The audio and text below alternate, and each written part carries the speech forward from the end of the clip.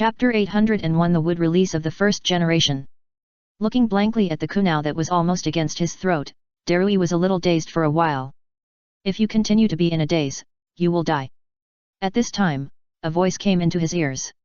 Darui was refreshed. Uchiha Shinji. No doubt. The one who grabbed the second Hokage's arm at the critical moment and saved Darui's life was not someone else, but Shinji, who was also in the darkness walking technique.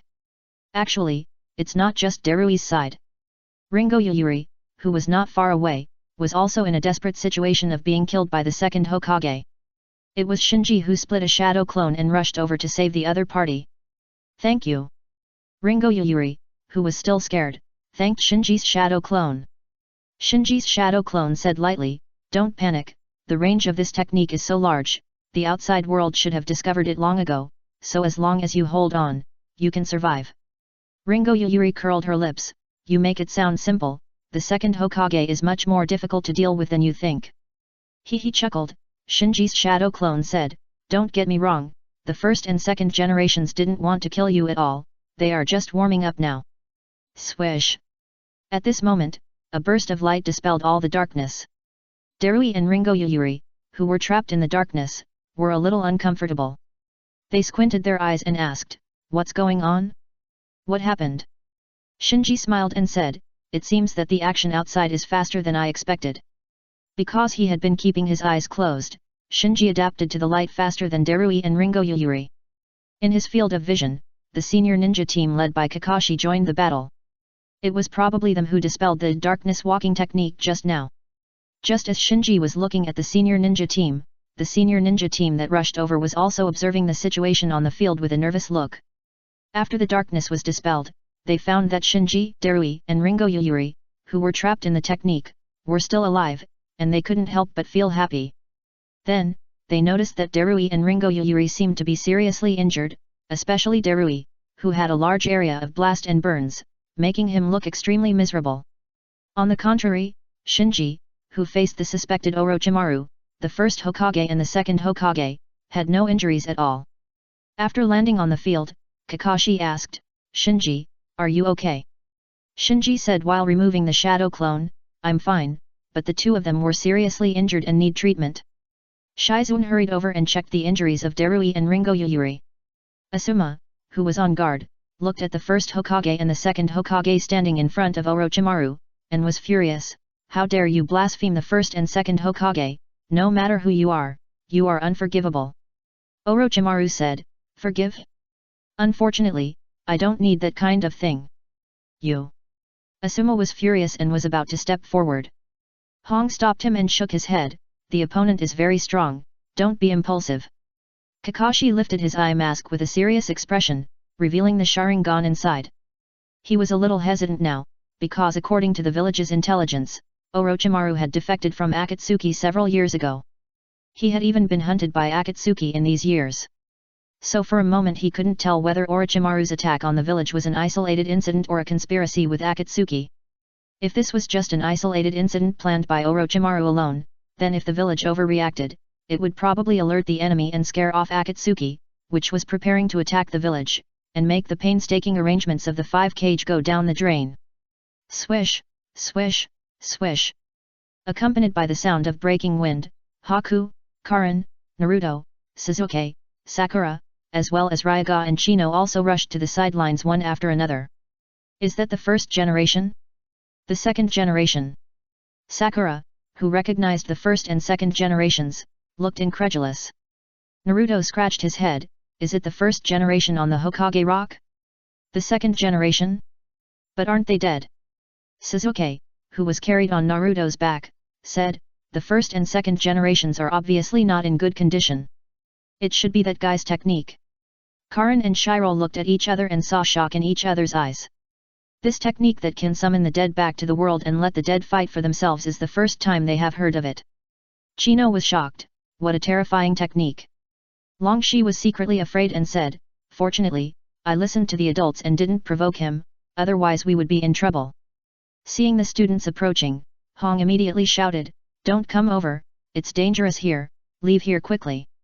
Shizune's face turned black, and she also said anxiously, "Didn't I tell them not to get close?" Suzuki said, maybe we can help. Kakashi shook his head, this is not something you can do. The Chunin exam is temporarily suspended. Except for Shinji, everyone else should evacuate immediately.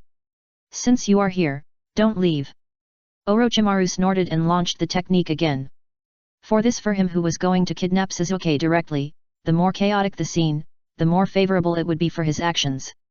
Especially since the Nine-Tails Jinchuriki was also at the scene, if he could make the Jinchuriki go berserk, he could easily escape from Konoha in the chaos.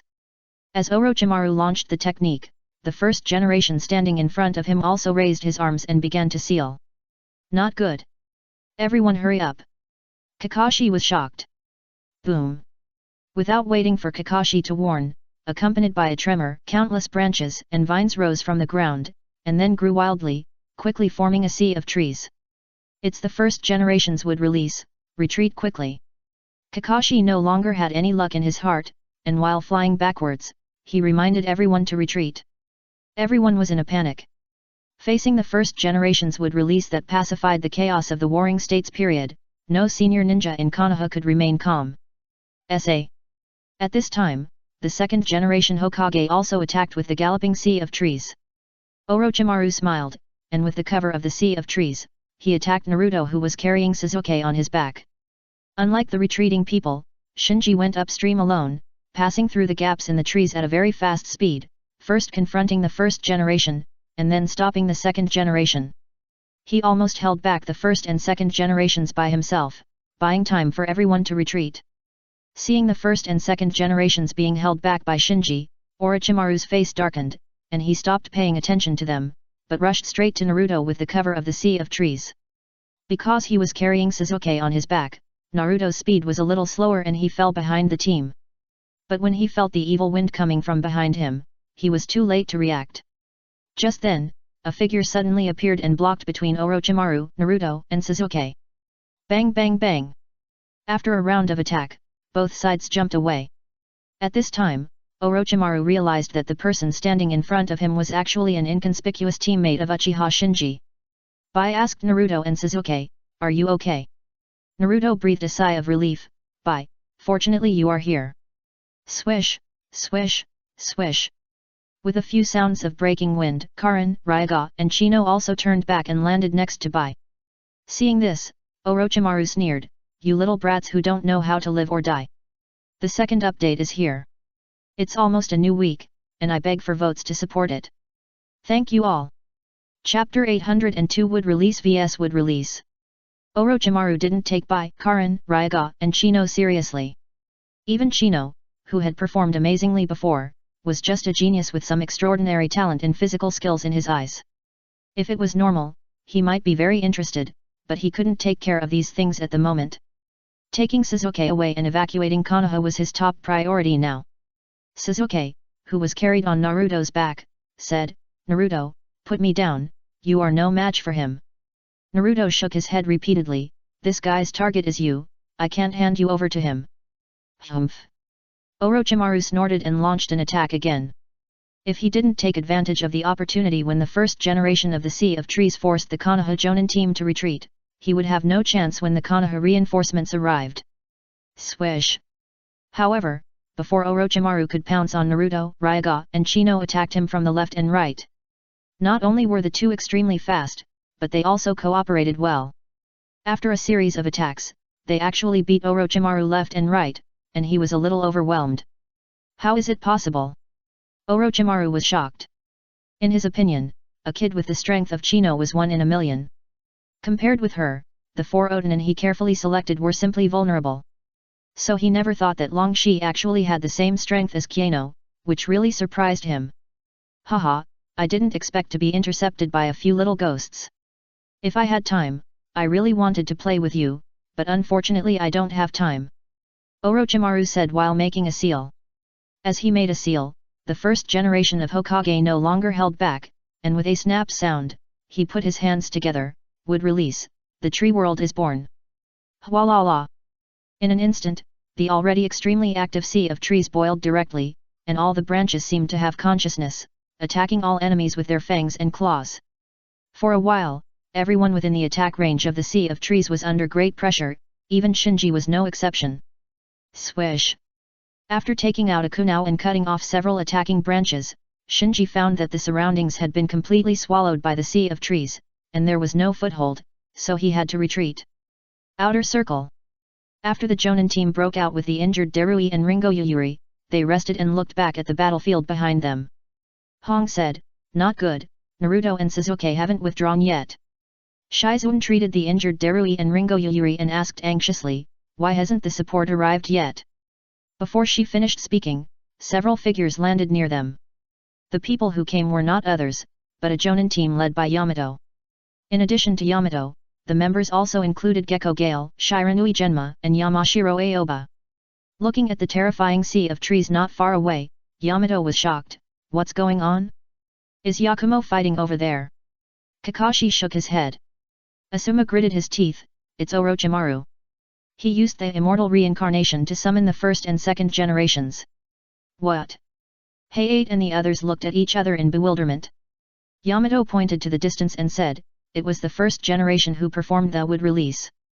Kakashi took over the conversation and said, "Now is not the time to be surprised. Orochimaru's target seems to be Sasuke, and Naruto is also trapped in the sea of trees, so we must rescue them.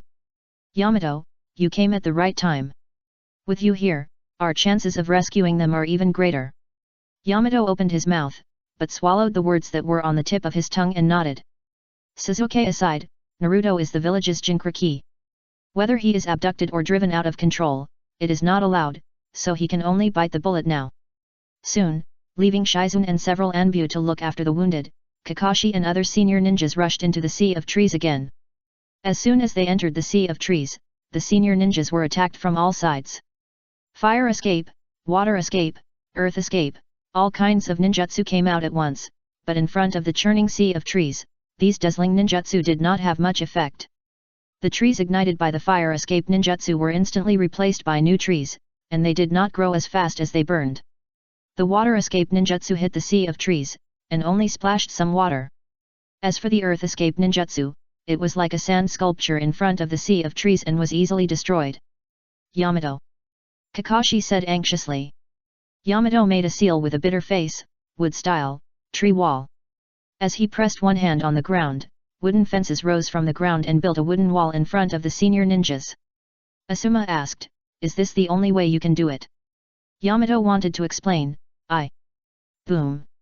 Before Yamato could finish his words, his tree wall was broken through by trees one by one, and it collapsed in just a few breaths. Yamato's face became more bitter, and he shouted, "Everyone come closer to me." Kakashi and others heard the words and hurriedly gathered at Yamato's location. Yamato made a seal again at this time, wood style, wood wall. Done, done. The thick wooden stakes closed up and formed a circular shield half-locked on the ground, protecting the senior ninjas inside. The sea of trees outside did not stop attacking, but swarmed towards Yamato's wooden wall. Listening to the violent collision outside, the senior ninjas hiding in the wooden wall looked embarrassed. Everyone knew that the rescue would be difficult before they set out, but they didn't expect it to be so difficult. Not to mention saving people, they couldn't even protect themselves after entering the sea of trees. And Yamato, who they had high hopes for, was panting heavily beside them at this moment, looking overexhausted. After panting for a while, Yamato said, "My wood escape has no way to fight against the first generation." Kakashi looked worried. They, the Jonin, were in such a state, and they couldn't imagine what Naruto, Sasuke and the others were in now, who were trapped deeper in the sea of trees. Deep in the sea of trees. Bai turned around and said to everyone, "Everyone, take a break first, my technique should be able to last for a while." Looking at the ice crystals that blocked the sea of trees outside, Naruto was shocked. "Bai, you are so amazing." "Yes." Ryusho and Chino also stroked the ice crystals, and marveled. Bai shook his head, "This is nothing, it's just an ice wall injected with ice escape chakra." Just at the critical moment, Bai activated the ice escape, creating a huge hollow ice crystal lump, protecting everyone including Shinji inside. Crack! At this time, everyone heard a crisp sound. It turned out that the trees wrapped outside were constantly tightening, crushing the ice crystal. Bai glanced at the cracks on the ice crystals. In an instant, the cracks were smoothed, and the broken ice crystals became one again. Then, Bai said calmly, it seems that we can't hold on for too long. Everyone, take a break and prepare to break out. The first update is here. Please recommend and vote for the monthly ticket. Chapter 803 Infiltration. The Hokage's office. The news of the change in the Death Forest was immediately passed back to the Hokage building by the Anbu on the scene. Yuditen Koharu frowned. Damn it, Orochimaru actually chose this time to make trouble. Mito Kato-en asked, Hiratsun, is it confirmed?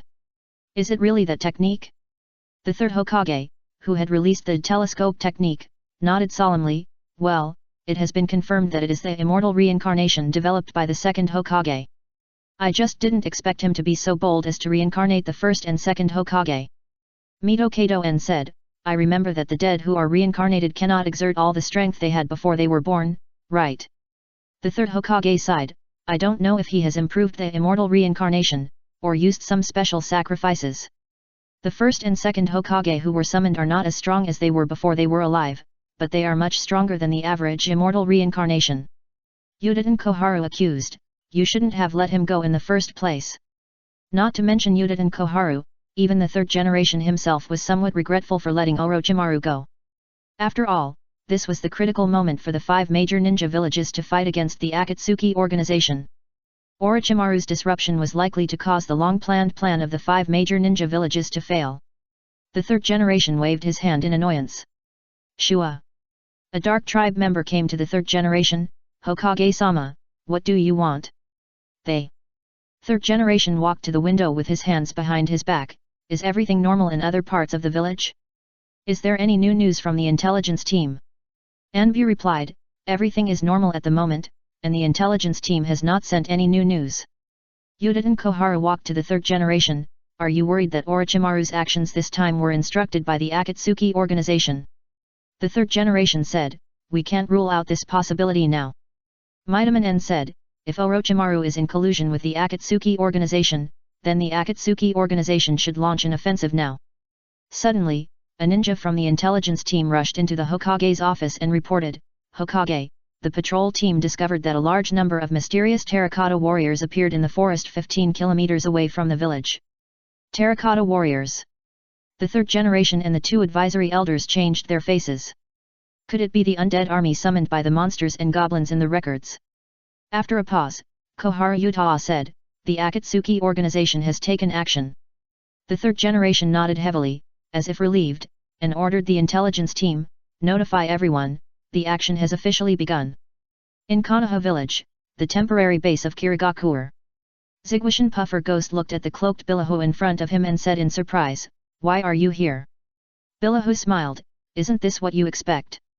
Zigwashin Puffer Ghost's face sank, if you implicate me, I will not be able to successfully take over the position of Mizukage, which is also a huge loss for you.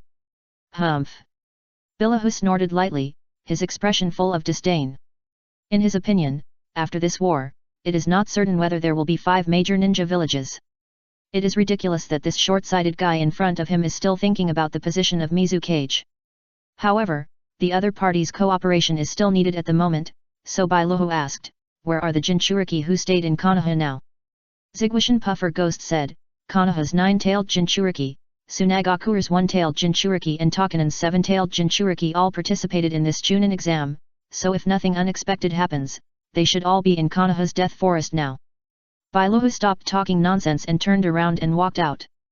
Zigwashin Puffer Ghost frowned, Konoha must have arranged something over there in the Death Forest. If you are alone, I advise you not to go and die. Instead of worrying about us, you might as well worry about yourself. Billahu stopped and smiled, then asked, by the way, where is Uchiha Shinji? Uchiha Shinji. Zigwashin Puffer Ghost obviously didn't expect Billahu to ask this. After thinking for a while, he said, I heard that he also participated in this Chunin exam. Now he is probably with Jinchuriki and is also in the Death Forest. Shua.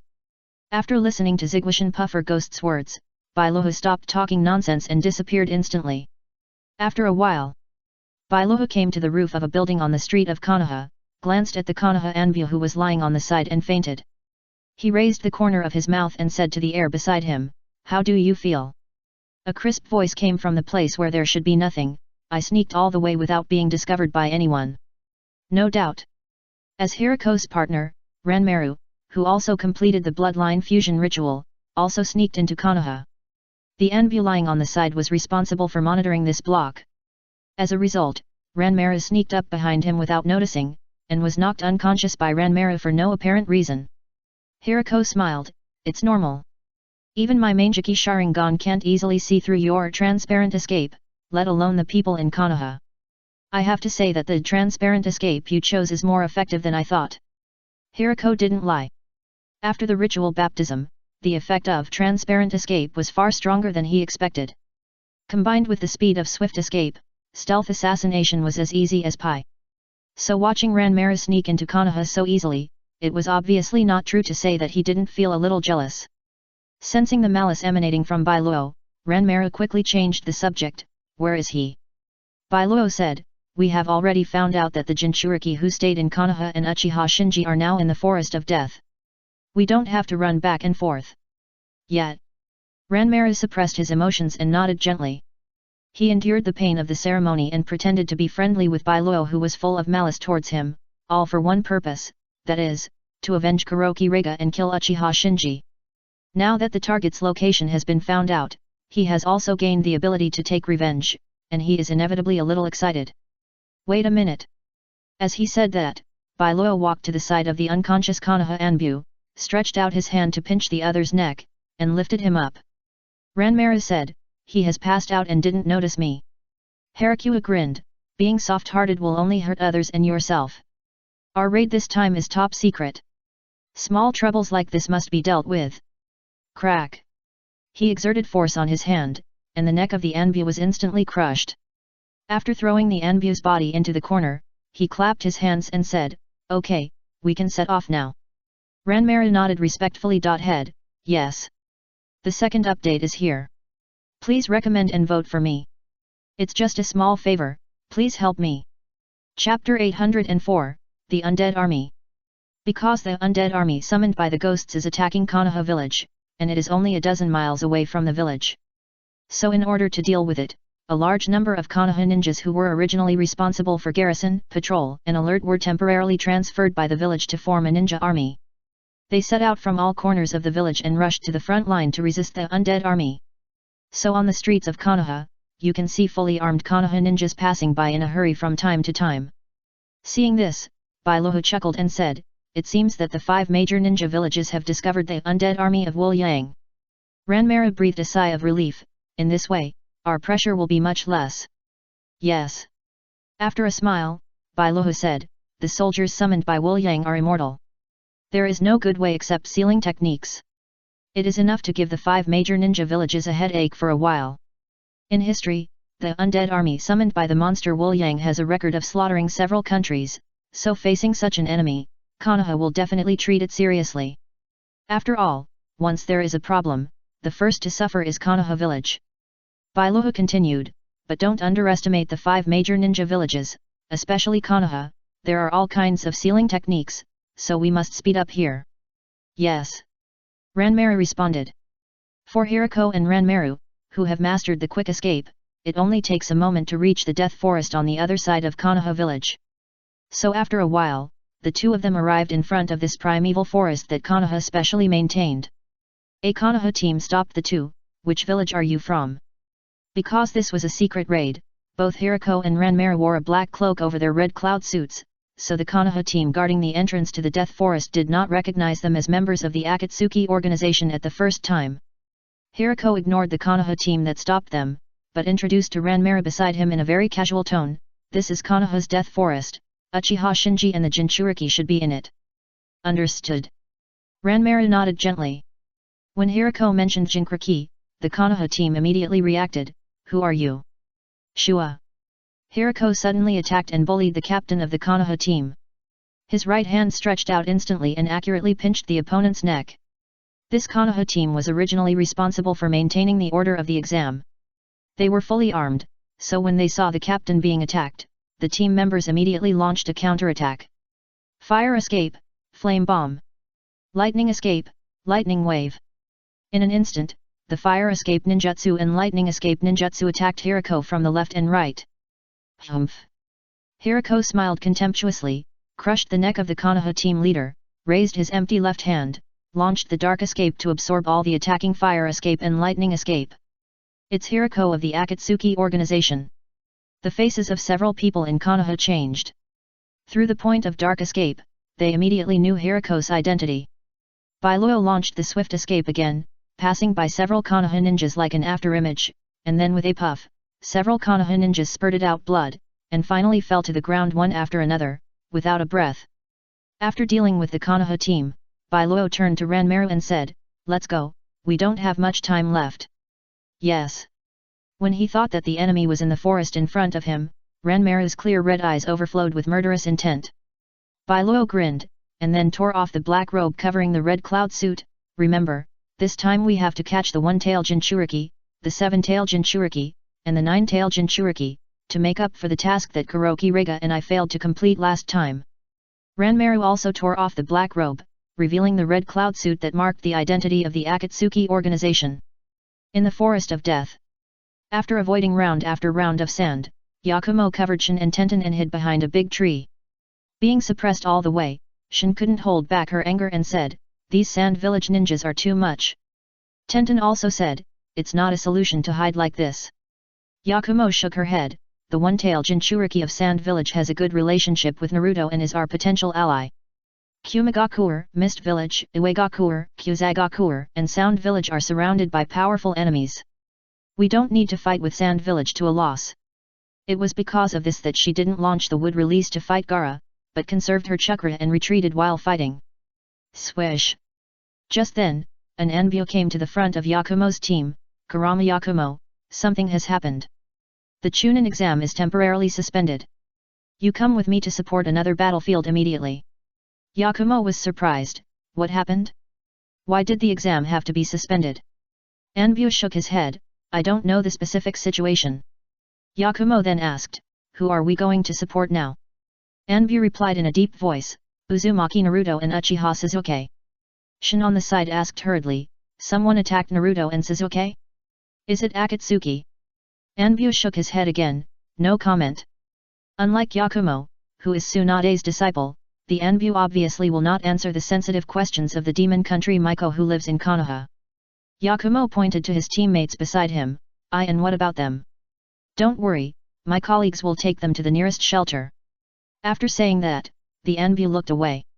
Following the Anbyo's gaze, Yakumo and the other two realized that there was another Anbyo standing on a tall tree in the distance, guarding the surroundings.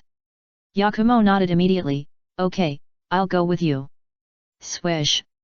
Before he finished speaking, a large piece of sand came from both sides of the tree, attacking the Yakumo team and the Anbyo indiscriminately. While the Anbyo flew backwards, he shouted loudly, "Sand Village Ninja, due to an unexpected incident, the Chunin exam has been suspended, stop the attack immediately." Temari and Kankuro, who were following Gaara, looked at each other, and their faces suddenly became more serious. No doubt.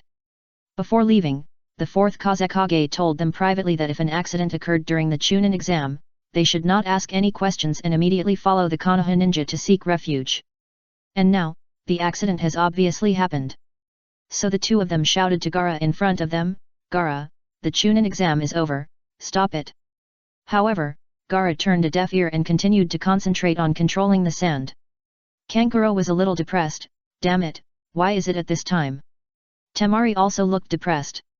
Gaara, who was in a semi-out-of-control state, could not be persuaded with just a few words. It happened that something unexpected happened in the exam at this time, which made her a little helpless. Here is the first update. Please recommend and vote for the monthly ticket. Chapter 805 Restraint. Almost at the same time, Konoha's Anbyo also found Takanen's Seven Tails Jinchuriki Feng, and conveyed the news that something unexpected happened in the village and the Chunin exam was temporarily suspended.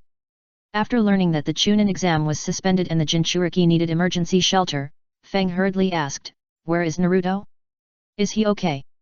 Anbyo said, "Don't worry, we will also send him to the shelter for shelter. How about I go with you to find him? I can fly and find him soon."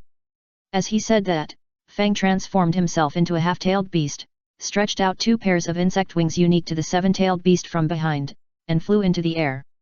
The Anbyo shook his head. "Naruto is in the care of other teams, you don't have to worry, don't say anything more, come with us to the shelter now. Feng also knew the importance of the matter, so he nodded, okay. Soon, 3 Anbu took Feng and Feng's 2 Takanan teammates to the nearest shelter. However, at this moment, a wailing sound came from the front, as if someone was fighting. The captain of the Anbu quickly signaled everyone behind him to hide, and then he went forward alone, jumped onto the branch of a big tree, and tried to observe the situation.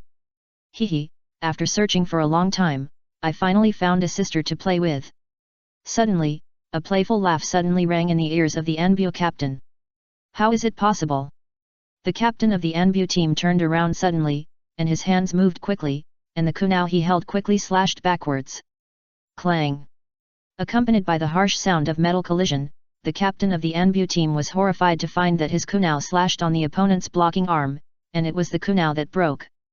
Undoubtedly, the one who appeared behind the captain of the Anbu team was the Obara who sneaked into the death forest to search for the Jinkra key. After blocking the kunao swung by the captain of the Anbu team with steel release, he stabbed out with one hand and instantly pierced through the shoulder of the captain of the Anbu team. The captain of the Anbu team covered his wound and flew backwards, shouting loudly, "Are you Obaru of the Akatsuki organization?" He deliberately shouted loudly, in fact, he wanted to remind his teammates in the distance to immediately evacuate with the Seven Tails Jinkra key. Bailuhu said, "Don't waste your energy, none of you can escape." Just when Bailuhu was about to attack again to get rid of the injured Anbu captain, suddenly with a gust of wind, a large piece of scale powder came overwhelming, and in just 1 or 2 breaths, it covered everything around. Bailuhu, who was about to attack, stopped and frowned. This burst of scale powder came strangely, obviously a technique, and as the concentration of scale powder increased, he found that his Manjiki Sharingan could not see the surroundings. It feels like the chakra of the tailed beast, could it be the Seven Tails Jinchuriki? I didn't expect that kind of kid could perform this kind of technique. Bailuhu smiled. In the scale powder mist, Feng, who had transformed into a half-tailed beast, flew to the injured Anbu captain and whispered, "I'll take you away." The Anbu captain said anxiously, "Stupid, why haven't you escaped yet? The other party is Hirako of the Akatsuki organization. Don't worry about me, you run first." Feng looked confident, "Don't worry, this is my secret technique, scale powder hidden technique, which can block vision and perception. Even the Manjiki Sharingan can't find us in this scale powder mist." The Anbu captain still shook his head, "I'm injured, and the smell of blood will expose my position. You go first." Feng still refused to leave, "I can fly, they can't catch up." The Anbu captain said, "You don't understand the Akatsuki organization. You can't have the slightest chance to deal with them." "He's right." Suddenly, a voice sounded beside the two. Not to mention Feng, even the highly alert Anbu captain was horrified. Bang! Then, with a low muffled sound, Feng, who was flying in the air, was hit hard and fell to the ground. At this time, an arm lifted Feng, who was lying on the ground, and as Feng was lifted up, the arm and the body gradually appeared, revealing Ranmare wearing the red cloud uniform of the Akatsuki organization. "How is it possible?" Feng coughed up blood, her face full of confusion. She didn't understand why the other party could accurately find her in her scale powder hiding technique. You know, when the concentration of scale powder reaches a certain level, vision, perception, and even sound will be disturbed. The captain of the Anbu team said in surprise, "You are not Bailuo." "You are." Swish! Before the captain of the Anbu team finished speaking, a black arm pierced his chest from behind, and then Bailuo walked out from behind the captain of the Anbu team. In the distance, Shino, Kaiba, and Hinata teams, who came to the vicinity by accident, immediately hid after hearing the exclamation of the previous captain of the Anbu team. Hiding in the bushes, Kaiba asked anxiously, "What do you guys say? What happened in front? Who is fighting there?" Because of the headwind, Akamaru's ability to detect through smell was discounted, so Kaiba could only wait for the detection information of his 2 teammates. Shino shook his head, "My parasites dare not approach that side." Kaiba was stunned, "How is it possible?" Shino said, "The person who can make my parasites so scared that they refuse to execute my orders means that the people fighting over there are very strong." As he said, Shino looked at Hinata. Hinata, who opened her Byakugan, was shocked and said, "I saw Hirako and another member of the Akatsuki organization attacking the Anbu and Kaed." What? Kaiba and Shino were shocked at the same time. Hinata's face froze, "No, they seem to have discovered us. In the scale powder hidden technique, Ranmara tilted his head to look at the bushes where Hinata and the other three were, and then withdrew his gaze without changing his expression. There is no doubt. Feng's secret technique, scale powder hidden technique, can indeed block vision and perception, but this is only in general circumstances. If you encounter a pupil technique with the ability to see through, such as Ranmara's red eyes, Hinata's white eyes in the distance, etc., then the effect of this technique will not be so significant. So it can only be said that Feng's luck is very bad, and she happened to meet Ranmara who can restrain her. And Ranmaru, who saw Hinata, Shino, and Kaiba, did not intend to attack the other party. First, time is tight, and there is no need to waste time on irrelevant people. Second, he is not a bloodthirsty person. After noticing Ranmara's weirdness, Bailuhu also looked in the direction of Hinata and the other three, and asked, "Did you find anything?" Ranmara shook his head, "No." Bailuhu did not doubt him and said, "Now the 7 Tails Jinchuriki has succeeded, leaving only Konoha's 9 Tails Jinchuriki and Tsunagakure's 1 Tails Jinchuriki." Boom boom. Just then, a roar came from a distance, accompanied by waves of shaking on the ground. Hirahu laughed and said, "With such a big commotion, it seems that we have gained something again. The second update is here. Please recommend and vote for me. It's just a small favor, please help me." Chapter 806 Sealing and Unsealing. The teams that were not notified were still fighting each other, fighting for the Heaven and Earth scroll needed to pass the second exam. The first and second generation Hokage summoned by Orochimaru through immortal reincarnation not only trapped Naruto and Sasuke, but also tied up a large number of Konoha's forces. Now Hirahu and Ranmara from the Akatsuki organization have entered. If you look down from above, you can find that the Death Forest has already become a mess. Yakumo sighed. Seeing that Gaara did not stop attacking, the face of the Anbu changed. What happened to the one-tailed Jinchuriki of Sand Village? Did he lose control and run away? Yakumo said, "His condition is indeed a little wrong. Do we need to subdue him?" The Anbu weighed the pros and cons for a while and asked, "Can we do it?" Shin smiled, "If it is to seal him, with Yakumo and I here, there should be no problem." The Anbu immediately said, "The Hokage has strictly ordered that all the Jinchuriki must take refuge in the shelter, so Your Highness, Maiko, Yakumo, now I'm in your hands." Shin patted her chest, "Watch us." Yakumo immediately said, "I will use wood release to restrict him first, and you will find a chance to attack." Shin nodded. At this time, the Sea of Sand attacked again. Amidst the roars, all the trees along the way were overturned under the impact of the Sea of Sand, and the originally complex landforms in the forest suddenly became much wider. In the center of the Sea of Sand, Gaara stood on a small ball of sand, floating above the Sea of Sand, with a ferocious look on his face. Yakumo stopped dodging when he saw this, and immediately formed seals with his hands, shouting, "Wood release, the tree world is born." Clatter! Countless branches and vines emerged from the ground, forming a sea of trees, which fought against the incoming Sea of Sand, and quickly reversed the situation and began to limit the spread of the Sea of Sand. Feeling the vibration of the ground under his feet, the Anbu sighed, "Is this the power of wood release?" Seeing that the spread of the Sea of Sand was restricted, Yakumo added more strength and urged wood release to attack Gaara who was floating above the Sea of Sand. Half out of control, Gaara did not choose to avoid, but controlled the sand to fight against the incoming trees. Yakumo shouted, "This is the time. Here it comes." Shin jumped into the field, then flew along the trees, and when he reached as soon as he got close to Gaara, he reached out his hand and said, "Demon sealing coffin, forbid." Instantly, 4 black lights that seemed to be real rose around Gaara, and then closed together, forming a black box that looked like a coffin, sealing Gaara inside. Successful. Seeing Gaara sealed, the surrounding Sea of Sand calmed down, and Shin's face showed joy. Not only her, but also Yakumo, the Anbu around, and even Temari and Kankuro who followed Gaara, all breathed a sigh of relief when they saw Gaara was sealed. Swish! But at this moment, a stream of sand suddenly jumped up from the quiet Sea of Sand and attacked Shin, knocking her away, and then suddenly turned back and attacked the black coffin that sealed Gaara. How could it be? Yakumo was startled and quickly controlled the trees to catch Shin who was knocked away. Tenten on the side shouted, "Did the seal fail?" Anbu shook his head, "If the seal fails, the sand sea in front of us will not calm down instantly." Temari and Kankuro rushed towards everyone at this time, shouting, the sand will automatically protect Gaara, and it must be sealed together with those special sands. Boom!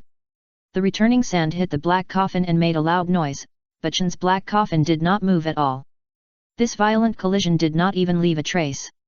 Shin was caught by the tree after being knocked away and was immediately brought back to Yakumo. Everyone looked at the sand that kept hitting the black coffin and sighed at the magic of Gaara's ability. It stands to reason that as long as the caster is sealed, the caster's current spell will be interrupted, but this scene clearly subverted this common sense. Yakumo couldn't help asking, how did he do it? Temari shook her head, we don't know either. Shin was in a dilemma. It's impossible to accurately seal a handful of special sand in the sea of sand. Who can tell them apart once they hide in the sea of sand? It turned out to be a one-tailed Jinchuriki, no wonder there was such a big commotion. Suddenly, a playful chuckle came from not far away. Everyone turned around quickly, only to see Hirako standing on a big tree in a red cloud suit not far away, looking at this side with a smile on his face. Is it Akatsuki? Hirako? Oh no! Everyone was shocked, with different expressions. The Anbu knew that there was an invasion by foreign enemies, but they didn't expect Akatsuki to move so quickly and sneak into the forest of death without anyone noticing. Temari and Kankuro were even more terrified, because they knew that the other party's target was Gaara. Yakumo looked solemn. The last time she fought with Hirako, she didn't get any advantage. Has it been sealed? It really saved me a lot of trouble. After a pause, Hirako turned his head and said to the side, you go find the Nine Tails Jinchuriki, just leave this to me. Everyone looked over and found that there was nothing beside Hirako, and they didn't understand who he was talking to. Temari looked embarrassed and asked everyone, what should we do now? Gaara must not get into trouble. Yakumo said, has the evil spirit recovered? I can try. As she said that, Temari emphasized, in fact, Gaara has changed a lot recently, and there has been no problem. It just happened that he reached the limit of endurance this time, so he lost control. Yakumo took a deep breath, I will resist the opponent first. Shin, you remove the seal and let Gaara out. Shin nodded. Do you think I will let you succeed? Hirahu smiled, then his figure flashed and disappeared in the distance. Yakumo immediately activated the wood release, while controlling the sea of trees to attack Hirahu, while controlling the trees to send Shin to the black coffin that sealed Gaara. With the blessing of swift release, Hirahu's speed is far beyond that of ordinary people. Coupled with the terrifying insight of the Mangeki Sharingan, he turned and moved in the sea of trees with ease. In just a few breaths, he passed through the layers of obstructions set by Yakumo and came to the sky above the sand sea, with a faint posture of surpassing Shin.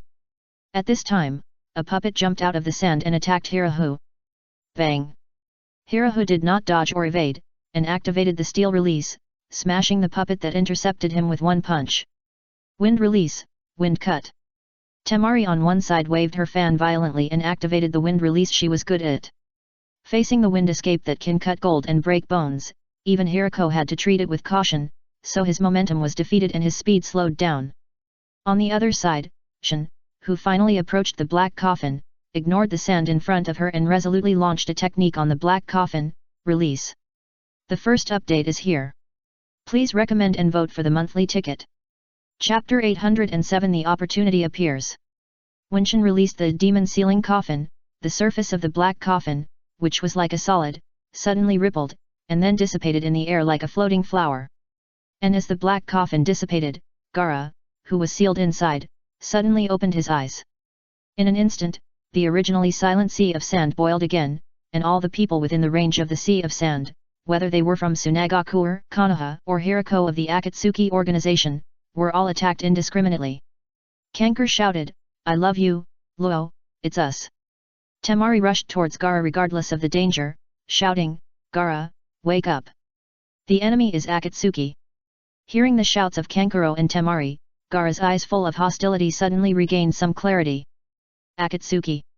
He looked up and met the scarlet Mangeki Sharingan of Okunobu. It turned out to be out of control. Chuckling, Okunobu's 3 Megatama Sharingan in his eye sockets spun, and then the 3 Megatama connected together to form a circle of ink-colored lines. As the Mangeki opened, Okunobu's face was stern, Yumudo. Unlike his right eye's Mangeki pupil technique Aya, which can absorb extreme emotions to restore pupil power, the Manjiki pupil technique Yumyodo contained in his left eye can transmit the caster's own emotions to the target and further amplify the target's emotions. In an instant, Gaara, whose eyes had begun to recover, became cloudy again, and his face was full of hostility. Ah! In the roar, Gaara began to transform into a tailed beast, and traces of the one-tailed Shikaku appeared on half of his body. At the same time, the sea of sand under his feet became more violent, and the frequency of attacks increased by more than double. Seeing this, Yakumo had to activate his wood release to bring out Shin, Temari, and Kankuro, who were trapped in the violent sea of sand. While dodging, Birahu laughed, and said, "Yes, that's it. Kill whoever you want to kill, you don't need to worry about anything, just follow your heart." No doubt. Hirako, who launched the Yumyodo and destroyed Gaara's wool defense line, was also Gaara's target, but he enjoyed it, as if it was a very happy thing to cause a Jinkriki to run wild in Konoha village. Looking at Iroko in a red cloud uniform and Gaara, who had already started to run wild, Yakumo sighed and said to the Anbu beside him, "I may not be able to support other battlefields." The Anbu also sighed, "No matter what, we can't let the runaway one-tailed Jinkriki break into the residential area." Shin encouraged, "Yakumo, don't panic, don't we still have us?" Tenten, Temari, and Kankuro also stood out, "Well. The other end." Being in the ice crystal created by Bai, Shinji ignored the sea of trees outside that was shrinking and almost crushing the ice crystal, but concentrated on comprehending the chakra in his body.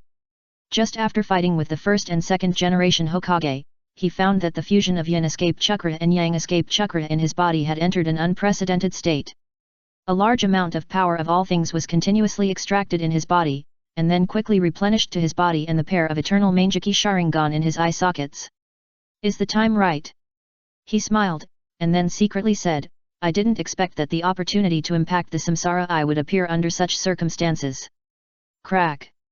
Accompanied by a cracking sound, a crack appeared in the ice crystal again. After Bai calmly restored the crack, he turned around and said to everyone, "My ice escape is almost at its limit. The first generation's wood escape is indeed extraordinary. Everyone should be prepared." Chino whispered, "You look like you've reached your limit." Because of the blood dragon eye, Chino can judge the enemy's physical condition by the enemy's blood condition at close range. And Chino found that her blood dragon eye could not interfere with the blood in Bai's body at all, and Bai looked at ease and not tired at all, so she couldn't help but complain. Longshi quickly pulled Chino, "Keep your voice down." Sakura was a little worried, "What can we do?" The wood release outside was performed by the first generation Hokage. "Can we escape?" Sasuke's face was slightly gloomy. With the removal of the curse seal state, his physical condition took a sharp turn for the worse. At this moment, let alone launching the Manjiki Eye technique, even the most basic combat was difficult to do. Naruto rolled up his sleeves, "Don't worry, everyone, I will find a way to lead everyone out." Sakura said, "Didn't you say that wood release restrains you the most?" Naruto was speechless. Karin reminded, "Not only the first Hokage, but also the second Hokage and the powerful enemy who summoned the two Hokages are outside." Everyone looked at Ryaga and Chino in an instant. Ryaga waved his hands, "The Kodera Shinji outside is an impostor. He is not a ninja from our Kyuzagakuer village at all." Shinji waved his hand, "The technique that summoned the first and second generations is called immortal reincarnation. It is a forbidden technique of our Konoha and has nothing to do with Kyuzagakuer." With Shinji setting the tone, everyone in Konoha immediately lifted their suspicion of Ryaga and Chino. Sakura stared at Shinji eagerly at this time, "Shinji, if it is Ryaga, there must be a way to take us out, right?" Shinji couldn't help but laugh as he swept his eyes over the crowd. The current situation is actually not that critical, mainly because Karin, Haku, Ryaga, and Chino are not able to display their true strength. If they were asked to change their outfits and act as members of the Akatsuki organization, they would be more than enough to deal with Orochimaru and the first and second generations in the impure world state. Although Karin has lost her Samsara Eye, the wood release and the Uzumaki clan's sealing technique alone are enough to deal with the current complex situation. "I'll take the lead in a moment, Naruto, you are responsible for protecting Sasuke. Sakura, you only need to just keep up with the team." After instructing the Sasuke team, Shinji said to Haku and Karin, "You two will be the rear guard." "Understood." Everyone in Konoha nodded. Shinji looked at Ryaga and Chino again, "You two will help me break through." For some reason, when facing Shinji, Ryoga didn't even think of refusing and nodded obediently, okay. Shinji glanced at Sasuke at last. The disturbances in the outside world were of no concern to him. His only priority at the moment was to ensure Sasuke's safety, and then find an opportunity to extract the high-purity yin-style chakra belonging to Indra Otsutsuki from Sasuke to attack the Samsara Eye. The second update is here. Please recommend and vote for me. It's just a small favor, please help me. Chapter 808 Breakout. Crack. Crack. The sound of shattering continued to ring in everyone's ears, confirming Bai's judgment that the ice crystals he created with ice style would not last too long. After all, the first generation's wood style could move mountains and seas, and it was not a difficult task to destroy an ice block. Everyone get ready. Shinji raised his right arm, his tone very calm. It seemed that influenced by Shinji's calm demeanor, the people hiding in the ice crystals calmed down a lot, and there was less panic in their eyes. Seeing that everyone was ready, Shinji nodded to Bai who was standing beside him. After receiving Shinji's instruction, Bai immediately activated the ice escape and opened a hole in the ice crystal that only allowed one person to enter and exit. Swoosh! In an instant, Shinji took the lead and rushed out from the gap. Outside, the first generation who activated the wood release also judged the limit of the white ice release, so he was already prepared. As soon as Shinji came out, he activated the wood release to attack. Not only that, there was also the second generation waiting in the dark. Bang! After fully operating the 12 palaces, Shinji smashed the trees that came towards him with just one punch. However, at this moment, the danger omen brought by the killing intent perception made the temples on both sides of his forehead throb constantly. Here it comes! He was startled, and immediately activated his Sharingan to observe the surroundings. Suddenly, a figure rushed out from the flying wood chips, holding a kunai and stabbing at Shinji, and the tip of the kunai pointed directly at Shinji's throat.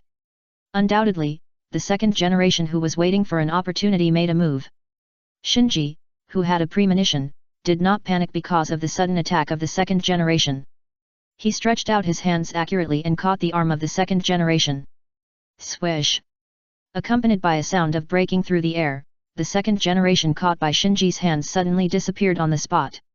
Flying Thunder God Technique. At the same time that the thought flashed through Shinji's mind at this time, without any delay, relying on the sharp intuition brought by the killing intent perception, he immediately turned around and kicked the second generation who was using the Flying Thunder God technique to flash behind him. Swish, swish, swish. Until then, the people hiding in the ice crystals filed out. They also saw the ambush of the first and second generations outside, and secretly thanked Shinji for being the first to rush out. Otherwise, the others might not be able to cope with the situation just now, and they might die inexplicably under the joint attack of the first and second generations after just one encounter. What technique did the second generation perform just now? Naruto scratched his head and continued, obviously he was caught by Shinji, how come he suddenly appeared behind Shinji? Sasuke said, if I'm not mistaken, it should be a time-space ninjutsu. Shinji introduced briefly, that is the Flying Thunder God technique, a space-time ninjutsu developed by the second generation of Hokage. The caster can move to any place through the Flying Thunder God technique, which greatly restrains the dynamic capture ability of the Sharingan. Sakura sighed, as expected of the second generation. Sasuke nodded when he heard it. From the previous confrontation, this Flying Thunder God technique is indeed very restraining to the Sharingan. If it weren't for Shinji's strong physical skills, any other Uchiha, even him with the Manjiki Sharingan, might have been hit by the second generation.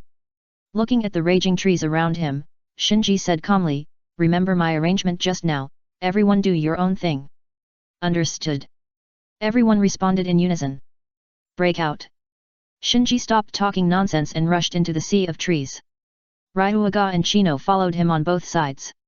Naruto and Sakura protected Sasuke in the middle, while Haku and Karin fell at the end of the team. In the sea of trees, looking at Shinji who was calmly directing everyone to break through, Orochimaru's eyes lit up and he grinned slightly, what an unexpected kid. The first generation standing next to Orochimaru said stiffly, it seems that your plan will fail, these children are very strong. The second generation also landed in front of him at this time, that Uchiha kid is not simple. Orochimaru snorted, hey, now is not the time to comment, please continue to attack. The first generation said, your technique has too much constraints on us, and this sacrifice body is almost at its limit. If you don't relax some constraints, it will be difficult for us to take down those children in a short time. Orochimaru said with a smile, "You are joking, I dare not relax at all." This degree of freedom has this is the limit he found after several attempts. If he relaxes some of the constraints, the first and second generations can indeed gain stronger flexibility and strength. But at the same time, it will also make it possible for the first and second generations to get rid of his control. As the caster of the immortal reincarnation, he knows the horror of the first and second generations better than anyone else. If they really lose control, he will be the first to suffer. The other end. Because of the red eyes, Ranmara's reconnaissance ability is far superior to Hirako, so after separating from Hirako, he followed the chakra fluctuations in the Death Forest and soon came to the battlefield where Orochimaru, the first and second generations and Shinji and others were fighting. Isn't this wood release? Strange, isn't Konoha's Kurama Yakumo with the one-tail Jinchuriki of Tsunagakuer? Ranmara was a little puzzled. So he used the stealth ability of transparent release to touch the side of Shizuan and others who were guarding the periphery of the battlefield. Looking at the still churning sea of trees in the distance and her colleagues who had not returned yet, Shizuan couldn't help but feel anxious. Why hasn't Yakumo arrived yet? Darui, whose wounds had been bandaged, stood up with the help of a big tree and looked at the battlefield in the distance. It's hard to imagine who can survive in such a battlefield. Ringo Yuyuri, who was sitting cross-legged on the ground, no longer had the arrogance before, and her eyes were full of unwillingness when she looked at the battlefield in the distance. She thought that her strength was enough to dominate the ninja world, but after arriving in Konoha, she found out that the ninja world was full of hidden dragons and crouching tigers, and strong people emerged in an endless stream. After listening to Darui's words, Shizuan said, "Shinji is also in there. With him, we should be able to hold on for a while." Now the first generation is still maintaining the wood escape, which means that the battle inside is not over yet. Darui sighed, "I owe him a favor this time." Ringo Yuyuri pursed her lips and said nothing. She never owes favors to anyone, but if Shinji hadn't intervened at the critical moment this time, she would have died in the hands of the second Hokage. Ranmaru, who was eavesdropping on the side, also looked at the sea of trees and thought to himself, "Is Uchiha Shinji in there?" At this moment, he no longer suppressed the murderous intent in his heart. With a full heart of anger, he rushed into the terrifying sea of trees with a whoosh. Darui frowned, "Hey, did you feel anything?" Ringo Yuyuri and Shizuan looked at each other and shook their heads. Darui muttered softly, "Is it my illusion? I always feel like something just passed by me." The first update is here. Please recommend and vote for the monthly ticket. Chapter 809, The Transparent Escape is a Crime. Because of the transparent escape, Ranmara was not attacked by the sea of trees, so he shuttled through the gaps between the trees all the way and advanced into the depths of the sea of trees. After a while, he saw Kakashi and other senior ninjas who were also trapped in the sea of trees. Hatake Kakashi. With just one glance, he recognized Kakashi among the senior ninjas. In the battle where Kuroki Rega died, Kakashi was also present. If Kakashi had not interfered several times, Kuroki Rega and Beiruo would have completed their mission and evacuated long ago, and would not have met Uchiha Shinji at all. Now he was full of murderous intent, and decided to kill Hatake Kakashi in front of him before killing Uchiha Shinji for revenge. Bang bang bang! The constant impact from the outside world made Yamato's wood ingot wall shaky. While wiping the sweat from his forehead, Yamato said, "You guys think of a way quickly, my wood release can't hold on." The senior ninjas in the wood ingot wall looked at each other. Facing the tree world birth launched by the first generation outside, what else could they do? Asuma said, "We can only retreat first." "Yes." Hong nodded gently. At this time, Moonlight Gale said, "How about I try to sneak in with transparent release?" Kakashi shook his head, "It's too dangerous for you to go in alone." Shiranui Genma, who was holding a toothpick in his mouth, said, "If Hirei and Daiwashi were here, we could risk rushing in and try to use Flying Thunder God technique to send Naruto to a safe place. In fact, it is not only the second and fourth Hokage who mastered the Flying Thunder God technique in the ninja world. Shiranui Genma, Hirei and Daiwashi, who were once the guards of the fourth Hokage, also barely mastered the Flying Thunder God technique. It's just that they must work together to successfully launch the Flying Thunder God technique, which has many restrictions. Under the gaze of everyone, Kakashi finally made a decision, "Let's retreat first. Without the cooperation of the Sealing Squad, we can't handle the current situation." Heiate said, "What about Uzumaki Naruto?" Kakashi said, "It is not certain whether Orochimaru is colluding with the Akatsuki organization. If this is just Orochimaru's personal action, then his target should not be Naruto. As for the fact that Orochimaru's target is Sasuke," he did not continue to say. After all, unlike rescuing Jinchuriki, everyone has no obligation to risk their lives to rescue Uchiha, so he does not want to add psychological burden to his colleagues. After everyone made up their minds, Yamato lifted the wooden ingot wall, and then everyone took advantage of the short gap before the sea of trees closed and broke through to the outer perimeter of the sea of trees. At this moment, a knife light suddenly flashed and slashed at Kakashi. Kakashi's expression froze and he reluctantly turned sideways. Then, with a swish sound, the knife flashed across Kakashi's chest, leaving a splash of blood. This unexpected change surprised all the Jonin. The blow just now was too sudden. Even though Kakashi was in a state of high alert and had his Sharingan activated, he was unable to completely dodge it. If it had been any of the other Jonin present, he would have died on the spot. Kakashi covered the wound on his chest with a solemn expression. In fact, he was able to escape just now not only because he was sharp enough, but also because the Sharingan in his left eye was a Mangeki Sharingan, so he could detect and react in time when the opponent's attack approached. If not for this, the knife just now would not have just scratched his chest. Hong was shocked and said, "What's going on?" Asuma looked around, "There are other enemies here." Yamato was a little confused, "Is it the second Hokage?" "No."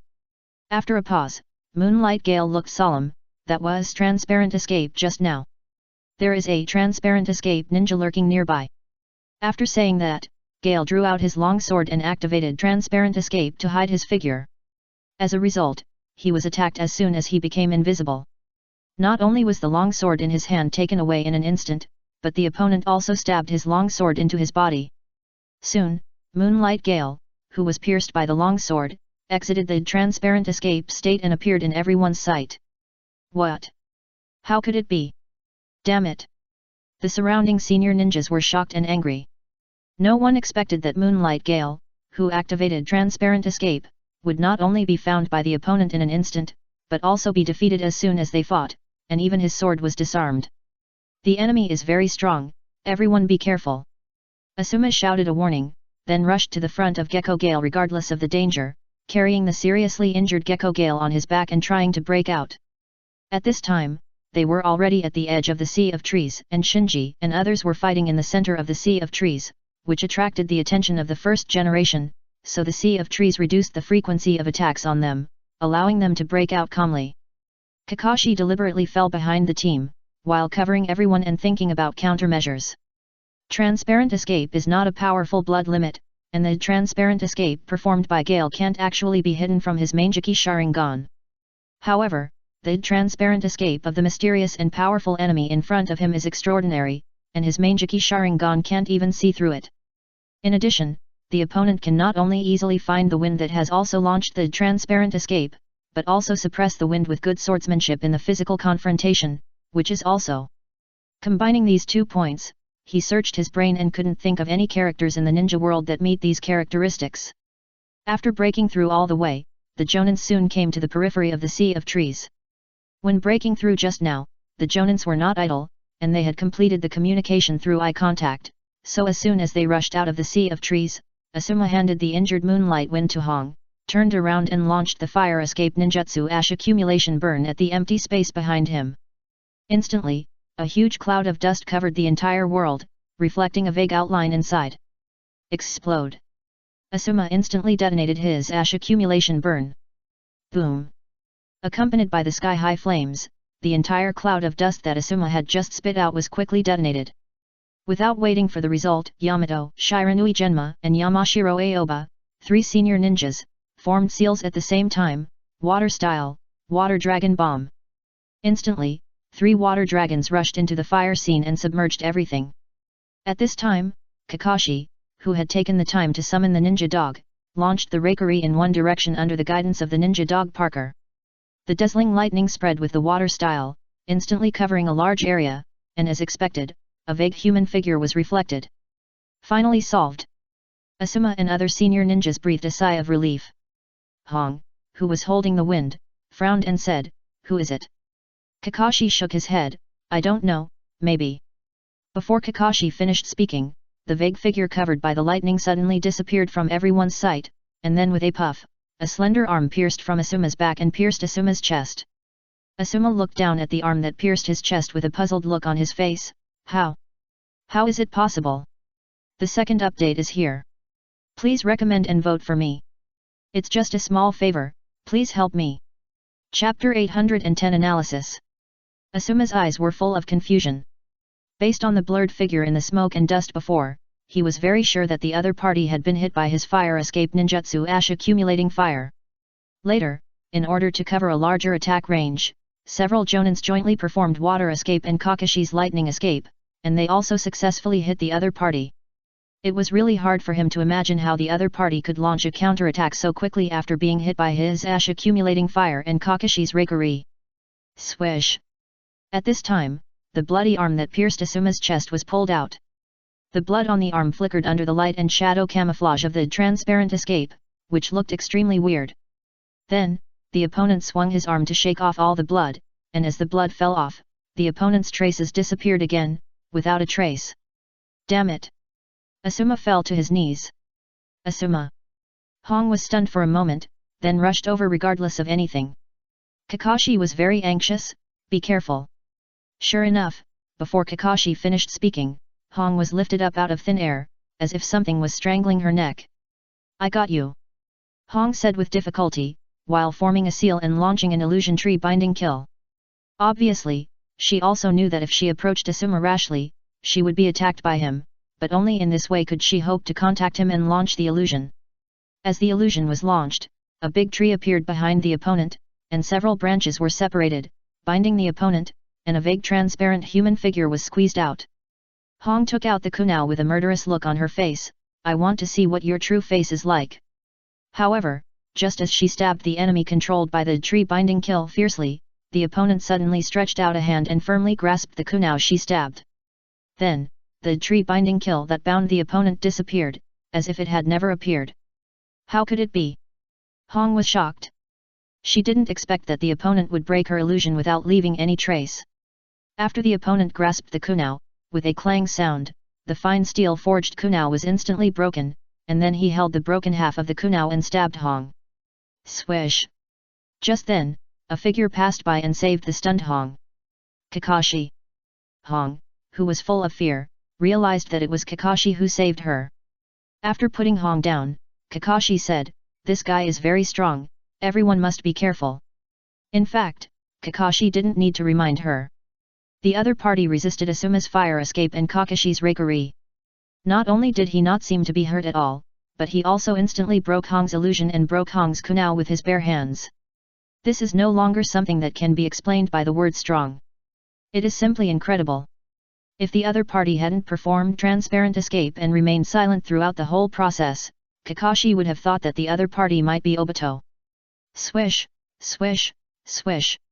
Just then, Shizune arrived with a large number of Anbu. Seeing that Hayate and Asuma were both seriously injured and fell to the ground, and Kakashi and other jonins also looked as if they were facing a great enemy, she asked in confusion, "What's going on? Where are Naruto and the others?" Kakashi said, "Be careful, there are enemies." "There are enemies? Where are they?" Shizune and a group of Anbu members observed the surroundings vigilantly. Shiranui Genma explained, "The other party has mastered a very advanced transparent escape." Transparent escape? Shizune's face sank. Hayate, who mastered transparent escape, was seriously injured and fell to the ground. Kakashi, who had the Sharingan, had a solemn face. Just from this point, she already understood what Shiranui Genma's expert meant. At this time, Parker jumped onto Kakashi's shoulder and pointed to an open space not far away. "There is a smell of blood in that direction." Kakashi was about to move his sight over there, and with a whoosh sound, a strong wind blew in his face. He was immediately scared and followed his instincts, flying back without thinking. Swish! At this time, a sword blade almost brushed his throat. There! Kakashi was attacked, giving others time to react. Everyone immediately performed ninjutsu and blasted in front of Kakashi. Boom boom! In an instant, fire escape, lightning escape, wind escape, all kinds of ninjutsu poured towards that direction, causing thunder and smoke. Kakashi retreated dozens of meters, wiped the cold sweat from his forehead, and stared at the smoke. After seeing the scene just now, Shizune finally realized how difficult the enemy was, and immediately shouted to the Anbu beside her without hesitation, "Quickly notify the barrier class and transfer a team that has mastered the perception barrier." Bang! Before she finished speaking, Shizune was kicked away and hit a big tree not far away. At the same time, the Anbu who was about to turn around to ask for support after hearing Shizune's order was stabbed in the neck and fell from the tree. Faced with this ghostly enemy, the Jonin and Anbu present all took a breath of cold air. If they couldn't think of a way to deal with it, I'm afraid everyone present would be unsuccessful. Yamashiro Aoba shouted, "What should we do now? Where is he?" Yamato put his hands together, and the wood escape was ready to go, but he just couldn't find the target. Kakashi reminded, "Everyone, don't panic." Hong glanced at Asuma and Hayate on the ground not far away and shouted, "If we delay any longer, I'm afraid Asuma and the others won't be able to hold on." Kakashi glanced at them with the corner of his eye, and his heart sank. Asuma and Hayate were undoubtedly injured in the vital parts, which can be seen from the blood on the ground, so if they delay any longer, their lives may be in danger. But the current situation cannot be chaotic. Once it is chaotic, let alone saving people, others may even find it difficult to protect themselves. So Kakashi quickly reviewed the series of battles in his mind, and while sorting it out, he said to everyone, "The opponent's speed is very similar to swift release, the strange power to crush the kunao seems to be steel release, and the ability to ignore our ninjutsu may come from nether release, plus transparent release, these are 4 bloodline limits. It is impossible for a normal person to have so many bloodline limits, so the opponent is likely to have performed the bloodline fusion ceremony like Obaruko. So that's it. No wonder the speed is so fast." Someone from the Akatsuki organization. After listening to Kakashi's analysis, everyone had a preliminary understanding of the enemy's situation and was no longer blindly afraid like just now. Panic. The other party should have mastered a blood limit that can see through the wind's transparent escape and break Hong's illusion. It is very likely that it is some kind of eye technique blood limit. Kakashi continued to analyze while secretly brewing eye techniques. He deliberately analyzed loudly to lure the enemy to attack him, and then find an opportunity to use his Mangekyo eye technique God of War to launch a counterattack. Listening to Kakashi's analysis, Ranmaru, who was hiding on the side, couldn't help but feel a little flustered. It was a kind of panic as if all his secrets were discovered by someone. Boom boom boom. Just as Ranmaru was about to attack Kakashi and stop him from continuing to analyze himself, a roar came from the sea of trees not far away.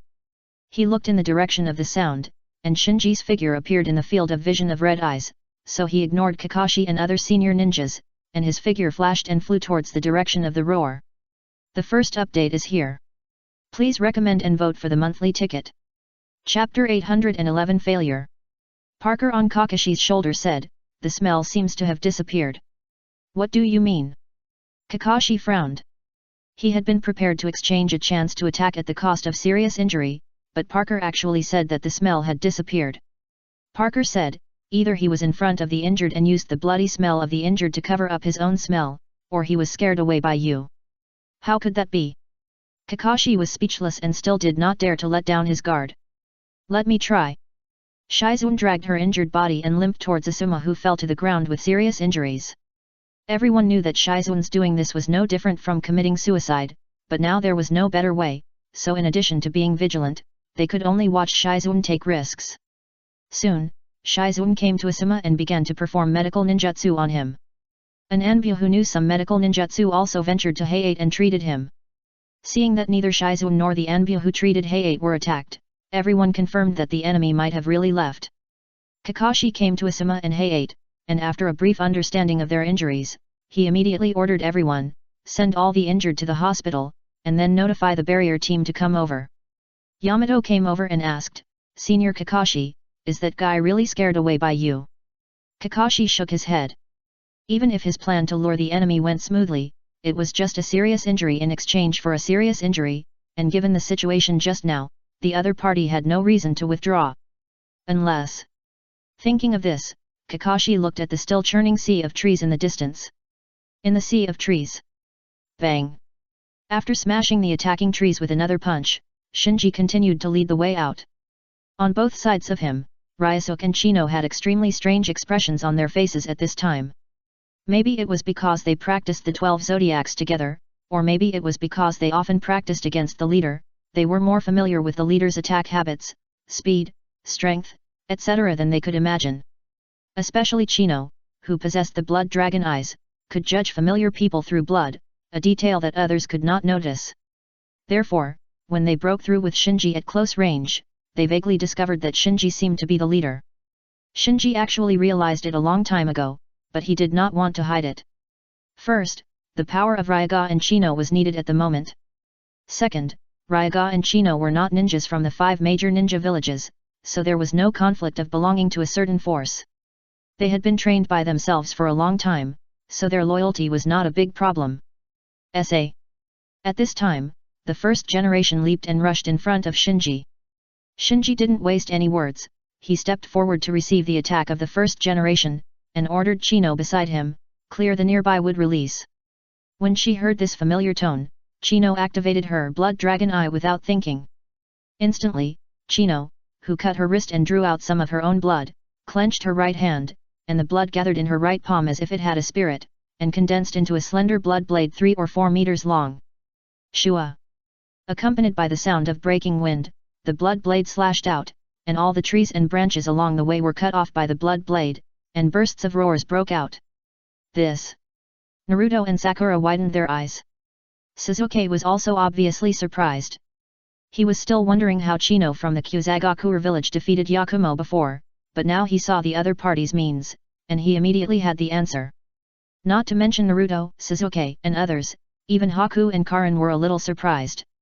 Although Karin knew that Chino was planted in Kyuzagakure by the leader, and like Ryaga, she was a colleague who joined the organization, she never expected Chino to have such means. The first generation who was fighting with Shinji glanced at him, and then retracted his gaze. For the current ninjas, the blood dragon eye may be a mysterious eye technique, but for the first generation who grew up in the Warring States period, the blood dragon eye did not have much mysterious aura. Although the eye power of Chino's blood dragon eye was somewhat beyond his expectations, this level still did not attract much attention from him. The second generation rushed out from the other side at this time and rushed straight to Naruto, who was carrying Sasuke on his back. "Be careful!" Sakura exclaimed. Just as Shiro and Karin were about to attack, Ryaga took the lead to intercept the second generation and launched a physical attack with the second generation. Orochimaru, who was in the distance, saw Ryaga and Chino cooperate with Shinji, and they actually had the posture of breaking through the siege, and his face suddenly darkened, thinking to himself, "I didn't expect these two brats from Kyuzagakure village to be so strong." Bang bang! With two muffled sounds, the first and second generations were almost simultaneously repelled by Shinji and Long Tongue. Shinji kept moving, "Don't get entangled, keep breaking through. The opponent is a filthy earth body, either sealed with a sealing technique or directly erased with the Seeking Truth Jade, otherwise, even if it is knocked down many times, it will recover quickly." "Understood." Everyone responded, and immediately followed Shinji closely. Swish! Suddenly, a cold light appeared without warning and pierced Shinji's throat. Shinji remained calm, and while dodging with his head turned, he clenched his right fist and blasted forward. Bang! Amid the loud noise, a transparent and blurred figure was blasted away by Shinji's punch, and it broke countless trees in a row before it barely stopped. Dragon Sheet asked doubtfully, "What was that just now?" Chino shook her head, also with a puzzled look on her face. Naruto, Sasuke, and Sakura, who were a little further away, didn't even notice the change just now. Shinji looked at the smoke rising in the distance and narrowed his eyes slightly. To be honest, he didn't see clearly what attacked him just now. He was able to fight back calmly only because he discovered the opponent in advance with a killing intention perception. If he only relied on the eternal Mangeki Sharingan, he might not be able to easily dodge the opponent's attack just now. At this time, Chino, who activated the blood dragon eye, pointed to the place where the smoke rose not far away. "There is a person in there, and the chakra is very strong." Although her blood dragon eye is not a perspective eye, it can detect signs of life nearby with its keen blood induction. Karin, who was at the back of the hall, did not make a sound and silently activated the Kagura heart eye. In the big pit, Ranmaru, who was still in the state of transparent escape, was a little dizzy. He didn't expect that the attack that should have been a sure thing just now actually missed. "You have to know that he has killed all the way here, whether it is Konoha's Anbu or the Jonin, almost no one has the strength to fight back. Unexpectedly, he fell at the hands of Uchiha Shinji. Pa! Ranmaru climbed up from the pit, dusted off the dust on his body, and thought, it must be a coincidence just now. I don't believe that Uchiha Shinji can see through my transparent escape. After that, he shook his body and attacked again. It's just a small effort, please help. Chapter 812 Looking for Death. With a whoosh, a figure rushed out of the smoke and dust, but after leaving the smoke and dust, the figure immediately blended into the environment and disappeared without a trace. Hey! Shinji said softly. Now his pair of Eternal Mangeki Sharingan has reached its peak power and can attack the Samsara Eye at any time. In this situation, he found that he could not clearly capture the other party's figure, and he could not help but feel a little curious. Here it comes. Chino reminded everyone. Ryaga asked, where is it? Naruto looked around, yes, I didn't see anyone at all. Sasuke looked gloomy, because he found that his Sharingan was also ineffective and could not capture the other party's figure at all. Ranmaru rushed out of the smoke and dust, while observing Shinji, looking for the opportunity to attack. After discovering Ryaga and Chino who was protecting Shinji on both sides, he thought, it seems that we must deal with the two Kusanagi first. So, he launched the swift release and steel release again, and rushed directly to Chino who was standing a little further away. Instantly, the killing intent perception stimulated Shinji's nerves, making him realize that the mysterious enemy had attacked again. Swoosh! Accompanied by a sharp whistle that broke through the wind, Ranmaru came to Kiano. You are the first one.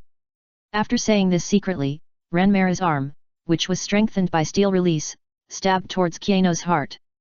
Just when he thought he was going to succeed, Kiano's blood dragon eye sensed the violent blood reaction in front of her, so even though her vision was blank, she still reacted immediately, flying backwards while swinging the blood blade in her hand and slashing forward fiercely. This was the intuitive prediction she gained from her hard work in physical training. Clang! Instantly, a sound like metal clashing sounded. Kiano's blood blade slashed in the air, and it couldn't fall down. It seemed that it hit something, but it also seemed that it didn't hit anything. At this moment, Longshi, who cooperated with Kiano tacitly, immediately launched the 12 palaces and punched the bottom of Kiano's blood blade. Immediately, accompanied by a muffled bang, Longshi's punch hit the mysterious enemy. Compared to Shinji's hasty attack, Longshi's attack was long prepared, so the force was even greater than Shinji's punch just now, and the mysterious enemy was blown away again. Boom boom! Flying back all the way, Ranmaru's body plowed a deep ditch on the ground, which barely stopped after extending for dozens of meters. Cough cough! Stuck at the bottom of the ditch, Ranmaru coughed violently. Even though he had activated the steel escape, his whole body was as hard as iron, it was not easy to be hit by Longshi's punch. Soon, he climbed out from the bottom of the ditch, muttering, how is it possible? Then he could barely accept the failure in front of Uchiha Shinji before, after all, Uchiha Shinji killed Kurohorega and defeated the powerful enemy of Beirahu. But he was puzzled to fail in front of two grass ninjas. Scanning the battlefield, he soon found that Orochimaru, the first generation, and the second generation who had fought with Shinji and his party before had stopped their attacks, as if his appearance had disrupted the opponent's intention. Don't care about those guys, kill Uchiha Shinji first. He quickly retracted his gaze. Whether it was Orochimaru disguised as Kodera Shinji, or the first generation Hokage, or the second generation Hokage, he didn't know and didn't care. What he was thinking about now was to kill Shinji. Having made up his mind, Ranmaru launched the swift escape again, and with a flash of his body, he came behind Shinji and his party silently. Since the two Kyuzagaku ninjas in front of him were difficult, he was ready to start from the back of the team. As long as he could find a flaw and break the formation, he could defeat them one by one and finally kill Shinji.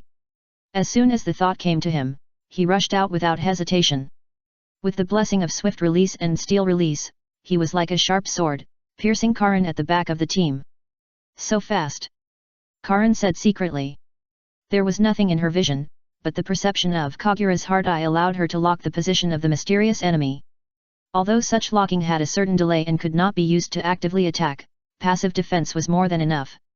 So when Ranmaru's right hand was about to penetrate Karin's body, Karin turned sideways at the last moment, grasped the opportunity, and grabbed Ranmaru's right arm with a backhand. Bai, who had already exchanged glances with Karin, immediately understood what she meant and began to make hand seals, then put one hand on Ranmira who was held by Karan, ice escape, ice prison technique. Instantly, with Bai's palm as the center, the frost spread instantly, and in just a blink of an eye, it spread to Ranmira's whole body. And at the moment when Bai and Karan dodged and flew back to both sides, the frost that spread over Ranmira's body completely exploded, condensed into a huge ice crystal, and completely froze Ranmira inside. Akatsuki. Everyone was shocked. Because as Ranmira was frozen by Bai's ice escape ice prison technique, his figure was finally revealed, and his original appearance and his eye-catching Akatsuki red cloud uniform were revealed in the frozen ice crystal. Sakura exclaimed, "Why are people from Akatsuki here? Damn it, Akatsuki is attacking the village again." Naruto was furious. The last time, it was because of the attack of the Akatsuki organization that caused heavy casualties in the village. The tragic scene is still fresh in his memory. Shinji observed the frozen Ranmaru and thought to himself, is he the Ranmaru who always follows Kuroki Riga? No doubt. After the bloodline fusion ceremony, Ranmaru has obvious changes in both appearance and body shape. If it weren't for the red eyes, Shinji might not recognize him. And just as everyone was looking at Ranmaru, Ranmaru's palm suddenly shone with a dark purple light. Then, Bai's ice prison technique began to disintegrate and melt from the inside. In just a few breaths, a large mass of ice crystals completely melted, allowing the trapped Ranmaru to regain his freedom. Bai frowned slightly, it's the dark release. His ice prison technique is not an ordinary ninjutsu. It can almost be regarded as an upgraded version of the water prison technique. Once trapped, the trapped person cannot escape by himself unless his companions solve it. Only the Mingtsu that can absorb ninjutsu can easily dissolve the ice prison technique from the inside like just now, allowing the trapped person to escape calmly. The escaped Ranmaru stared at Shinji and shouted, "Uchiha Shinji, I will kill you today to avenge Kuroki Riga." Everyone's expression was stern. They didn't expect that this powerful enemy who suddenly appeared would want Shinji's life as soon as he opened his mouth. Shinji curled his lips, looking for death. The first update is here. Please recommend and vote for the monthly ticket. Chapter 813, Capture Alive. After guessing Ranmaru's identity, Shinji naturally guessed what Ranmaru had experienced during this period. Transparent Tsukushi, Steel Tsukushi, Speed Tsukushi, Ming Tsukushi, and his own red eyes, it seems that he has also completed the blood fusion ceremony of Okuru. Shinji was thoughtful. According to his impression in his previous life, although the conditions of Okuru's blood fusion ceremony were not extremely harsh, they could not be completed casually. So even though he had some interest in Hiriko's demon germination technique, it was limited to the scope of interest and he did not invest too much energy. Now, seeing another successful case, it was right in front of him, and from Ranmaru's performance just now, it seemed that he was not weaker than Hiriko before, which forced him to re-evaluate the potential of the demon germination technique.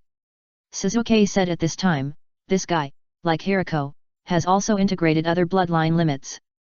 Sakura nodded in agreement and said, his invisibility should be transparent escape, and he should use underworld escape to absorb Bai's ice escape. With such a fast speed, he may also have quick escape. Ryosho added, he was hit by my punch, but he was not hurt much. He should also have steel escape. Naruto said, his eyes are red, could it be Sharingan? Stupid, look carefully. After teaching Naruto a lesson, Suzuki said, the eyes in his eyes should be the eye technique bloodline limit red eyes of the hidden mist village.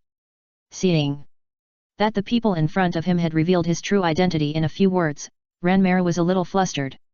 However, when he thought about how he had sneaked into Konoha without being discovered by anyone along the way, and even the long-famous senior ninjas in Konoha could not do anything to him, he calmed down and said, "Humph, your eyesight is good, but so what? You can't stop me." After that, he activated the transparent escape again and disappeared in front of everyone. Suzuki saw it clearly, it is indeed transparent escape. Shinji said, it is not an ordinary transparent escape. Transparent escape is not unfamiliar to Shinji at all. In addition to Moonlight Gale, his ninja cat Coal Ball also masters transparent escape. It's just that Coal Ball's transparent escape is not very qualified. It can only be used at night with the help of shadows and cannot be used during the day. And Ranmaru's transparent escape in front of him is completely different. It is obviously strengthened by some power. Even his eternal Mangeki Sharingan cannot see through it. Chino said at this time, he is not around. Everyone else looked at Chino, not understanding why she could make such a judgment, but thinking that the other party had also thwarted Ranmara's surprise attack, they guessed that Chino might have some special means. In fact, without Chino's reminder, Shinji's own killing intention perception feedback has also weakened a lot, indicating that Ranmara has indeed opened up the distance. After a pause, Shinji said, "Don't worry about him, let's continue to break through." Yet, everyone nodded. Because everyone found that there was really no good way to deal with Ranmara who mastered the transparent escape. Whether it was Chino who had the Blood Dragon Eye or Karin who mastered the Kagura Heart Eye, they could only defend through perception and barely defend, but could not accurately perceive the opponent's position to launch an attack. Sasuke on Naruto's back said to Shinji with a gloomy face, "Shinji, this is not a solution. He must still be hiding nearby, spying on us." Shinji said lightly, "I have my own arrangements." In the distance. After watching the battle between Shinji and Ranmaru, Orochimaru grinned and whispered, "Another Hiriko." The gleam in his eyes was hard to hide. Just like Shinji, when he found that Hiriko's bloodline fusion ceremony could be copied, he was also curious. The second generation asked, "How did he do it? I have never seen such a situation before, with 5 bloodline limits." As he said that, the first generation sensed it a little, and his transparent escape is not simple, even I can only sense it roughly. The second generation sighed, "It's really not our era." The first generation nodded slightly, "Yes, it's a pity that such a little guy actually stands on the enemy side of the village. By the way, what exactly is the Akatsuki organization they just mentioned?" Orochimaru said, "Let's stop chatting for now." The second generation was a little unhappy, "Are you going to attack again?" The first generation also looked helpless. This feeling of being controlled by others is not pleasant. Fortunately, due to the limitations of this body, I can't exert my pre-birth strength. Otherwise, the damage caused would be unimaginable. Orochimaru shook his head, "No, let's retreat for the time being." "Oh." The first and second generations were a little surprised. Orochimaru said jokingly, "Didn't you ask what the Akatsuki organization is?"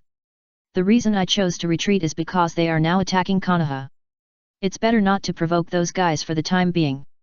The second generation said, "I'm beginning to be curious about the organization that makes people like you feel afraid." Orochimaru smiled.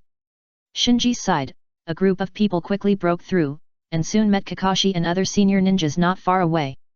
Seeing Asuma and Gecko Gale seriously injured on the ground, and other senior ninjas, including Kakashi, all looked nervous, Shinji guessed that they must have encountered Ranmaru. As expected, seeing Shinji break out, Kakashi was delighted at first, and then asked, "Did you meet the mysterious enemy?" Naruto replied, "Is it that bastard named Ranmaru? He has been trying to sneak attack us, and he is probably following us now." Ranmaru. Kakashi was stunned for a moment. Sasuke pointed at Asuma and Hayate on the ground, "They were injured by Ranmaru." Hong asked back, "No one of you was injured." Sakura shook her head, "Ranmaru relied on the transparent release to sneak attack us, but was repelled by Shinji, Karin and others. Now he can only follow us from a distance." This. The group of Jonin looked at each other. The mysterious enemy named Ranmaru severely injured Hayate, Asuma and Shizune in front of them. If the opponent continued to attack, they really couldn't guarantee whether they could survive. As a result, a group of ninja school students not only broke out of the sea of trees of the first generation, but also repelled Ranmaru's surprise attack without any damage. How could they not be surprised? Sasuke said, "He wants to avenge Kuroki Rega, so his target is Shinji, and he should be hiding in the dark and spying on us now." Kakashi finally remembered who Ranmaru was, it turned out to be him. The Jonin and the Anbu became nervous again, but Shinji, who was the target, was not worried at all. At the same time, day heading into the clan territory, Niji put on a mask and a hooded red cloud suit, then jumped out of the clan territory and joined Kimimaro, who was also dressed in Akatsuki organization. Kimimaro looked at the direction of the Death Forest. "The target is in the Death Forest, the leader's order is to capture alive." Ningji opened his Byakugan, "Let's go. The second update is here. Please recommend and vote. It's just a small favor, please everyone." Chapter 814 Who? In the Death Forest. Although there are powerful enemies like the first and second generations in the impure world state, and there is Ranmaru who, like Hiriko, possesses several bloodline limits and is spying on the side with the transparent release, the students still breathed a sigh of relief after joining the Jonin. After all, in the students' hearts, the Jonin who serve as teachers have a sense of security. But they didn't know how shocked the Jonins were when they saw the team of students led by Shinji break out of the sea of trees safely. Ranmaru's appearance here means that the Akatsuki organization has begun to act. After a pause, Kakashi looked at Naruto. Naruto, you must go to the shelter immediately. Naruto said, I'm not afraid of those bastards in the Akatsuki organization. Just when Kakashi was about to persuade him again, Shinji directly ordered, Sasuke has lost his ability to fight now, and he needs to go to the shelter to heal his wounds, and someone needs to protect him. Naruto, Sakura, you two are his teammates, and the task of protecting him is left to you. Understood. Sakura nodded immediately. Naruto always felt something was wrong, but when he saw Sasuke's miserable state, he had no choice but to nod. Don't worry, we will take care of Sasuke. Shinji then told Haku and Karin, you guys go with us. Haku naturally knew that Shinji wanted them to protect Naruto and Sasuke, but considering that Ranmaru was determined to kill Shinji, he was a little worried.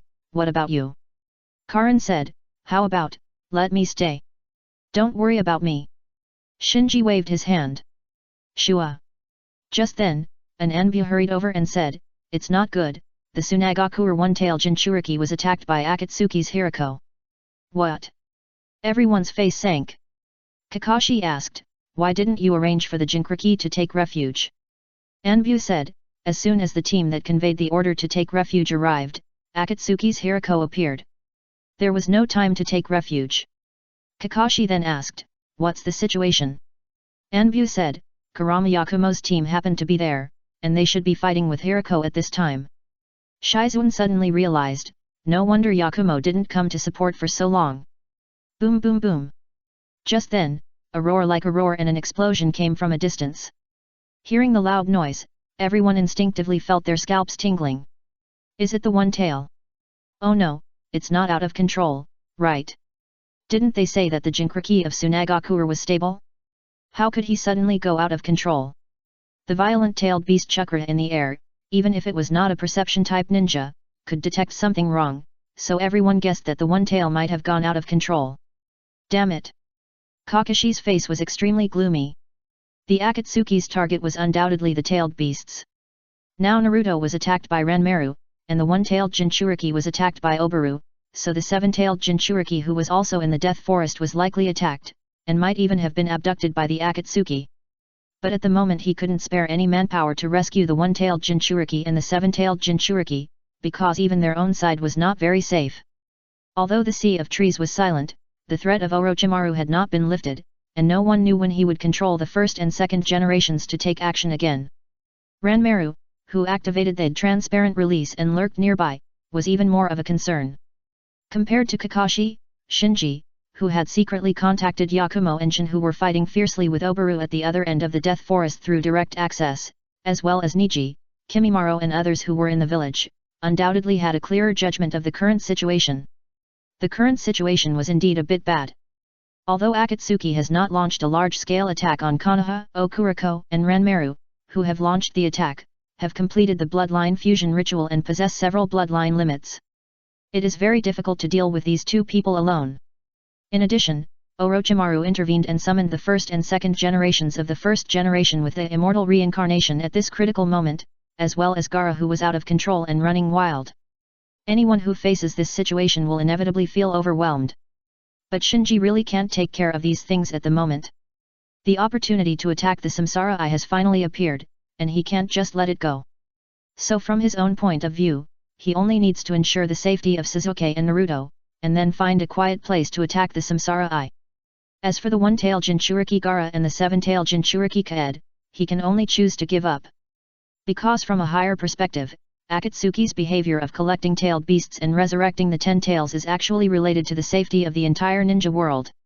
If Shinji, the lantern bearer, could obtain the power of the 10 tails before the Overlord attacks the ninja world, then the hope of fighting against the Overlord and protecting the ninja world would be greatly improved.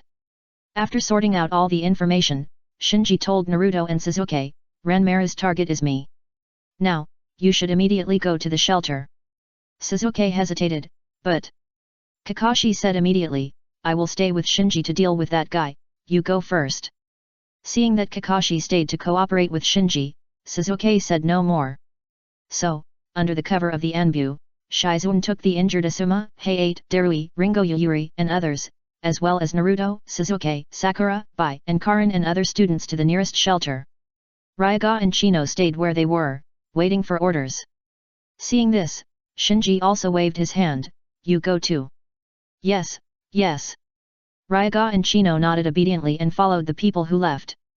Kakashi wanted to stop them, after all, Ryaga and Chino were not ninjas from the 5 major ninja villages, and there was also the incident of Kodera Shinji in Kusagakure village.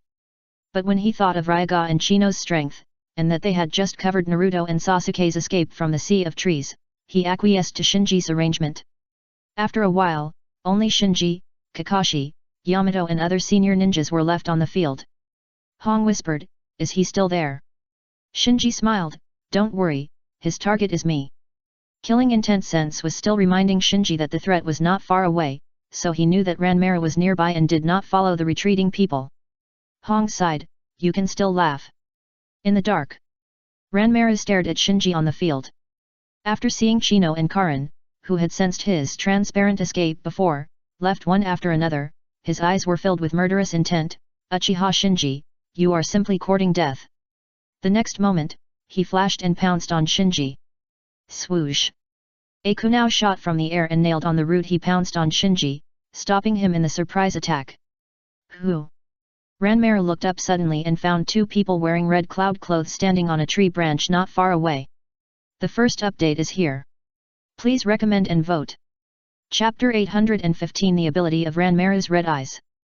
Seeing a kunao coming through the wind and suddenly nailed to the ground, Shinji and others also looked up and saw 2 Akatsuki members standing on the tree branch in the direction of the kunao. The 2 people stood quietly on the tree branch, one of them wearing a snake face mask and the other wearing a whiteboard mask. Akatsuki reinforcements. Oh no! These masks seem to be FNG of Akatsuki. The faces of the Jonins were all embarrassed. Just Ranmaru, who had completed the bloodline fusion ritual, had already made them miserable. Now there were 2 more members of the Akatsuki organization, and the pressure on their shoulders was undoubtedly greater. Shinji smiled secretly. No doubt. The ones who arrived in time were not others but Niji and Kimimaro summoned by Shinji. Unlike the extreme and hysterical Hiriko, Ranmaru was more cautious, and he was also a master of transparent release and swift release. Steel release, nether release and his own red eyes bloodline limit, which makes him almost invincible. Even if it is Shinji, it is not easy to defeat him. So instead of wasting time here with Ranmaru, it is better to find a professional to deal with him, and Niji with the Byakugan is undoubtedly the best candidate for transparent release. The strengthened transparent release may be able to interfere with illusion eyes such as Sharingan and Blood Dragon Eye, but it is impossible to hide from the Byakugan, a perspective eye. Who are you? Ranmaru hesitated. On the tree branch. Ningji and Kimimaro didn't waste any words, they flashed and pounced on the invisible Ranmaru. Faced with the sudden attack, Ranmaru immediately fought back, and a strange scene happened. Niji and Kimimaro seemed to be fighting with the air. If it weren't for the occasional sound of fists and feet hitting each other, and the whoosh sound of breaking wind, the Jonins would have thought they were crazy. Genma Shiranui, holding a toothpick, asked, why are they fighting? Hong frowned, what's going on? They seem to be able to see through transparent escape. Shinji didn't explain when he saw this, and shouted to the Jonin, let's retreat. Then he took the lead in retreating. The other Jonin all looked at Kakashi. Retreat? Kakashi didn't hesitate for too long and immediately followed Shinji. No matter why, the internal strife of Akatsuki was undoubtedly a good thing for them, because they also needed to support the one-tail Jinchuriki of Tsunagakure and the seven-tail Jinchuriki of Tokunin. On the field. Bang bang bang. After a fierce fight, Ranmaru dodged and stepped back, staring at Niji opposite with a gloomy face. No wonder you can see through my transparent escape, it turns out you have Byakugan. Then, he looked at Kimimaro on the other side, with some confusion in his eyes.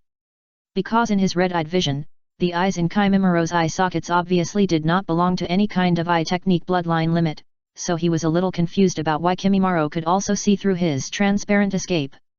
At the same time, he had another doubt.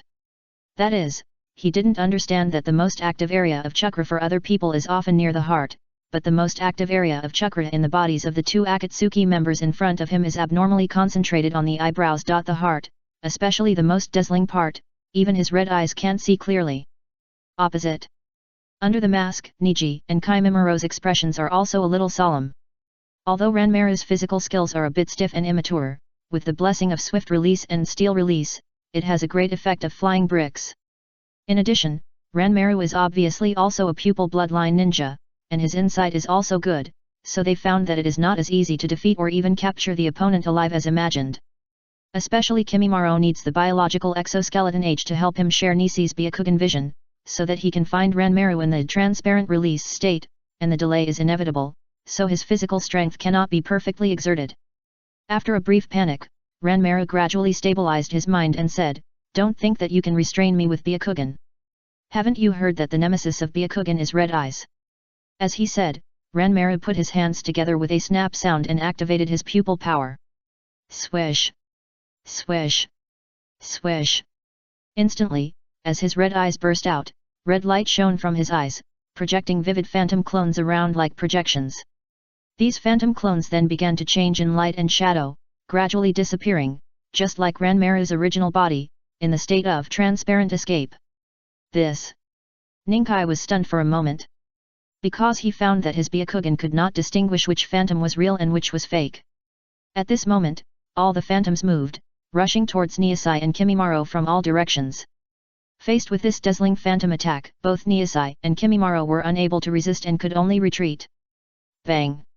Then, Niasai was hit by a punch due to a careless move, and the whole person was knocked out. Seeing this, Kimimaro wanted to protect Niji, but he was hit by a fire escape. Before he could dodge the fire escape, he was hit by another sweeping blow, and was knocked back and hit a big tree. Ninkai got up from the ground, panting, and said, "These phantoms have no entity." Kimimaro also staggered 2 steps before standing firm, and added, "But they can perform ninjutsu like the opponent's body." No doubt. The ability of Ranmaru's red eyes is different from that of ordinary red eyes. Ordinary red eyes can only create phantom-like phantoms to confuse the Byakugan and interfere with the Byakugan. And Ranmaru's red eyes, which have been strengthened by the bloodline fusion ritual, still create phantoms without entities, but they can perform various ninjutsu like Ranmaru's original body, and at first glance they are somewhat similar to spirits, but they are different from spirits and belong to some special eye power products. H said, "You are no match for him in your current state. The leader's order is to capture him alive, so let's merge." Ningji and Kimimaro looked at each other and nodded. If Ningji's Byan can't deal with the other party, then in order to complete the leader's order, he can only ask for the Rinnegan. Ranmaru was still a little proud at this time. "How about it, can your Byakugan tell which one is me? You guys." As he spoke, Ranmaru's voice became smaller and smaller, and gradually stopped. Because he found that the two people opposite him actually walked together, and then stuck back to back. The other side. Because they had to support Yakumo and rescue Gaara from Sand Village, Kakashi asked Shinji to take refuge, and then led the senior ninjas to Yakumo. Without the annoying people around him, Shinji, who urgently needed to find a safe place to attack the Rinnegan, no longer hesitated, and operated the 12 palaces with all his strength, and disappeared from the original place. "It's just a small effort, please help me." Chapter 816 Attacking the Samsara Eye. Soon, Shinji rushed out of the Death Forest. After a little thought, he decided to go to his secret laboratory first. Achieving the Samsara Eye is the most important step for him to reach the 6 paths level, and he must not be disturbed by anything. Therefore, the secret laboratory outside Konoha, which is not within the scope of this war, is undoubtedly the best place. However, considering that the Akatsuki organization has already launched an operation, it is possible that there is a hollowed-out Obito in that corner of the village, and the underground Zetsu is secretly watching, so he did not rush to his secret laboratory in a straight line, but found a hidden place on the way, activated the Susanoo Sun Lantern, and temporarily controlled the Red Dragon Eye. With the perspective ability of the Red Dragon Eye and the ability to sense blood, after carefully confirming that there was no one around, he split out multiple blood clones and spread them out to confuse possible observers, and his original body was left at the end, so as to best counter the observer's plan. Finally, when one of the blood clones successfully entered the secret laboratory, His original body was lurking outside the secret laboratory, and directly activated the pupil technique Red Dragon, exchanging positions with the blood clone that entered the secret laboratory. The original body successfully entered the secret laboratory, and the blood clone was replaced, guarding the secret laboratory outside. Hey! Shinji breathed a sigh of relief after returning to the laboratory safely. Even he was a little nervous at this critical moment of attacking the Samsara Eye. Then he first activated the Susanoo Sun Tou, took off the Red Dragon Eye, and then carefully put it into a small nutrient tank. Now, controlling any pupil technique will interfere with and burden his attack on the Samsara Eye, so he must release all control. Then, while calming down, he came to the instrument, connected the instrument line to himself, and checked the current body data. After recording the data meticulously, his tension was relieved a lot. The activity of chakra has indeed increased. Is it because the power of all things has been accumulated enough? Various speculations flashed through his mind. In his opinion, all the improvements of ninjas can actually be summarized as the improvement of chakra, so excluding the mysterious things, the reason why he can feel that the opportunity to impact the reincarnation eye has appeared is actually that his body has accumulated enough chakra for impacting the reincarnation eye. After closing the notebook, the tension in his heart has completely disappeared. When everything becomes visible and measurable data, emotions such as confusion and tension will dissipate.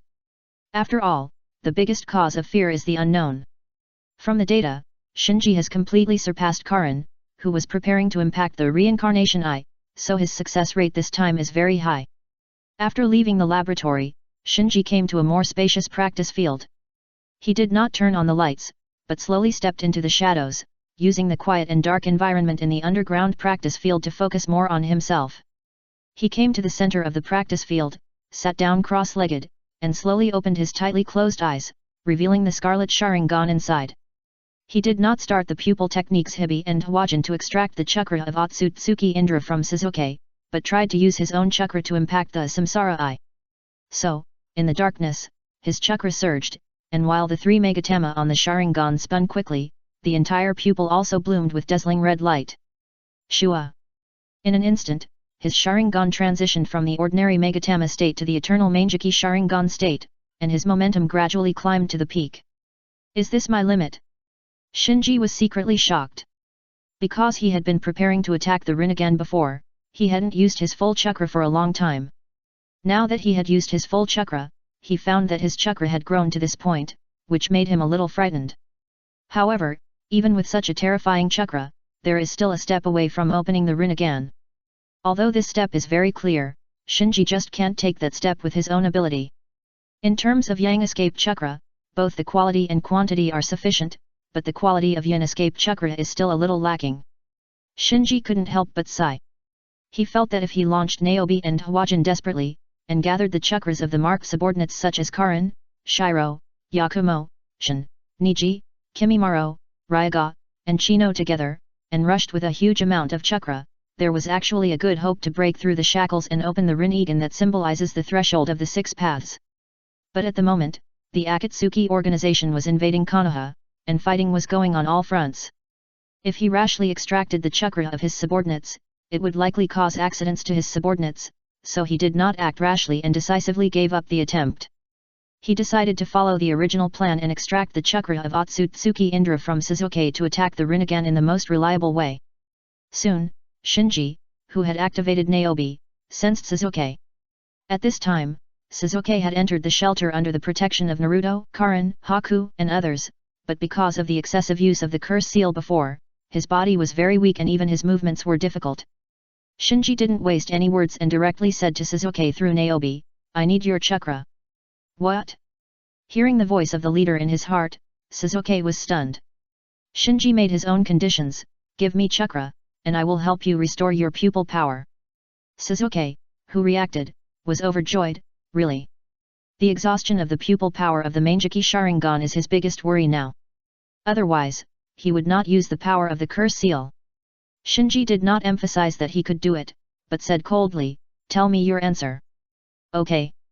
Almost without thinking, Suzuki agreed, but soon he frowned, "But my current condition is very bad, I'm afraid there is not much chakra to give you." Shinji said lightly, "It doesn't matter. He doesn't need the amount of chakra, what he needs is the high-quality Yintun chakra of Otsutsuki Indra that is comparable to Otsutsuki Ashura. The simple understanding is that he needs a small amount of extremely high-quality Yintun chakra to flow into himself, so that he can cross the threshold that is within reach in front of him. Come on, remember what you promised me. Suzuki went all out. He knew what it meant to have chakra completely exhausted, but in order to recover his pupil power, he could no longer care about that. Shinji was not polite and directly activated the Hwajin to extract Sasuke's chakra from the air. The first update is here. Please recommend and vote for the monthly ticket. Chapter 817 Uchiha Wuming. The chakra from the air flowed into Shinji's body along the Hwajin channel, as if adding more chakra to boiling water. Instantly, Shinji's chakra, which had already reached its peak, broke through the shackles and took another step forward. With this crucial step, his chakra began to overflow. From a distance, he seemed to be enveloped by a purple light that shot up to the sky. Now, his body could no longer fully accommodate the boiling chakra. This was the best time to impact the Rinnegan. So he abandoned all his concerns and injected chakra into his own eternal Mangeki Sharingan regardless of everything. The pattern on the eternal Mangeki Sharingan began to swirl and gradually merged into an ink dot. Then, the ink dot quickly spread out, and in an instant, his red pupil was stained with a touch of light purple, and spirals extended on the purple pupil one after another, eventually covering the entire purple pupil. Hey! Shinji exhaled lightly and closed his upper eyes. There were no surprises or thrills. The Rinnegan, known as the Eye of the Immortal, was successfully opened by him. Even after opening the Rinnegan, he still felt a little unsatisfied, and the chakra in his body was even more at ease. Perhaps it was because of this that he found that after opening the Rinnegan, he did not lose the pupil technique of the eternal Mangeki Sharingan. The Nabi and Hakujin, which were still in the open state, were the best proof. Is it temporary, or can it be preserved forever? Shinji had doubts in his heart. To be honest, after opening the Rinnegan, the pupil technique of the eternal Mangeki Sharingan will be lost, which is a point that Shinji cares about very much. He has been deliberately ignoring it, just to impact the Rinnegan without distraction. Now that the Rinnegan has been opened, his worries gradually grow in his heart. After all, the eye techniques contained in his pair of eternal Mangeki Sharingan are extraordinary. Whether it is the Susanoo Sun Tio-Yu-chan that can control other eye techniques, or the Nabi and Hatsune that can connect to other people and freely extract and infuse chakra, they are all very powerful eye techniques. If he really loses them because of opening the Rinnegan, it is really hard for him to accept it. But according to the example of Karin, once the Rinnegan is opened, it can no longer be restored to the state of the eternal Mangeki Sharingan. In the original time and space, the only one who can switch freely between the Sharingan and the Rinnegan is Uchiha Madara in the impure world state. Covering his eyes gently, Shinji showed a worried look on his face. Zhibi and Hwajin are still in the open state, but I don't know how long they can last. If they can't be used later, then... Perhaps because he was worried that once the pupil technique was closed, it would never be opened again, so Shinji unknowingly poured a lot of pupil power into Zhibi, so that the perception range of his Zhibi continued to expand, from the initial 100 km to 150 km, and then approached 200 km. Who are you? Suddenly, a girl's timid voice sounded in Shinji's ears. Shinji was startled, and the whole person jumped up from the ground and looked around. However, there was no one around, and the various barriers and techniques outside the laboratory were operating normally, and the blood clone guarding outside did not warn. No one? What's the matter with the sound just now? Shinji was full of doubts. Then, he suddenly realized that the sound that just sounded in his ear was not a real sound, but the perception of his Zhibi. In other words, someone invaded his Zhibi without his permission. How is this possible? He frowned slightly and asked tentatively through Zhibi, "Who are you?" The confused female voice came from the other end, "I forgot to. Maybe I don't have a name at all." "No name." After a pause, Shinji asked, "Why can you invade my Zhibi? How did you do it?" The female voice hesitated and said, "I don't know, it found me." Shinji was puzzled. It? The female voice was a little curious. "Well, is it your pupil technique? Why do I feel it is going to disappear? Are you sealed like me? Or are you going to die soon?" Shinji was silent, and the shock in his heart was beyond words. This mysterious girl not only invaded his Zhibi, but also could sense that Zhibi was about to disappear, which was incredible. At the same time, according to the girl's words, Shinji keenly realized that the other party seemed to be in a state of sealing. Shinji's silence seemed to make the girl a little flustered. Are you still there? Yes. The confused Shinji responded. He still couldn't accept the fact that he was about to lose the eye techniques of Niobe, Hwajin, and Susanoo-sun Tou. The girl said softly, sorry, no one has talked to me for a long time. Shinji sat back on the ground and slowly let go. Since it's fate, I'll chat with you until my eye technique disappears completely. Chatting with strangers is secondary. Shinji just wants to accompany Niobe for the last time. The two of them chatted with each other. Shinji knew that the other party was an Uchiha, and the other party also knew that Shinji was of the same clan. Perhaps because of the network cable, Shinji chatted very casually, and from time to time he would tell a few outdated jokes, which not only amused the other party, but also relieved his depression. I don't know how long it took. The communication of Niobe began to be intermittent. The girl was a little panicked and asked, "What's your name?" Shinji smiled, "You can call me Deng." Although he felt that the other party had no ill intentions, out of caution, Shinji still did not tell the other party his name. The girl asked, "Uchiha Deng." Shinji changed the subject, "What about you, how should I call you?" "Should I call you Uchiha Wuming?" "Wuming." "Yes, you can call me Wuming." The girl responded, and then said, "Deng, can I still chat with you?" Shinji was a little melancholy, "My technique is about to reach its limit, I'm afraid I can't continue to chat with you." The connection of Niobe became more unstable, and even Shinji's voice began to distort. The girl's voice also began to be intermittent, "Niobe, Hujin, Susanoo-sun Tou-zan. Tou, I will use 8,000 spears to keep these pupil techniques for you, don't worry." "What?" Shinji was stunned and asked subconsciously, "Wuming, where are you? The second update is here. Please recommend and vote for me. It's just a small favor, please everyone." Chapter 818 I will definitely find you. Originally, Shinji, who only regarded this conversation by chance as a small episode in his life, suddenly had the idea of exploring the other party. So, the sentence "where are you" came out of his mouth. But when he asked this question, his Niobe had reached its limit, and the already intermittent connection was completely broken at this moment. "Wuming." Shinji looked around blankly, but he could no longer hear the timid female voice. "Why didn't you ask clearly just now?" He regretted it very much. If he had known this would happen, he should have taken advantage of the previous casual chat to find out the other party's identity and location. Slightly restraining his emotions, Shinji sorted out the previous conversation. "Who is she? Why can she invade my Niobe link? What does her last sentence about using 8,000 spears to help me preserve my eye technique mean?" As he sorted out the situation, doubts grew in Shinji's heart, making it difficult for him to calm down for a long time. What is certain at present is that the other party is also an Uchiha, and is in a very early stage, most likely in a sealed state. Ordinary people don't need to be sealed at all, just kill them directly.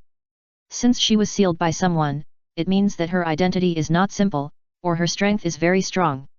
After a pause, Shinji thought, could she be an Uchiha who awakened the Mangeki Sharingan?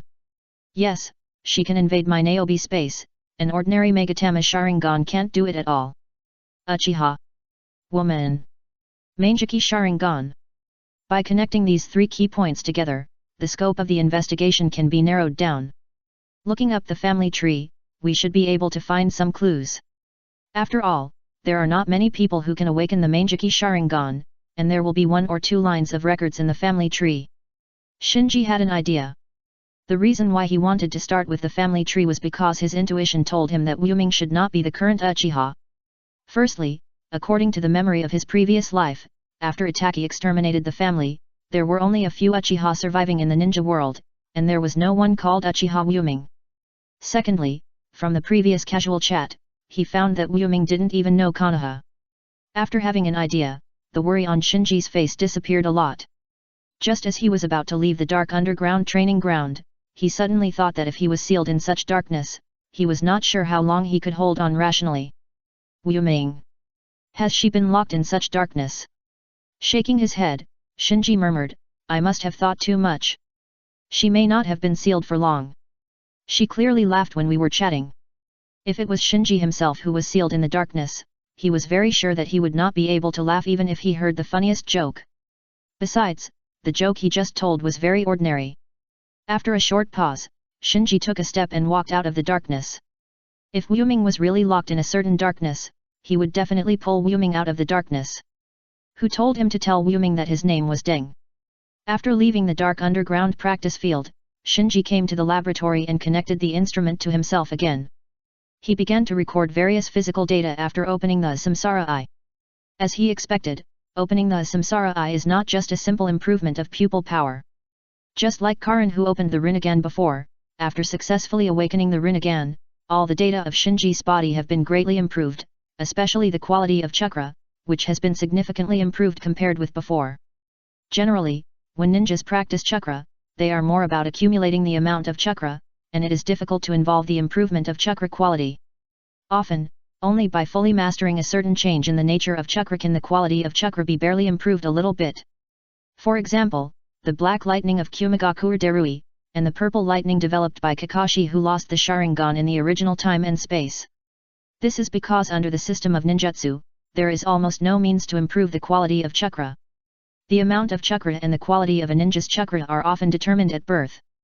Even Naruto and Sasuke, the two prophecy children who ended the Fourth Ninja World War in the original time and space, resealed Kagaya Otsutsuki, and restored peace to the ninja world, the most critical transformation, and also rely on the Six Paths Yang power and Six Paths Yin power directly bestowed by the Six Paths Sage.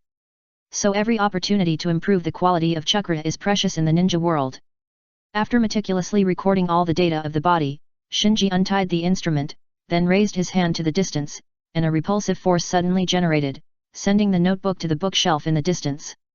Because of Karen's pair of Samsara eyes, he has long been able to use Shinra Tensei skillfully, but using his own Samsara eyes to perform Shinra Tensei is undoubtedly more handy. In fact, using one's own Samsara eye and using the Susanoo Sun Tou lantern to control Karen's Samsara eye are completely different in feeling. Comparatively speaking, when using one's own Samsara eye, whether it is the consumption of pupil power or the power of pupil technique, it is much stronger than using Karen's Samsara eye by controlling it. For example, if the eye technique of Shinra Tensei is performed by Susanoo Tuchin to control Karen's pair of Samsara eyes, the cooling time is about 6 to 7 seconds, a little longer than Nagato's 5 seconds. But if he uses his own Samsara eyes, the cooling time of Shinra Tensei is only 4 seconds, and he feels that as his proficiency improves, the 4-second cooling time can be further shortened. And unlike the Samsara eyes that control Karen, once his own Samsara eyes are opened, he can master a series of Samsara eyes eye techniques such as Shinra Tensei, 10 Sense 10 in all, Chibaku Tensei, etc., and he can even try to make the black rod. This was not possible when he controlled Karen's pair of Samsara eyes. The only thing that makes Shinji a little regretful is that the space-time eye technique that belongs to him contained in his pair of Samsara eyes has not been fully awakened, and he needs to further develop it. Hey! After getting familiar with his Rinnegan, Shinji exhaled. Although the pupil techniques of Rinnegan, Shinra Tensei, Tensho Tenin, and Chibaku Tensei, are extremely powerful, they are what he dreams of. But he still misses his Naobi, Hwajin, Susanoo Tou, and the Susanoo that is both offensive and defensive.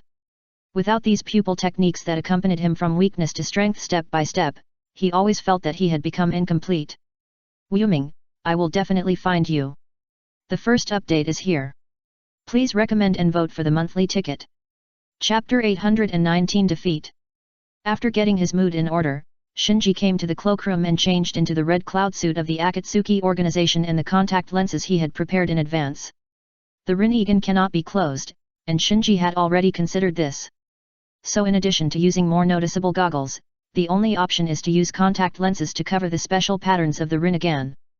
But this is not a long-term solution, because if he, an Uchiha, never opens his Sharingan, anyone will be suspicious. After changing into the red cloud suit and putting on the cat-faced mask, Shinji checked his ninja bag again. In addition to the normal various ninja tools, there are also several portable small nutrient cans stored in it. After all, precious eyes like Karen's Rinnegan, Yakumo's Red Dragon Eye, and Uchiha Fugaku's pair of Mangeki Sharingan, can only be carried with him to make him feel at ease. Otherwise, if they are lost, the consequences will be disastrous. After preparing everything, Shinji set off. Although he is not going to interfere with the Akatsuki organization's actions to collect the tailed beasts, this does not mean that he will let the Akatsuki organization do whatever it wants. and in the process of Akatsuki collecting the tailed beasts, appropriately weakening the Akatsuki organization will also help him to finally take the resurrected 10 tails from the Akatsuki organization. After leaving the secret laboratory, Shinji hurried all the way and came to the outside of Konoha village. Looking at the village, the war inside seemed to be controlled within the scope of the Death Forest, which made him feel a little relieved. Then, he shifted his vision and looked at the other side. There was smoke and roar over there, and it was obvious that a war had broken out, and from the battle line, it seemed to be approaching Konoha little by little. What's the situation over there? Shinji said inwardly, and then his figure flashed and disappeared from the original place. Not long after, he came to the edge of the battlefield and finally saw the two sides of the battle. One of them was naturally the ninja army of the Ninja Village Alliance, which was mainly composed of Konoha ninjas. There were quite a few people. Shinji only took a quick glance and found that there were at least 400 or 500 people, and there were also a steady stream of ninjas rushing over from Konoha village. As for the other side, it was somewhat beyond Shinji's expectations. Because the ninja army fighting against the Ninja Village Alliance was not the Akatsuki organization, but a group of terracotta warriors activated by the chakra of the monsters. The Immortal Army. Shinji frowned slightly. These terracotta warriors are not indestructible. They can be blown to pieces with just one detonating talisman. The real trouble is that even if they are blown to pieces, they can recover on their own, so they are called the Immortal Army. It is precisely because of this that although the Ninja Village Coalition has a large number of people, the battle line is still slowly moving towards the direction of Konoha village. It turned out that the Death Army was used to contain the power of the Ninja Village Coalition, and then Okuru and Ranmara sneaked into Konoha to attack the Jinchuriki. This strategy is indeed good. Shinji understood Akatsuki's plan. Death Corps is a natural disaster that has a record of destroying a country in history. To deal with such a difficult enemy, it is really not enough to have fewer people. Therefore, Akatsuki used the Death Corps to threaten Konoha village and forced the Ninja Village Coalition to divide a large number of troops to fight. This is an open conspiracy. After understanding Akatsuki's intention, Shinji left the battlefield without looking back. In the Forest of Death, Ningji and Kimimaro, who completed the fusion, merged the Byakugan chakra with the corpse vein chakra, and began to undergo drastic changes in nature under the coordination of H. As a result, the amount of chakra in their fusion state rose rapidly at a speed visible to the naked eye, reaching a shocking level in an instant. How is this possible? Ranmara was shocked. He really didn't expect that the two people in front of him could actually merge. At this time, H said to Niji and Kimimaro in his heart, "You should all know that even in the merged state, maintaining the Rinnegan is a huge burden for us, so we must fight quickly after opening the Rinnegan." Ningji asked, "How much time do we have?" H replied, "I can't judge, to be on the safe side, it's best to finish within 10 minutes. Kimimaro said, "Enough." Ningji also echoed, "It should be enough." H said, "Then do it." With the unity of the will of the three, the two Rinnegan located at the center of Niji and Kimimaro's eyebrows suddenly opened, and burst into brilliant light. Shua! At the moment of activating the Rinnegan, Niji and Kimimaro rushed in front of Ranmara himself. What? Ranmara was taken aback and had to fight hastily. Bang bang bang! Soon, the two sides started fighting fiercely. Ranmara was blessed with steel escape and speed escape. Not only his body was like steel, but also his speed could be continuously stacked. But the physical fitness of Niji and Kimimaro in the fusion state was also greatly improved. You should know that Kimimaro, who has the corpse vein, is incredibly strong. Now after the fusion, not only the blood inheritance disease is temporarily suppressed, but the corpse vein is also strengthened, which is not much inferior to Ranmara's steel escape. In terms of speed, although Niji and Kimimaro in the fusion state are slightly inferior to Ranmara with speed escape, they are not without the ability to resist, so in the rapid physical attack and defense battle, the two sides fought evenly. How is it possible? How is this possible? Ranmara gradually became flustered. Under the extreme insight of the reincarnation eye, his proud transparent escape and the phantom clones created by his red eyes all lost their confusing effect. This made him only able to confront Niji and Kimimaro head-on. Both Niji and Kimimaro had experienced countless confrontations and endured hard training day and night to have the current physical skills. Before the bloodline fusion ceremony, Ranmara was just a disabled boy with no physical skills at all, and no experience in physical attack and defense. He could still sneak attack the enemy by hiding under the transparent escape as before. But if he had to face a strong enemy head-on, he would not be able to do it, at least not at this stage, so Ranmaru soon had the idea of retreating. Bang! After forcing the opponent back with a punch, Ranmaru no longer hesitated and immediately activated the swift escape to prepare for evacuation.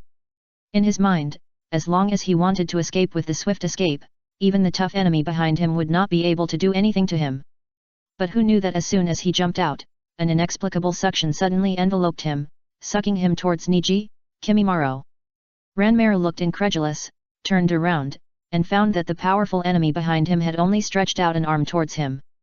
After being sucked back by gravity, Ranmaru, who was still in a panic, could not resist Niji and Kimimaro at all. He was hit by more than a dozen punches in an instant, and all the acupuncture points on his body were sealed by the soft fists. It's just a small effort, please help. Chapter 820 Frustrated. With the sudden suction from the Samsarngan, Niji performed a set of 8 trigrams 64 palms in one go, without giving Ranmaru any chance to breathe. Bang, bang, bang. Amidst a series of muffled sounds, Ranmaru flew backwards like a sack hit by a heavy punch. Hoo. After a set of soft punches, Niji also began to breathe lightly. The burden of the Samsarngan was heavier than he expected.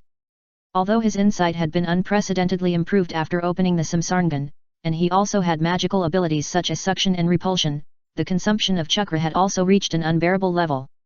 Kimimaro asked, "Is it solved? My soft fist has sealed all the acupuncture points on his body. He should." Ninkai suddenly stopped talking. Because in his field of vision, Ranmaru, who had just been knocked out by his 8 trigrams 64 palms, staggered and climbed up from the ground. How is it possible? Ninkai's face changed immediately. He had no mercy in the 8 trigrams 64 palms just now. Logically, all the acupuncture points on Ranmaru's body, including those near his heart, should have been destroyed by his Byakugan chakra. In this case, it is impossible for ordinary people to stand up. Kimimaro, who also has a reincarnation eye at the center of his eyebrows, said slowly, "It should be Ming done. The chakra you injected into his body may have been dissolved by his Ming done." Hinata, the soft fist of the clan, uses chakra to attack and block the enemy's acupuncture points in order to quickly disintegrate the enemy's ability to resist. So under normal circumstances, as long as the Hyuga clan succeeds, the victory or defeat is basically determined. However, Ranmaru, who has completed the bloodline fusion ceremony, in addition to steel escape and speed escape, also possesses death escape that can absorb chakra, which perfectly restrains the soft fist of the Hyuga clan in terms of mechanism. At this time, Age urged, "Hurry up, the reincarnation eye is beginning to be unstable. And I feel that the giant reincarnation eye on the moon seems to have noticed us." Ninkai and Kimimaro both looked stern when they heard this. If there is any problem with the reincarnation eye, or if it is discovered by the giant reincarnation eye on the moon, thus alerting the Otsutsuki branch in advance, these are all unacceptable to them. "Let me do it," Kimimaro said, and took control of the body. Immediately, he rushed in front of Ranmaru with a flash step, and stabbed out with the bone blade in his hand. Ranmaru had lost confidence at this moment. Seeing that the opponent rushed at him again, he launched steel escape to resist while waiting for an opportunity to escape. Clang clang clang! The sharp bone blade slashed on the hard steel escape, causing a sharp sound like metal collision, which echoed continuously in the forest. Steel escape cannot be maintained for a long time, not to mention that the effect of steel escape enhancement varies slightly depending on the body part. This subtle difference is nothing when facing ordinary enemies, but it becomes a fatal flaw when facing Kimimaro, who has the reincarnation eye. Kimimaro quickly noticed the armpits, throat, eyes, and other vital parts. Even with the enhancement of steel escape, they could not completely resist his bone blade, and Ranmaru's physical skills were not enough to cover these vital parts in the high-intensity physical skills confrontation, so the situation was overturned in an instant. Swish, swish, swish. Along with the splashing of blood, Ranmaru's throat was slashed by a sword, the inside of his left arm joint was stabbed by a sword, and a deep cut was made on his temple. Ranmaru was trembling with fear. This degree of injury was not fatal to him, but it was a huge blow to his confidence. The defense of steel release was broken, which had never happened before. At this point, he no longer cared about anything, and directly used swift release to the extreme, running away. Seeing this, Kimimaro hurriedly raised his hand, ready to use the pupil technique of the reincarnation eye to absorb Ranmaru back again like before. As a result, before he could use the pupil technique, H warned, "Stop, the giant reincarnation eye has discovered us." In fact, there was no need for H to remind him. Kimimaro and Niji, who had the reincarnation eye, felt a peeping from above at this moment. Without any communication, in just a moment, Kimimaro and Niji closed their Rinnegan together and released their fusion state. Then, they both felt a sight sweeping over their heads at the same time. Almost. Ningji breathed a sigh of relief when he felt the sight going away. Kimimaro's usually indifferent face showed a trace of surprise at this moment. "I didn't expect to attract the attention of the giant Rinnegan so quickly," H thankfully said. "Fortunately it wasn't locked." Ningji looked in the direction where Ranmaru fled and frowned. "Let him escape anyway, what about the leader's order?" "Chase." Kimimaro didn't hesitate at all, and he flashed in the direction where Ranmaru fled. They didn't show any mercy just now, whether it was Niji's all-out soft fist or Kimimaro's corpse vein, they could be considered to have killed him. It was just that Ranmaru, who possessed 5 bloodline limits, was too difficult to capture alive. Even if they combined and opened the Renshengan, they could not capture each other alive within a few minutes. Swish!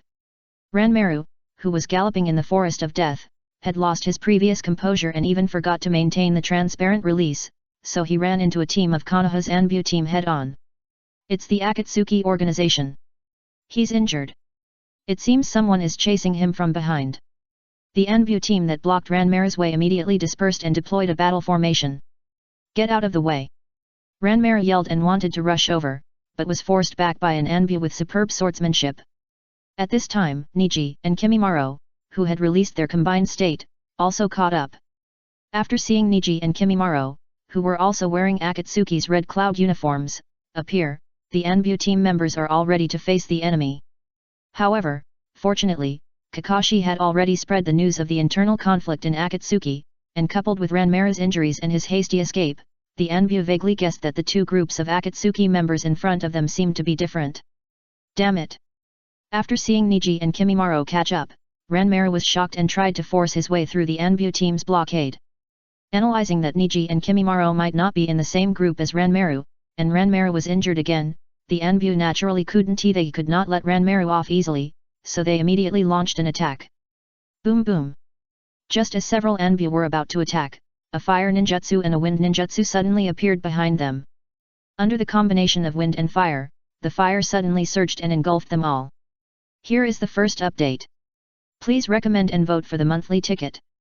Chapter 821 Shikaku. How is it possible? Ah! Damn it! The Anbu team engulfed by the wind and fire composite ninjutsu cursed and wailed in the flames. There are many perception-type ninjas among them, and the leading team leader is even more experienced, and his swordsmanship attainments can force Ranmaru back in the fast escape state. The strength of the entire team is not weak. But even so, they were instantly defeated by the ninjutsu that appeared inexplicably behind them. Undoubtedly. The ones who attacked them were the red-eyed clones created by Ranmaru's red eyes. These red-eyed clones were created by pupil power. Although they had no entity, they could call on chakra to launch ninjutsu. So once the transparent escape was launched, they would enter the invisible state like Ranmaru, making it hard to defend against. After defeating the Anbu blocking the way, the frightened Ranmaru did not choose to turn around and continue fighting with Niji and Kimimaro, but directly fled. This. Looking at the Anbu team engulfed by the wind and fire composite ninjutsu, Niji's face under the mask was extremely gloomy. After closing the Renshen eye, it was impossible to distinguish between Ranmaru's original body and the red-eyed clone with only the inside of the Byakugan. Ninkai asked Kimimaro, "Are you still chasing?" "Chase." Kimimaro's expression was still indifferent. He knew that without the Renshen eye, it would not be easy to capture Ranmaru alive, but orders were orders, and they had to be executed regardless of whether they could be done or not. On another battlefield in the Forest of Death. Roar! As Gaara completely lost control, Shikaku finally controlled Gaara's body, broke free from the shackles of the seal, and appeared in the complete form of the tailed beast. "Oh no, the one tail is out. The little devil from Sand Village killed us. We must not let it enter the village." Looking at the behemoth in front of them, the surrounding Konoha ninjas turned pale. "Ah!" Yakumo sighed helplessly. She had tried her best just now, but still failed to stop Gaara's rampage, making the situation difficult to control. Kakashi beside him said at this time, "Yakumo, you will be responsible for controlling the One Tail later and assist the sealing team to seal the One Tail. Yakumo looked at Hiraho in the distance. What about him? Kakashi's eyes fixed. I will deal with him. Yakumo hesitated. Teacher Kakashi, you. Kakashi raised his hand to interrupt Yakumo and said, don't worry, although I am not his opponent, it is still no problem to hold him for a while, so I leave the One Tail to you. Yakumo nodded heavily. Please rest assured, I will never let it attack the village. Temari and Kankuro came up and bowed to Yakumo. Please save Gaara no matter what. Yakumo replied, I will try my best. Ha ha ha, this uncle finally came out. Before Yakumo finished speaking, Shikaku's crazy laughter came from the sky. Then, it lowered its sight, sweeping over the Konoha ninjas one by one, and finally stopped at Hirako, who was wearing the red cloud uniform of the Akatsuki organization. Akatsuki organization. Without any warning, Shikaku spit out a training bullet at Hirako. Swoosh! With the whistling sound of breaking the wind, the huge training bullet instantly attacked the tree where Hirako was standing, and then with the loud boom, the tree and a large area around it were wiped out. Hirako, who used swift escape to avoid the training bullet, smiled and said, this is what a monster should look like. Swoosh! At this time, a figure flashing with lightning attacked and rushed towards Hirako. At the same time, countless branches broke out of the ground and attacked Shikaku. Once again easily avoided Kakashi's attack, Hirako smiled and said, Chidori? Well, very good ninjutsu. Kakashi ignored the other party and continued to launch an offensive. He knew that his speed was not as fast as that of Hirako, who mastered the swift release, so he not only opened the 8 gates of the ninjutsu, but also used the lightning release chakra to stimulate his body, in an attempt to increase his physical activity in a short period of time. Hirako dodged while mocking, Kakashi, you are so desperate, Mana xi jing cao. Unaffected by the opponent's taunting, Kakashi's offensive was more fierce than the other round. Hirako slowly began to feel the pressure, and gradually became serious from the previous relaxed response. On the other side, Yakumo's wood release spread rapidly, entangled Shikaku from all directions. Damn wood release! Shikaku was furious and tried to break free. However, the wood release itself had a good suppressing effect on the tailed beasts, and Yakumo was not stingy with his chakra, so Shikaku had just broken off a batch of branches, and was entangled by another batch of branches, which put it in an awkward situation where it was exhausted. At this time, Shin, who was sent to Shikaku by a branch controlled by Yakumo, shouted, Gaara, wake up! Shin could actually perform the sealing technique on Shikaku now, but if so, Gaara would also be sealed, so after repeated requests from Sand Village Temari and Kankuro, she and Yakumo decided to try to wake up Gaara, the one-tailed Jinchuriki. Little brat, I'm going to kill you. Looking at Shin approaching him, Shikaku felt that he was being underestimated, and was about to open his mouth to release the practice bullet. Shin, be careful. Yakumo was shocked. Other Konoha ninjas also launched ninjutsu at this moment, trying to attract Shikaku's attention and interrupt Shikaku's attack. Looking at Shikaku's inhalation, Shin, who had seen the power of the practice bullet released by Shikaku just now, felt his scalp tingling, and immediately subconsciously launched the sealing technique without caring about many things. At this tense moment, Shikaku's movements suddenly stagnated, and his unruly eyes fell into an inexplicable dullness. Shin was stunned for a moment, and then reacted, it works. Yakumo, who was below, was delighted and shouted to the people around him, everyone stop attacking, Gaara seems to have regained consciousness. No doubt. Gaara heard the call from the outside world and began to regain consciousness, fighting with Shikaku for control of the body. Not far away, Hirako, who was fighting with Kakashi, saw that Shikaku suddenly stopped moving, and quickly cast his eyes over. When he found that the one-tailed Jinchuriki seemed to have gotten rid of his eye technique and was regaining consciousness, he immediately grinned and said, want to get rid of the control of my eye technique? It's not that easy. After that, he dodged Kakashi with a flash, and then followed the branches that entangled Shikaku. With just a few moves, he came to Shikaku and launched his Manjiki eye technique Yumyudo against Shikaku again. I'm going to kill you. Kill you. Kill you. Shikaku, who finally calmed down, became violent in an instant. The ink-colored pupils in its eye sockets suddenly turned into the scarlet of the Sharingan. Obviously, this time not only Gaara, but also Shikaku was hit by Iroko's eye technique. It's just a small effort, please help me. Chapter 822 Demon Bud Extinction. Shikaku, who was controlled by the pupil technique, fell into a hysterical state in an instant, and Gaara's attempt to regain consciousness also failed. Swish! Swish! Swish! In an instant, one after another of the air training bullets with a whistling sound of breaking the wind were unceremoniously released towards the surrounding forests. The power of the air training bullets of the one-tailed Shikaku is not much weaker than the tailed beast Jade, so in just a blink of an eye, a large circle of the lush primeval forest around was flattened. Wailing, cursing, and crying were also intertwined. Undoubtedly, Shikaku's indiscriminate sweeping attack directly caused heavy casualties among the Konoha ninjas scattered around. Many Konoha ninjas who were directly hit by the air training bullets were even dead, and the entire battlefield was a mess. Yes, yes, that's it, that's how it should be. Her heart had long been twisted by extreme inferiority and crazy jealousy. Now, everything that could hurt Konoha could excite him. Damn it! Looking at the mess around her, Yakumo blamed herself very much. Shikaku, who was suddenly furious, caught her off guard. In the ruins, Shin pushed aside the trees that protected her and looked around blankly. The forest that was just lush and green turned into a battlefield with potholes and unevenness. Even the air was filled with a strong smell of blood. Yakumo rushed over at this time. Shin, are you okay? Shin shook her head. What happened? Yakumo looked up at the sky. It's the pupil technique of Hirako, the one tail. It's out of control. But don't be afraid, I will definitely stop the one tail.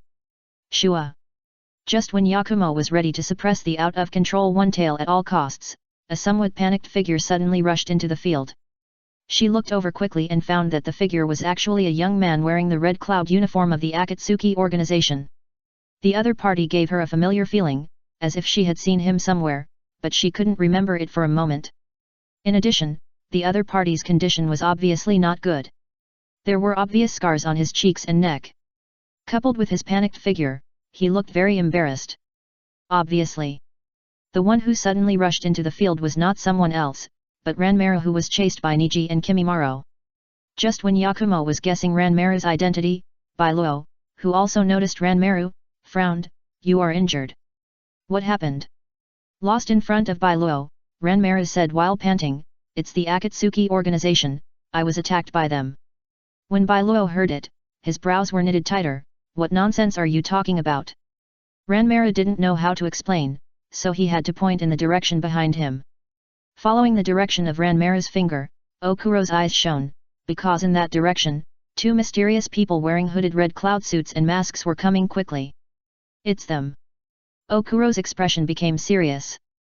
There was actually a discussion within the organization about this group of Akatsuki members with letter codes, but no one, including the leader, could determine the identity and intentions of this group of people, so while collecting the tailed beasts, Akatsuki was also secretly investigating this group of people. It's just that this group of people always appear and disappear out of thin air, and each of them is not only powerful, but also does not leave any clues, so their investigation has not made any progress. Following Ranmaru, all the way Ninkai and Kimimaro, who came from the Maru, stopped at the edge of the battlefield, looking at the mess in front of them with surprise. Ninkai whispered, how could this happen? Kimimaro stared at the one-tail Shikaku that was still roaring in the distance, and said lightly, it can cause such a large area of damage, it must be the one-tail that went berserk. Ninkai subconsciously said, we must not let it enter the village. Yet. Kimimaro responded softly. If it were in the past, he would not care about the safety of Konoha village, but for some reason, after seeing the battlefield ravaged by the one tail, there was a moment when he wanted to protect the village behind him where he had lived for several years. It's FNG. Yakumo was stunned at first, then thought to himself, it seems that the adults have already known about the actions of the Akatsuki and sent people to intervene. I don't know if other companions have participated, but with FNG, plus me, we should be able to deal with the Akatsuki's Hirako. Although Yakumo was a little relieved, the other Konoha ninjas on the field saw the members of the Akatsuki organization appear one after another, and suddenly there was a commotion and began to lose their composure. After all, Hirako alone had already caused them heavy casualties. Now there are 3 more members of the Akatsuki organization, and the strength comparison between the two sides is undoubtedly even greater. Only Kakashi, Yamato, and other senior ninjas who knew about the internal strife of the Akatsuki organization understood that Ranmaru was not in the same group with FNG. According to Ranmaru's injuries and panic, Kakashi judged that the loser in the internal strife of the Akatsuki organization was Ranmaru, who had just left them helpless. Ranmaru covered his wound. The Nine Tails Jinchuriki has escaped, let's retreat. Retreat? Hiroho's face darkened. Fearing that Hiroho had underestimated the enemy, Ranmaru hurriedly explained, they are very strong, I am no match for them at all. Hiroho showed some hesitation on his face when he heard it. Ranmaru today can be said to be his strongest work, so he is very clear about Ranmaru's strength. Even if Ranmaru has shortcomings such as lack of experience and not ruthless means, the hard power of 5 bloodline limits is enough to make up for them. Therefore, even he dare not underestimate the enemy who can severely injure Ranmaru. Just giving up the Nine Tails Jinchuriki like this made him a little unwilling. You must know that before the action, he patted his chest and promised in front of Tiendeo that he would avenge the previous shame and catch all the 1 Tails Jinchuriki, 7 Tails Jinchuriki, and 9 Tails Jinchuriki hiding in Konoha. After hesitating for a moment, Bailohu no longer hesitated and ordered, you go and hold the enemy back, and retreat after I seal the 1 tail. Understood. Ranmaru had no choice but to agree. If they could bring back the 1 tail and the 7 tail, although they did not do their best, they could barely get the job done. But if they could only bring back 1-tailed beast, the leader would definitely not let them off. After making up his mind, Bailohu quickly took action. With a whoosh, he rushed to the top of Shikaku, who was roaring angrily, and said while making seals with both hands, it's a pity that I can't see you overturning Konoha. Damn little thing, get off my head. Shikaku was furious, and was about to wave his hand to slap Bailohu, who was standing on his head. Bailohu raised the corner of his mouth playfully and shouted, Nether escape, ghost bud extinction. After shouting, he completed the seal and pressed one hand on the top of Shikaku's head. In just a moment, countless ghost buds shot out from the palm of Bailohu and pierced into Shikaku's body fiercely. Then, these ghost buds that pierced into Shikaku's body, like sucking blood vessels, madly absorbed Shikaku's tailed beast chakra. The first update is here. Please recommend and vote monthly. Chapter 823, Seizing the 1 Tail. Whether it was Yakumo, Kakashi and others in the field, or Ninkai and Kimimaro who were standing on the sidelines, they all judged Bailohu's intention in an instant. Shin shouted, no, he is absorbing the chakra of the 1 tail. We must stop him. Yakumo made a decision and began to make hand seals. Soon, with the injection of Yakumo's chakra, the scattered branches in the field became active again, swarming towards Shikaku and Bailohu, who was standing on Shikaku's head. Seeing Yakumo launch the wood release, Kakashi and other Konoha ninjas also took action and rushed towards Shikaku, trying to stop Bailohu. Looking at the boiling sea of trees and the Konoha ninjas besieging from all directions, Ranmaru had no choice but to grit his teeth and activate the transparent escape again, hiding his figure. At the same time, he brewed for a while and activated the pupil technique again, creating a red-eyed clone. Everyone, pay attention, the enemy has mastered the transparent escape. Kakashi rushed towards the enemy and threw a large number of kunao in the direction of Ranmaru. These kunao were not thrown as a means of attack. After they scattered in the air, the small balls tied to their tails suddenly exploded, emitting a stream of fine powder. Ranmaru, who was in it, soon found that these powders attached to his body could not be quickly assimilated by his own transparent escape chakra, so his vague outline soon appeared in the dust. Not only Kakashi's ninja tools, but almost at the same time, the perception class present also activated a perception barrier, which quickly reflected the phantom of Ranmaru in the transparent escape state.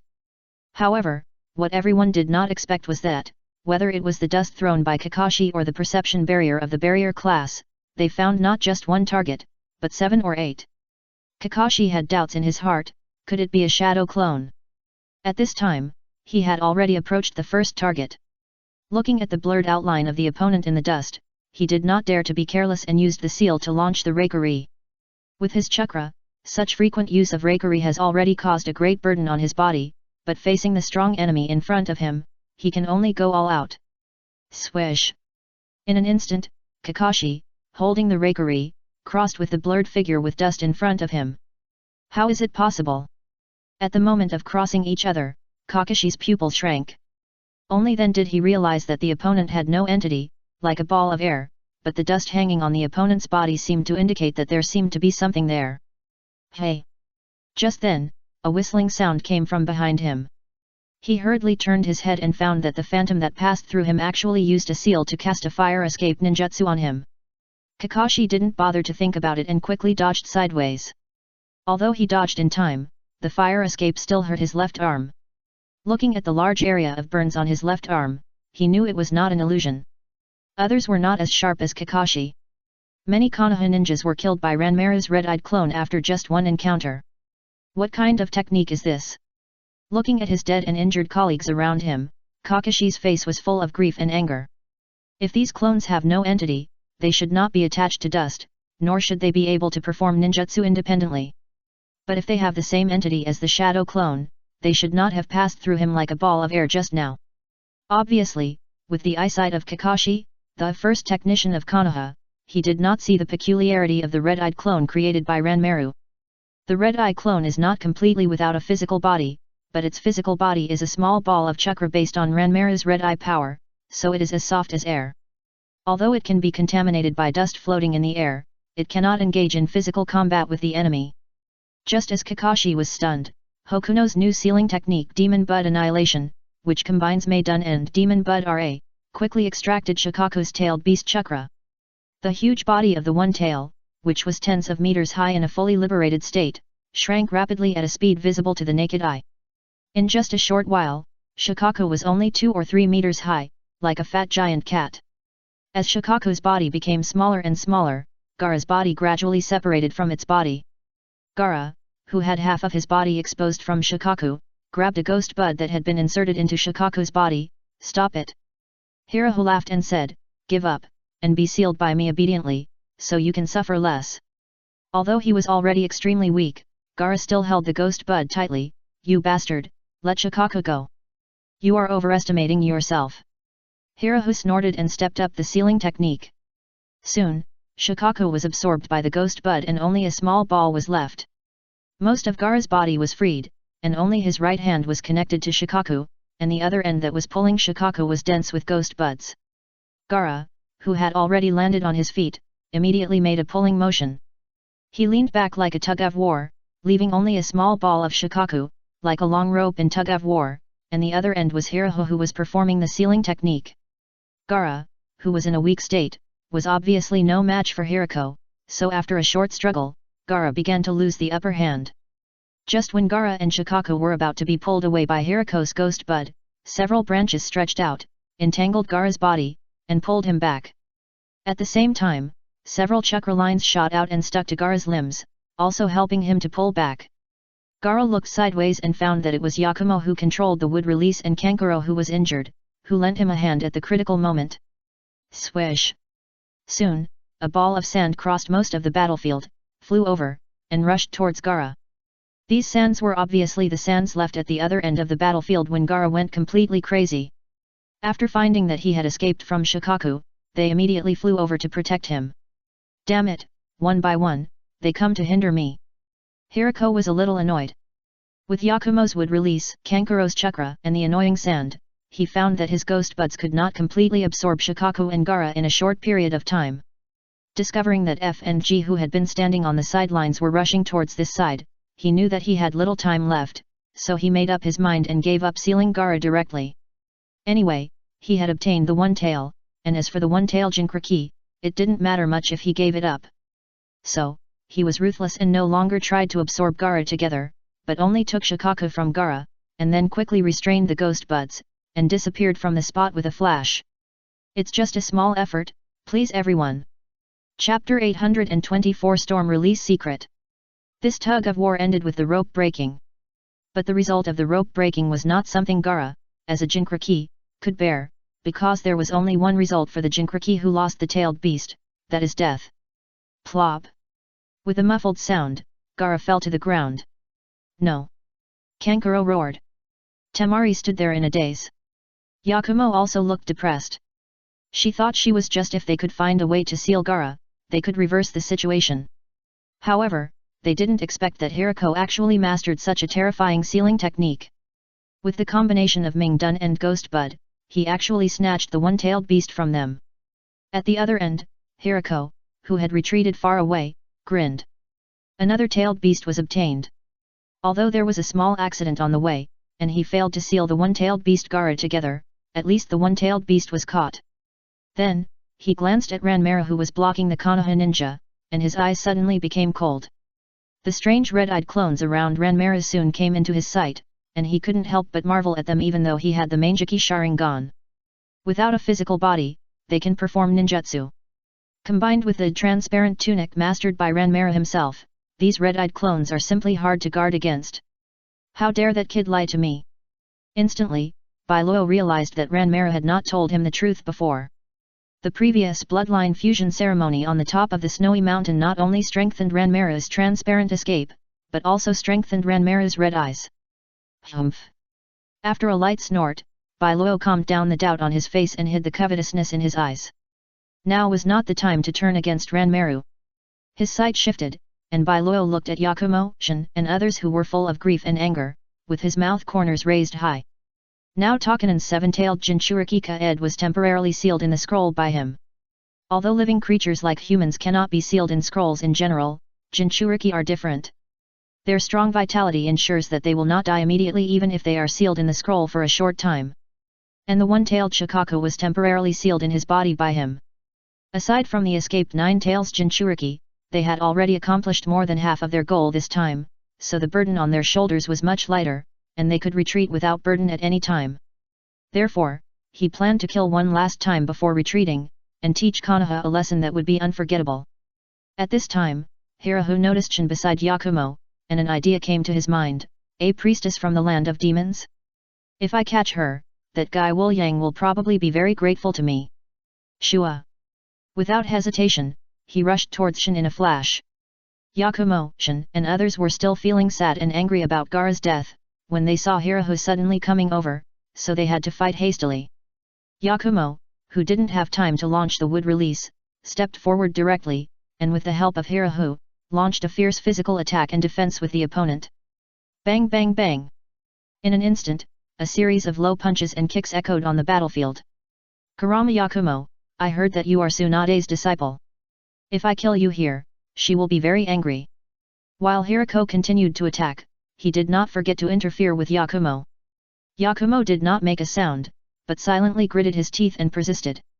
Having lost the red dragon eye, she was not as good as Hirako who possessed swift release, steel release, and Mangeki Sharingan in terms of insight and physical skills. Even if she used the super strength fist, it could not change the situation.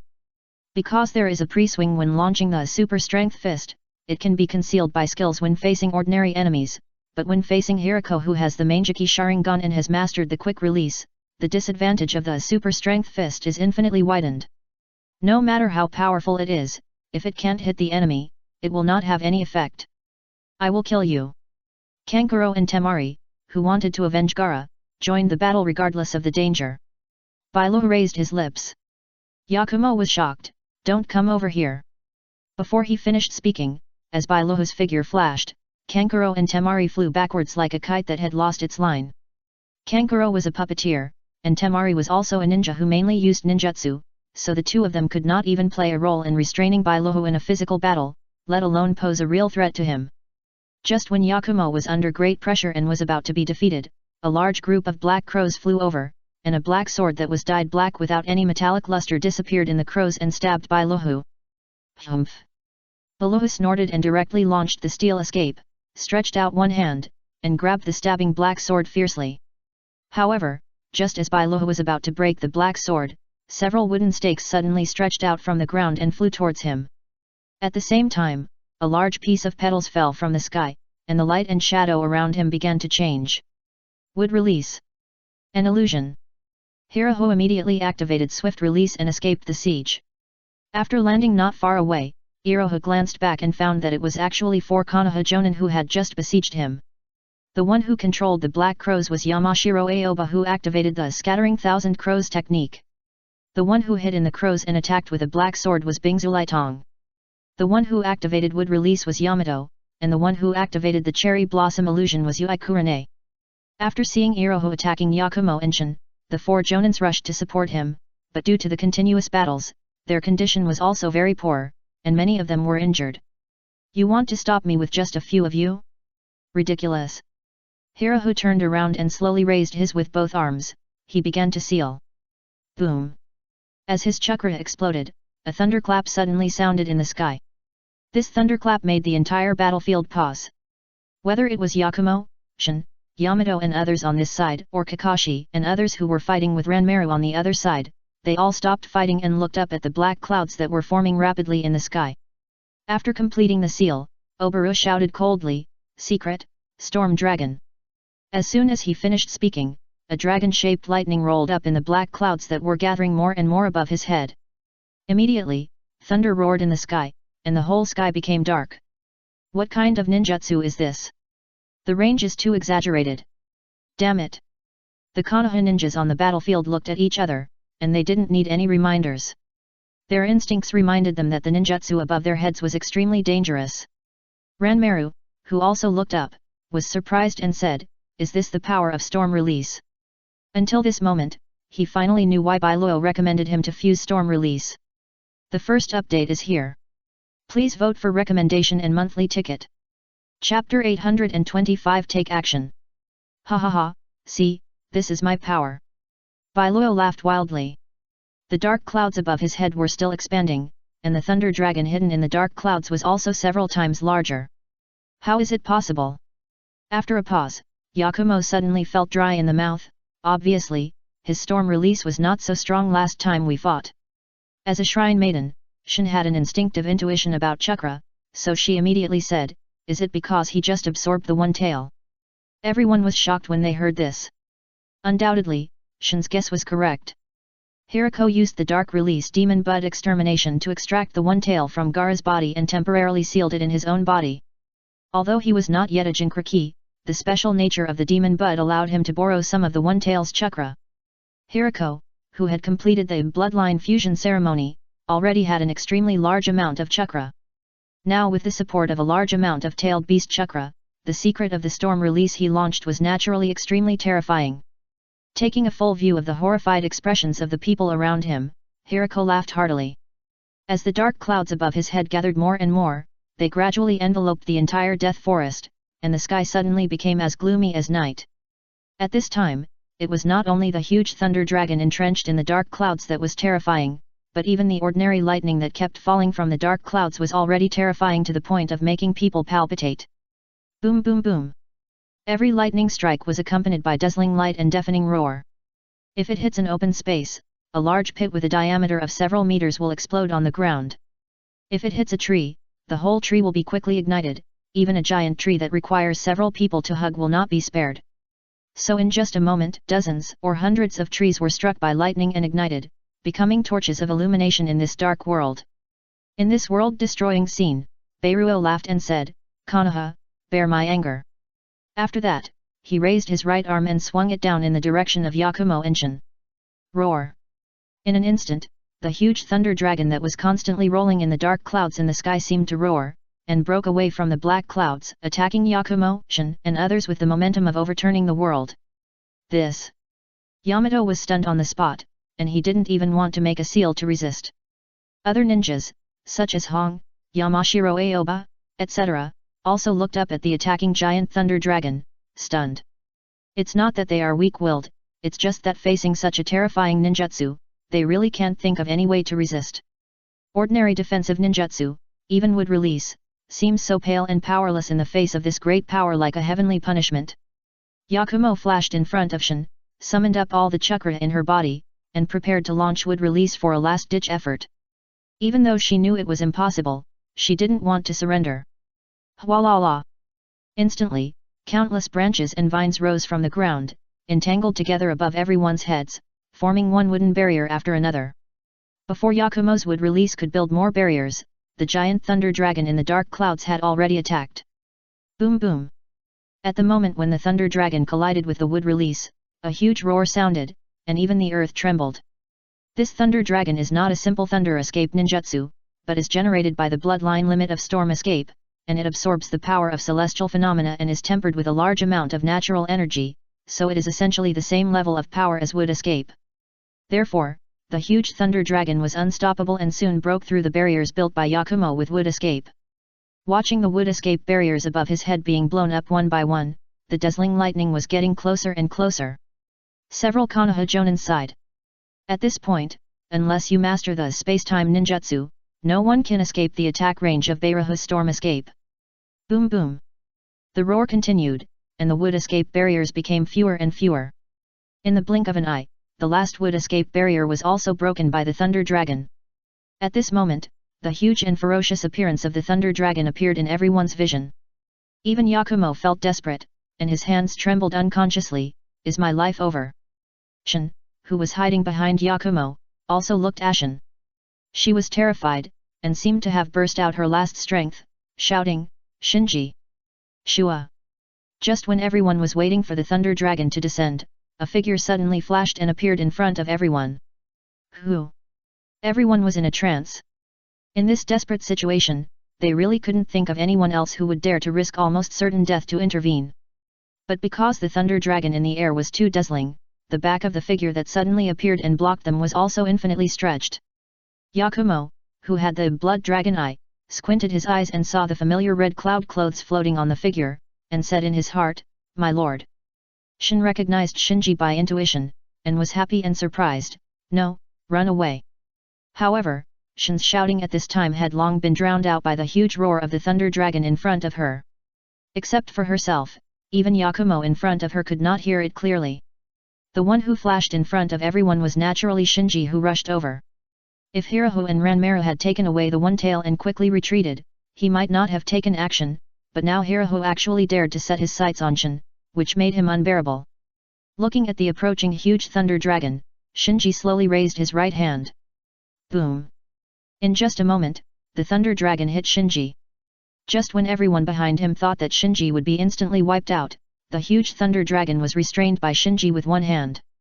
Compared with the huge Thunder Dragon, Shinji naturally looked extremely small. But it was this tiny Shinji who raised his hand to block the Thunder Dragon's thunder attack, making the whole world quiet. What? Everyone was shocked, even Hiraho, who launched the Rain Ghost Dragon in the distance, was no exception. Just when everyone was shocked that Shinji held the Thunder Dragon with only one hand, something even more shocking happened. The huge Thunder Dragon slowly shrank in Shinji's hand, as if it was absorbed by some kind of power. After a moment, it completely disappeared. At this time, Shinji, dressed in Akatsuki, slowly put down his right hand and looked coldly at Hirako, who was not far away. Hirako's throat moved and he swallowed unconsciously. Even he couldn't explain why, when AS sight swept over him, he felt an inexplicable palpitation in his heart. The second update is here. There are only 2 days left in December. Students who still have monthly tickets, don't forget to vote. Chapter 826, Escape and Action. After everything calmed down, the Konoha ninjas on the field finally saw that the person who eliminated Hirako's storm release secret with one hand was who was suspected to be the leader of Akatsuki. Why is it him? Kakashi was shocked. Although FNG had just had an internal conflict with Ranmaru of Akatsuki, no one could guarantee whether FNG had any ill will towards Konoha. Now even has appeared. No matter what, it at least shows that Akatsuki's eyes have been focused on Konoha village. Once has ill will towards the village, the consequences will be disastrous. Why hasn't the main force returned to support yet? Looking at the sky, Kakashi became anxious secretly.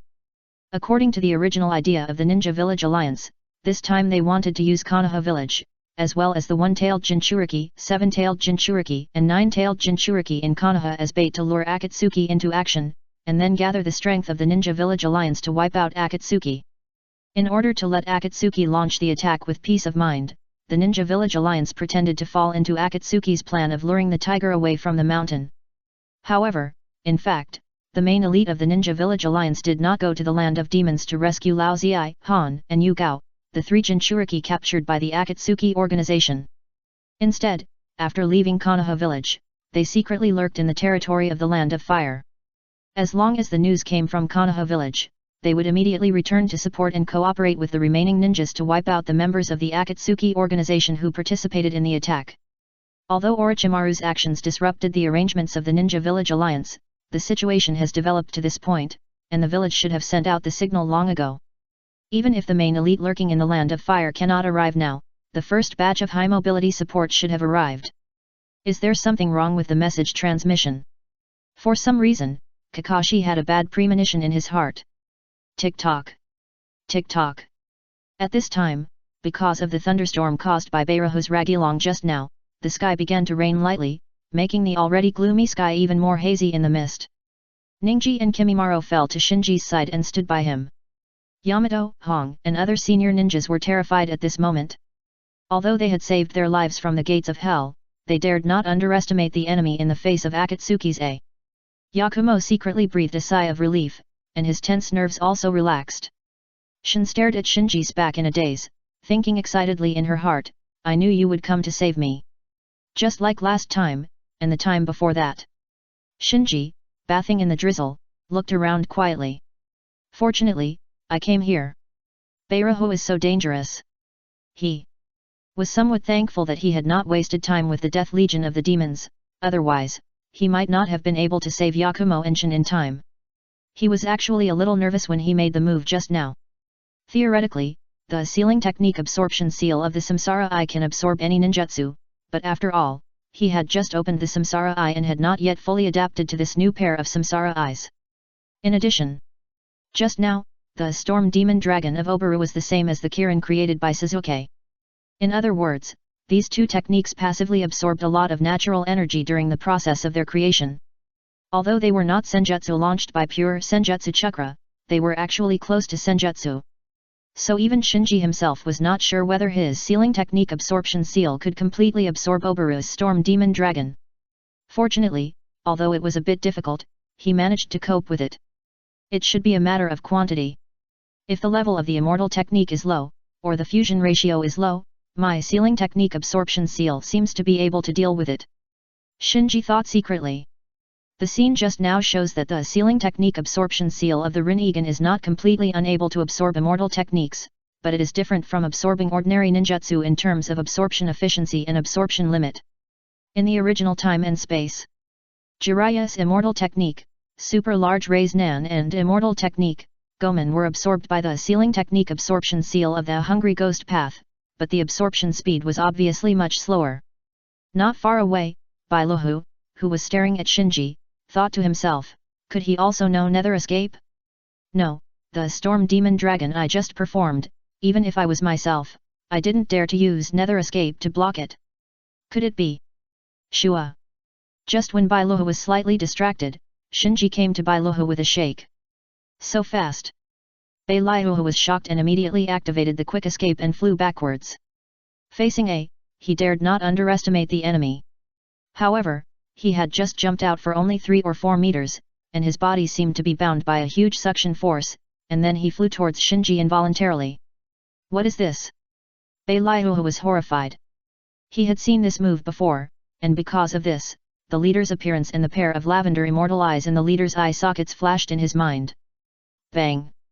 At the moment of being sucked in, Shinji made a move and hit Bailuhu's chest with a punch, knocking him out fiercely. Bailuhu, who was knocked out, plowed a deep gully on the ground like a cannonball, extending for dozens of meters before hitting a big tree and barely stopped his body in the roar. This.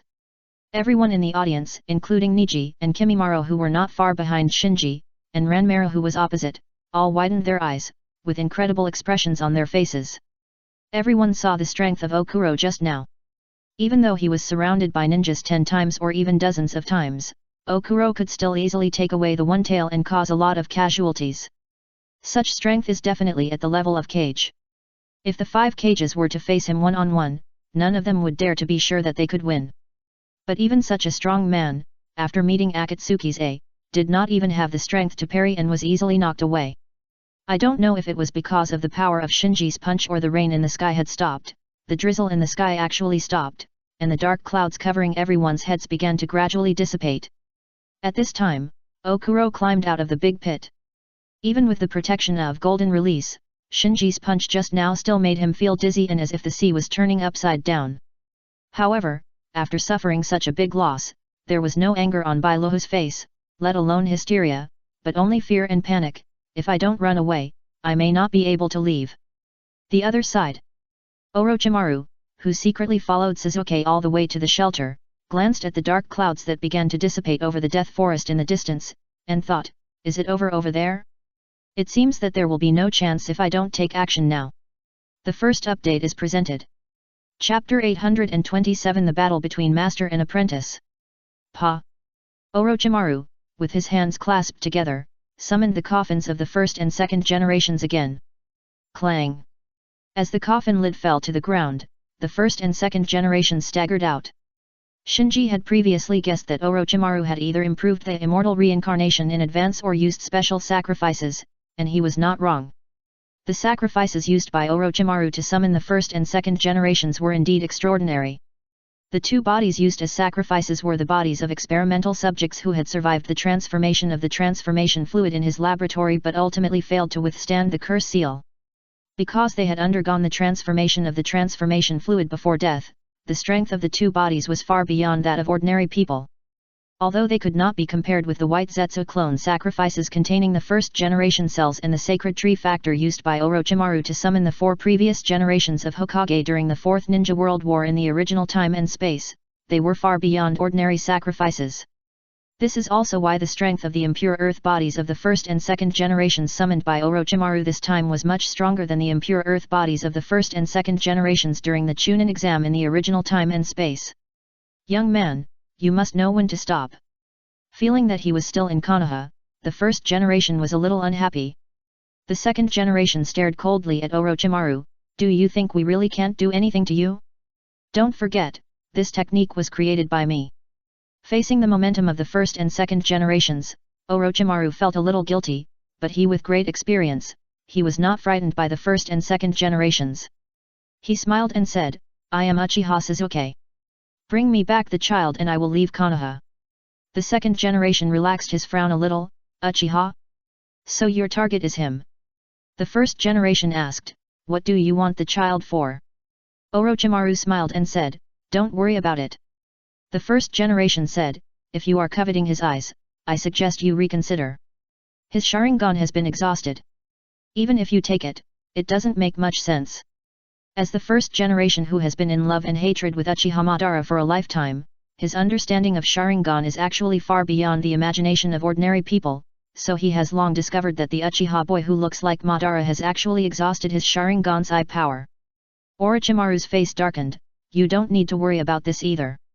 After that, he made a seal and urged the first and second generations.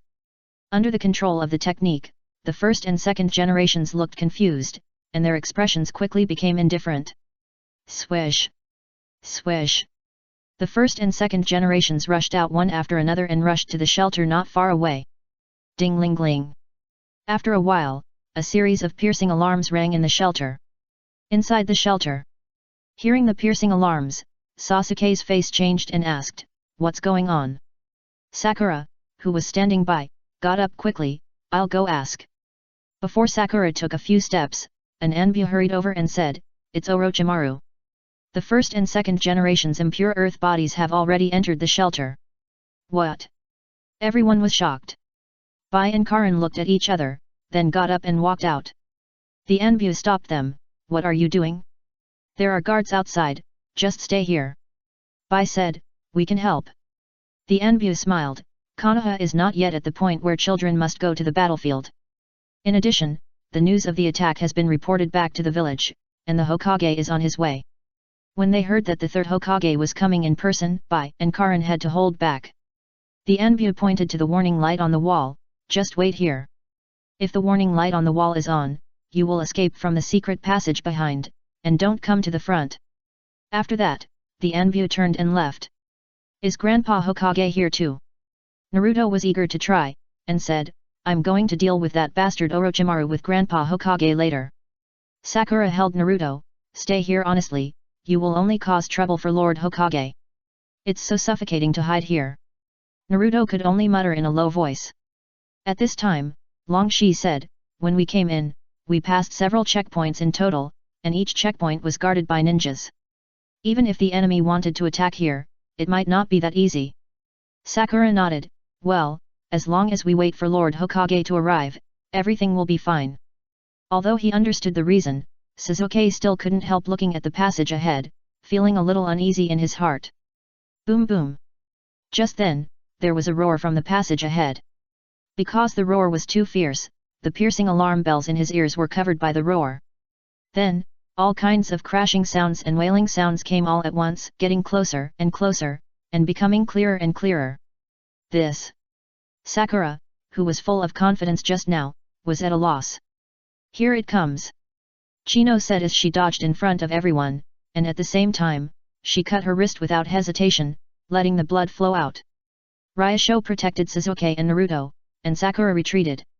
Because Shinji had ordered them to protect Naruto and Sasuke, they did not retreat even though they knew the enemy was the first and second generation Hokage of Konoha.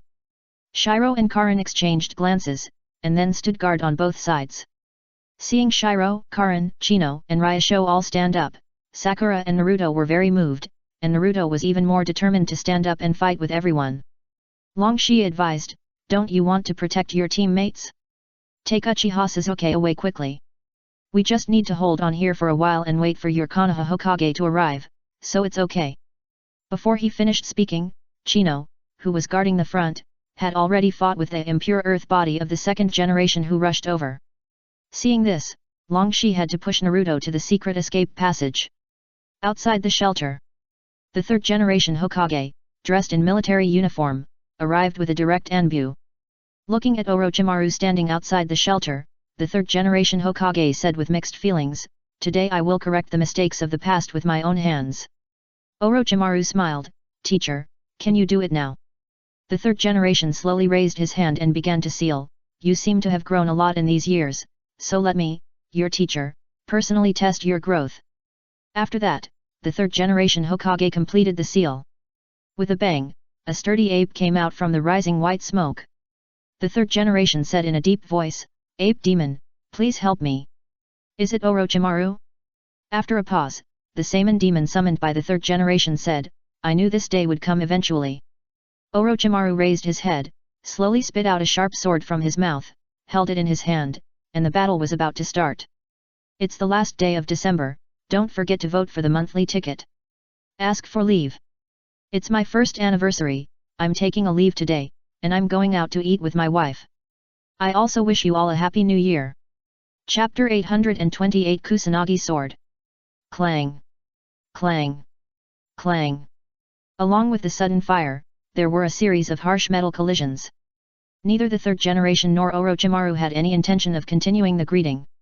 Perhaps from the moment he chose to defect, Orochimaru had already let go of the past, and on the day he let Orochimaru go, the third generation put an end to their master-disciple relationship.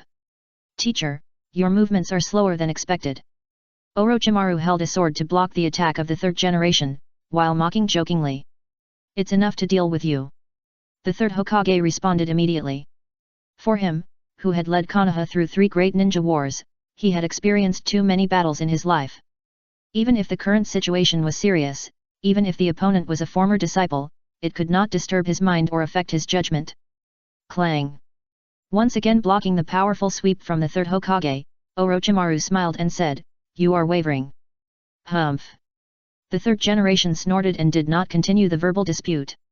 The long stick in his hand was transformed from his summoning beast Yumo, named Vajra stick. As the name suggests, it is not only as hard as diamond, but also can be stretched and retracted as desired.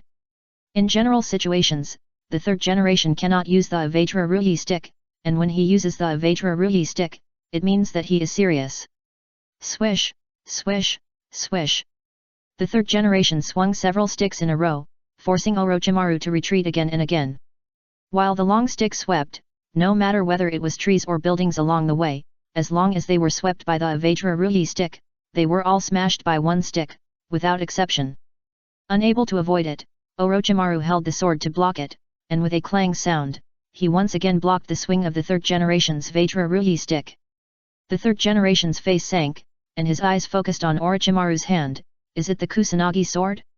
You should know that during the Nine Tails Rebellion, his Vajra rod once pushed the huge Nine Tails out of the village with one blow. The Nine Tails was like this, not to mention ordinary weapons. So the only weapon that can resist his Vajra rod is probably the legendary indestructible artifact Kusanagi sword."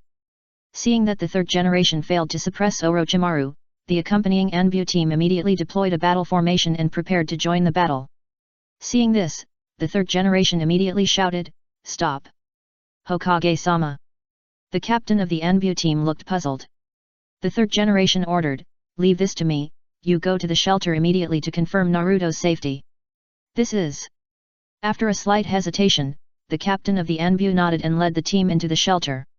Looking at the Anbu team leaving, Orochimaru grinned and did not stop them. The third generation had a gloomy face. The reason why he did not let the Anbu team intervene was that in the previous test, he found that Orochimaru's physical skills had improved a lot. It stands to reason that when a ninja is past his prime, his physical skills will inevitably begin to decline. Orochimaru is actually now it was already at the end of his peak period, and it was already very difficult to maintain his physical skills, and it was almost impossible for him to improve significantly. But now Orochimaru's physical skills have obviously become much stronger, making it difficult for him to deal with it. If the Anbu team rashly joins the battle, it is likely to suffer serious losses. In the shelter. Boom! In the roar, Chinano was knocked out and slammed hard on the inner wall of the shelter, making a big hole in the wall.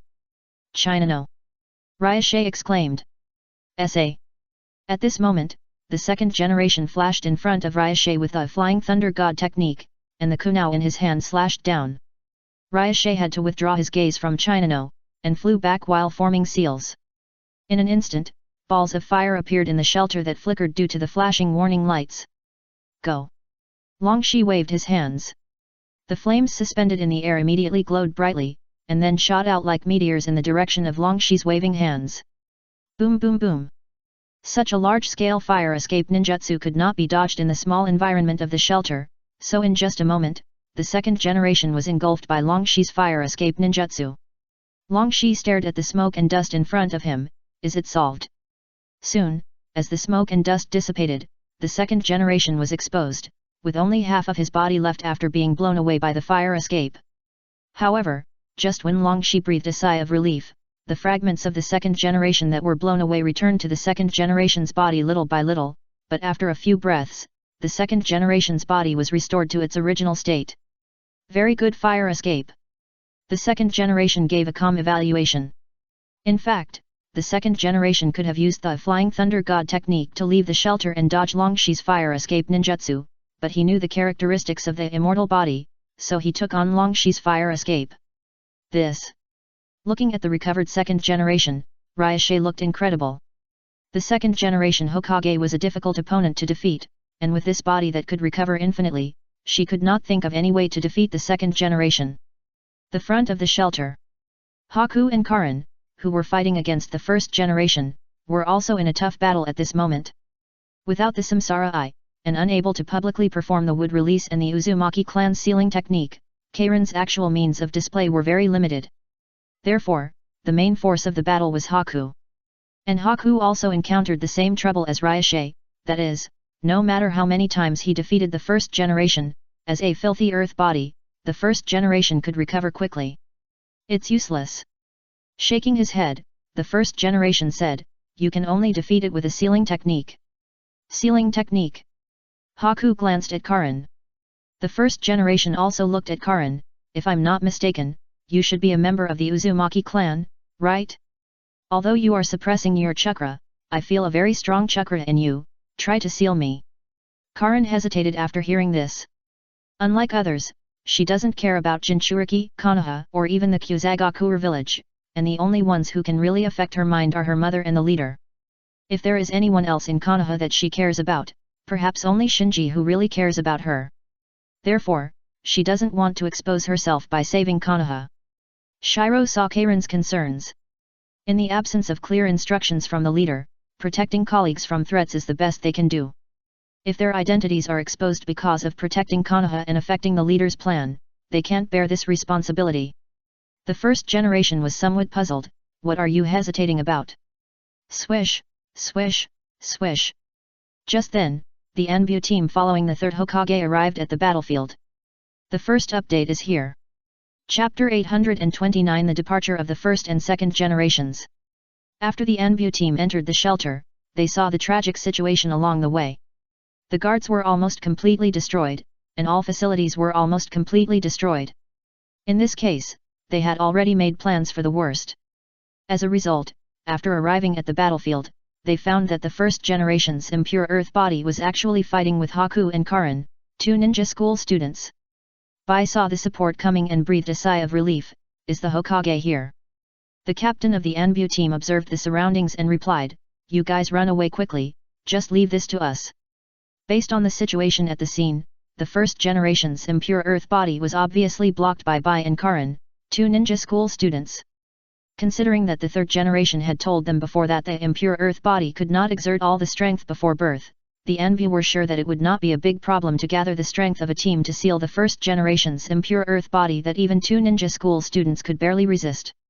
Although they were also a little confused about why the first generation's impure earth body, which was restrained by 2 ninja school students, would completely destroy the guards of the shelter, but now was obviously not the time to delve into this.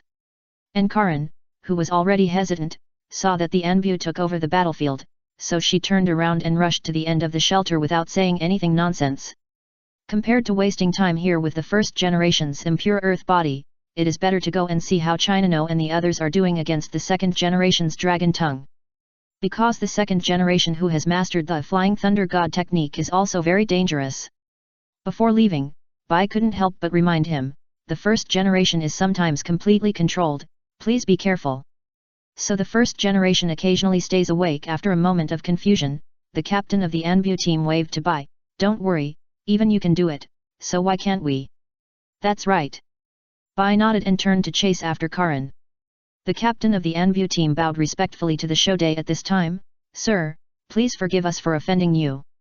The Shodai shook his head, don't worry, please seal me. The Shodai wanted to let Karin stay because he felt an instinctive fear from her. Among so many people he encountered, only Karin and Uchiha Shinji, who had fought with him before, made him feel fearful. Others were more or less a little bit worse. But the Anbu team in front of him looked quite elite, and from their conversation with Karin, it can be concluded that their strength should not be weak, so the Shodai did not speak.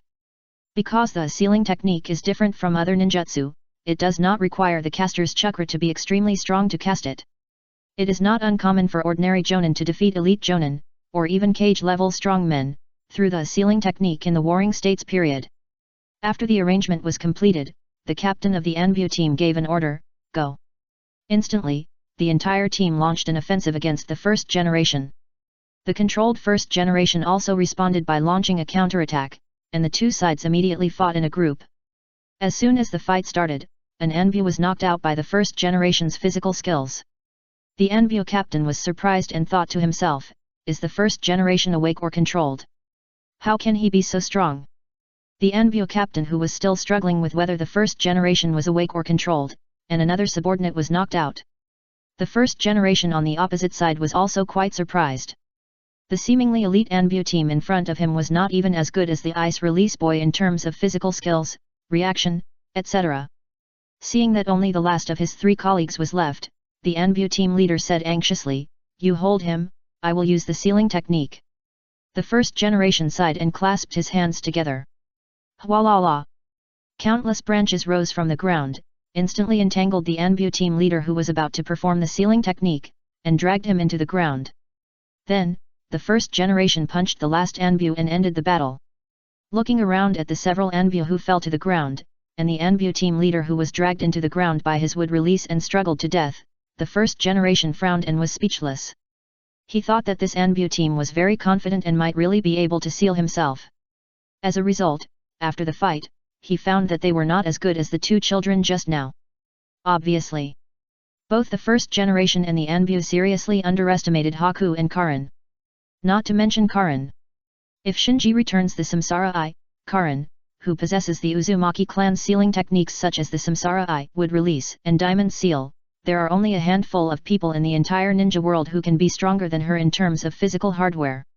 As a genius, Haku is already at the level of a jonin. In addition, he has studied the breathing method and reached the realm of spotted patterns. He was also given the speed ninjutsu and the ability of ice crystal creation by the light.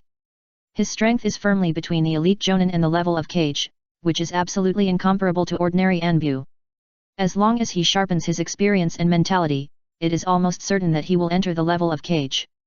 That's how Haku struggled to resist the first generation, and was in danger several times, not to mention the Anbu who generally only have the strength of a jonin or a special jonin. Hearing the sound of fighting behind him coming to an abrupt end, Bai frowned slightly. Karin, who possessed the Kagura heart, said, "They lost. So fast?" Bai was surprised. Karin was about to speak again, but she ran into Ryaga and Chino who were fighting the second generation. Ryaga and Chino were in a mess at this time, especially Chino, who looked seriously injured and covered in blood. Karin asked, "Are you okay?" Ryaga shook his head, "We're fine." Seeing that Bai and Karin had escaped unscathed, the second generation was still surprised even though they guessed that someone else in the village had held back the first generation. You know, it's not easy to escape unscathed from the first generation, even if the first generation was in the immortal state. Seeing that the second generation was also held back by Ryaga and Chino, Karin said, "Naruto and the others should have escaped far away, let's find a way to retreat." Yet. Ryaga and Chino nodded. At this moment, the second generation who was about to attack was suddenly startled, and the mind in his eyes completely disappeared, as if he was completely controlled, and he rushed towards the entrance of the shelter without looking back. Almost at the same time, the first generation who had solved the Anbu team also rushed towards the entrance of the shelter with a dull expression. What's going on?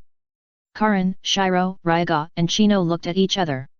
After a moment of shock, Karin said, "Never mind, let's go find Sasuke and Naruto, lest they encounter other dangers again." Shiro nodded, "Yet. The second update is here. I wish you all a happy new year first. The first 7 days of the month are double monthly tickets. Students who have tickets, please support it. Thank you all." Chapter 830 Let me, your disciple, kill you here.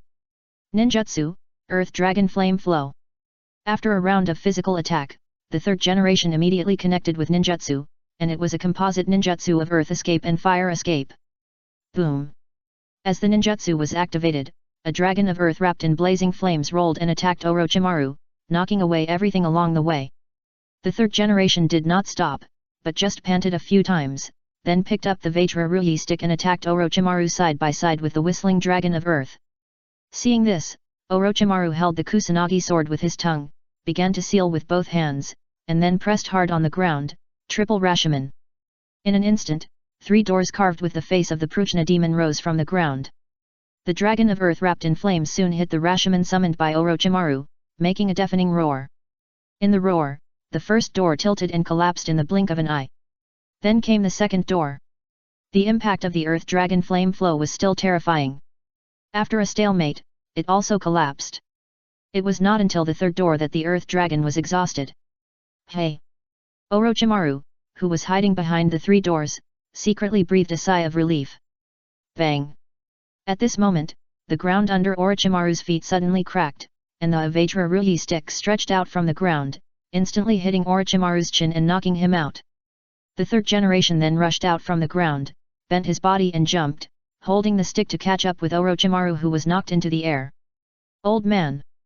Orochimaru, who was knocked into the air without any support, saw the third generation rise up with a stick and swing it down at him fiercely, and his pupils shrank suddenly. Bang! Accompanied by a low muffled sound, Orochimaru was hit by the Vajra Ruyi stick head-on, and was knocked down from the air like a cannonball and smashed on the ground. The third generation holding the Vajra Ruyi stick fell from the air, staring at the big pit, and gasped for breath.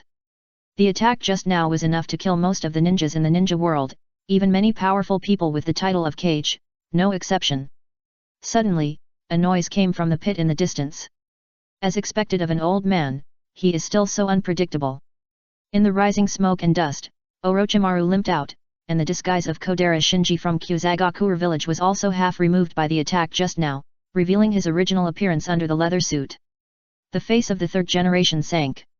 He knew that Orochimaru would not die so easily, but he did not expect that Orochimaru was not even injured. Orochimaru tore off the damaged leather suit. If it was 10 years ago. No, 5 years ago, I would have died in your hands. What a pity. Looking at the panting third generation, Orochimaru did not look proud. The third generation is still very strong. He is proficient in ninjutsu, taijutsu, and genjutsu, and has no weaknesses at all. His combat instincts and combat experience are far superior to those of ordinary ninjas. If Kakashi is the No. 1 technician in Konoha, then the third Hokage is the fully enhanced version of Kakashi Plus. The title of the strongest Hokage must be exaggerated, but at the peak of the third Hokage, it should be unquestionable that he was the strongest among the 5 Hokage. Otherwise, the third Hokage would not have allowed Konoha to win the 3 ninja world wars. It's a pity that the third Hokage is old. The old face, the decayed body, and the chakra that is still hot but a little weak, all of this was seen by Orochimaru. When he thought of the ninja hero who dominated the ninja world in the past, he became an old man who started to breathe heavily after a few moves. Orochimaru had a complicated expression. "Teacher, don't get old anymore, let me, your disciple, kill you here." Orochimaru began to seal. At this moment, he even gave up the idea of capturing Sasuke and decided to send his teacher off for the last time, letting the third generation die in battle as a Hokage, rather than continuing to age and experience the despair of power draining away from his body bit by bit but unable to stop it. Looking at the seal on Orochimaru's hand, the third generation frowned. "What is this?" Swish! Swish! Soon, 2 figures rushed out of the shelter, one on the left and one on the right, landing on both sides of Orochimaru. Looking at the familiar face of the other party, the third generation fell into a trance for a while. No doubt. The people summoned by Orochimaru were the first and second generations who were fighting fiercely with Haku, Karin, Ryaga, and Chino in the shelter. "Is it Monkey?" The second generation, who recognized the third generation, shook his head and sighed, "Are you so old too?" The first generation said, "As the shadow who protects the village, it is not easy to live to this age." 2. The third generation was full of bitterness. He never thought that one day he would face the first and second generations.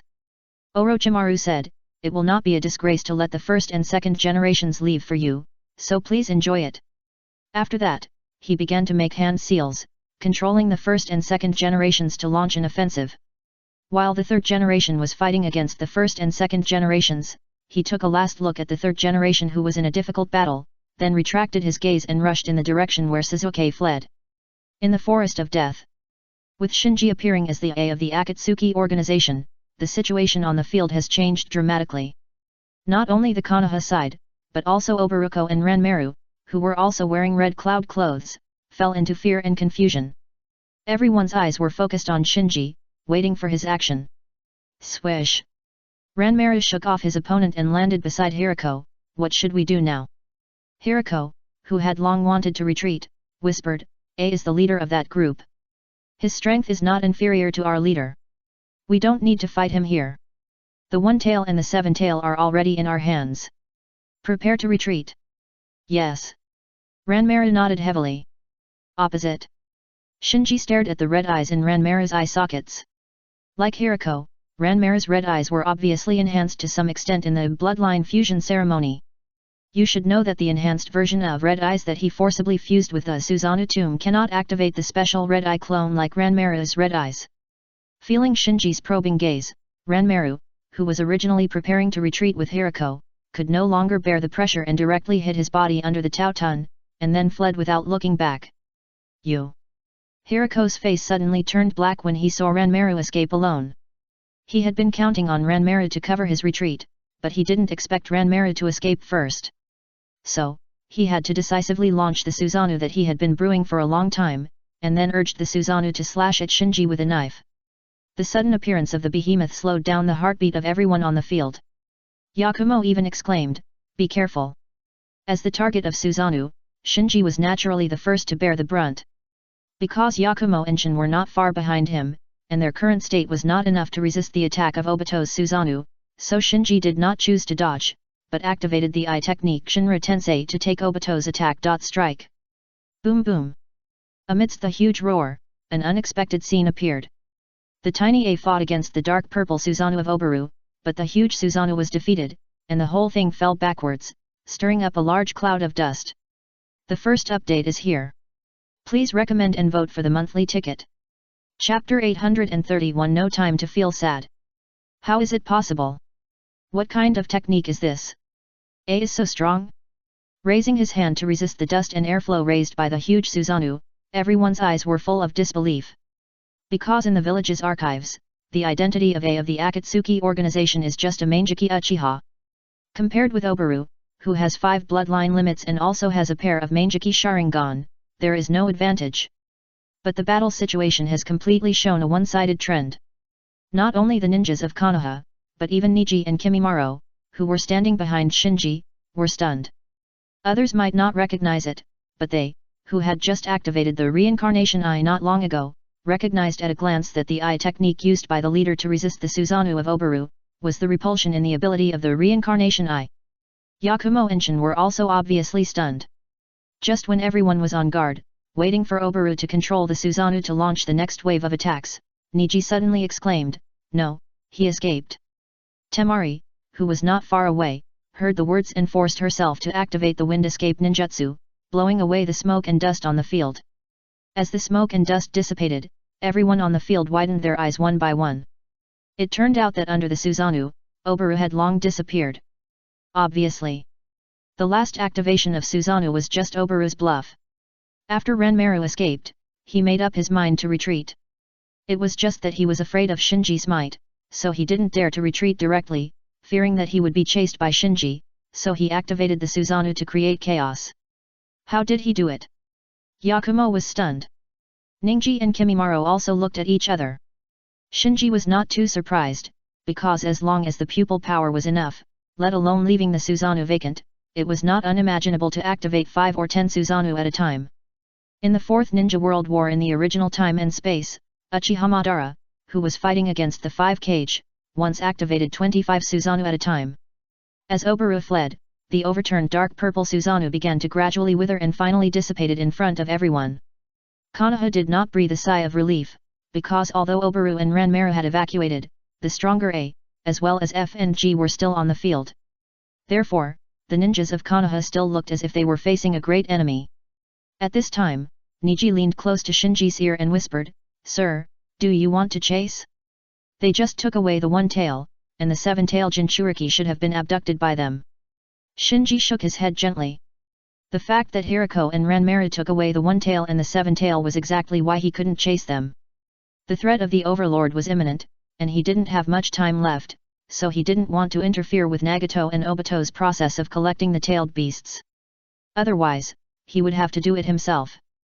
Compared to doing it himself and fighting against the 5 major ninja villages and the Akatsuki organization at the same time, it would be simpler for Shinji to wait for the Akatsuki organization to gather all the tailed beasts and take all the tailed beasts from the Akatsuki organization when they were about to revive the 10-tail.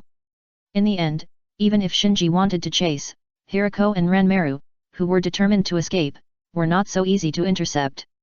The speed of Hirako and Ranmaru when launching swift release is not slower than Shinji, who uses 12 zodiac signs, and the range of 10,000 things Tenjin is limited. As long as Hirako and Ranmaru are slightly away from each other, Shinji will have no way to deal with them. Especially Ranmaru. After launching Transparent Release and Red Eye Clone, even Niji with the Byakugan cannot lock the opponent's body, and Shinji, who is currently only equipped with the Rinnegan, has difficulty in even basic insight, let alone pursuit. So having an advantage in a frontal battle is not the same as being able to keep the opponent. It can be said that in the entire Akatsuki organization, except for Obito who has mastered Kamyu, Hirako and Ranmaru are the most difficult members to kill. Whether it is Nagato as the leader, Konan and Deidara who have the ability to fly, or Haiden who has an immortal body and 5 hearts, they are not as strong as them in terms of saving their lives. After glancing at Niji and Kimimaro, Shinji thought for a moment and ordered, "The mission is over, you can retreat." "My lord." Ningji wanted to fight for it again, at least try to chase after Hirako and Ranmaru. Shinji shook his head, "Retreat." "Yes." Kimimaro nodded decisively. Ningji had no choice but to nod. After giving instructions to Niji and Kimimaro, Shinji glanced at Yakumo and Shin, then his figure flashed and disappeared from the spot. After Shinji, Niji and Kimimaro all left, the people in Konoha breathed a sigh of relief. Kakashi hurried to Yakumo, Shin and the others, "Are you all right?" "Nothing." Yakumo and Shin shook their heads together. When Hirako's Arashi Ghost Dragon fell just now, they both thought that they were doomed, so they were still a little scared at this moment. Temari and Kankuro came to Gaara and looked at him. Luo's body gradually turned cold, and he was in a daze. Kakashi, who saw this scene, just sighed, and immediately said to Yakumo and Shin, "Your chakra is almost exhausted, go to the shelter." Yakumo asked, "Teacher Kakashi, what about you?" Yamato, Hong and other senior ninjas also looked at Kakashi. Kakashi also experienced several battles in succession, and his condition was not much better than them. Kakashi said, "I'll go to see Naruto, Sasuke and others, and confirm their safety." Hong said, I'll go with you. Kakashi shook his head and said to Hong and other senior ninjas, you have consumed too much, so stay here to rest, and by the way, safely evacuate all the reference teams still stranded in the Death Forest. Hong nodded slightly, I understand. Kakashi said no more, and disappeared directly on the spot. In the melee in the Forest of Death, the Ninja Village Alliance was defeated, the One-Tail was captured, the One-Tail Jinchuriki was killed, the Seven-Tail Jinchuriki was missing, and a large number of ninjas were either dead or injured. But Kakashi had no time to feel sad, because the crisis of the village had not been resolved at this time. The death army of the demons was still advancing towards Konoha, and Orochimaru, who used immortal reincarnation to control the first and second generations, was still coveting Sasuke, and the threat of the Akatsuki organization had not been completely resolved. For him, the current situation is far from being able to rest. On the other side, Orochimaru quickly caught up with Naruto and Sasuke, who escaped from the back door of the shelter. Just as Orochimaru was about to take action, Shiro, Karin, Ryaga, and Chino, who also evacuated from the back door of the shelter, finally arrived in time. The second update is here. Please recommend and vote. Now the monthly votes are doubled, and students who still have votes in their hands, please support it. Chapter 832 The Essence of the Ninja World. Seeing that Orochimaru had already torn off the disguise of Kodera Shinji of Kyuzagakure village, revealing his true appearance, Sasuke, who was carried on Naruto's back, asked coldly, the curse seal on my shoulder is given by you. The person in the cave that day was you. Orochimaru smiled, yes. Sasuke asked loudly, why? Orochimaru slowly spread his arms, because you are one of the few precious Uchiha left, and because you have the Mangeki Sharingan. So you keep pestering me just for my Sharingan. Sasuke's face sank, and he said sarcastically, it's a pity that it has exhausted its pupil power. Even if you take it away, it will be useless. Orochimaru obviously wants more than just Sasuke's Sharingan, but he did not correct Sasuke, but just raised the corners of his mouth slightly. Seeing that Orochimaru had no intention of hiding his desire for Sasuke, Naruto was furious. You actually want to take away Sasuke's eyes, what a disgusting guy. Kid, this is the nature of the ninja world. Orochimaru smiled, shifted his gaze, and swept over the four people, Haku, Karin, Ryaga, and Chino, who hurried over.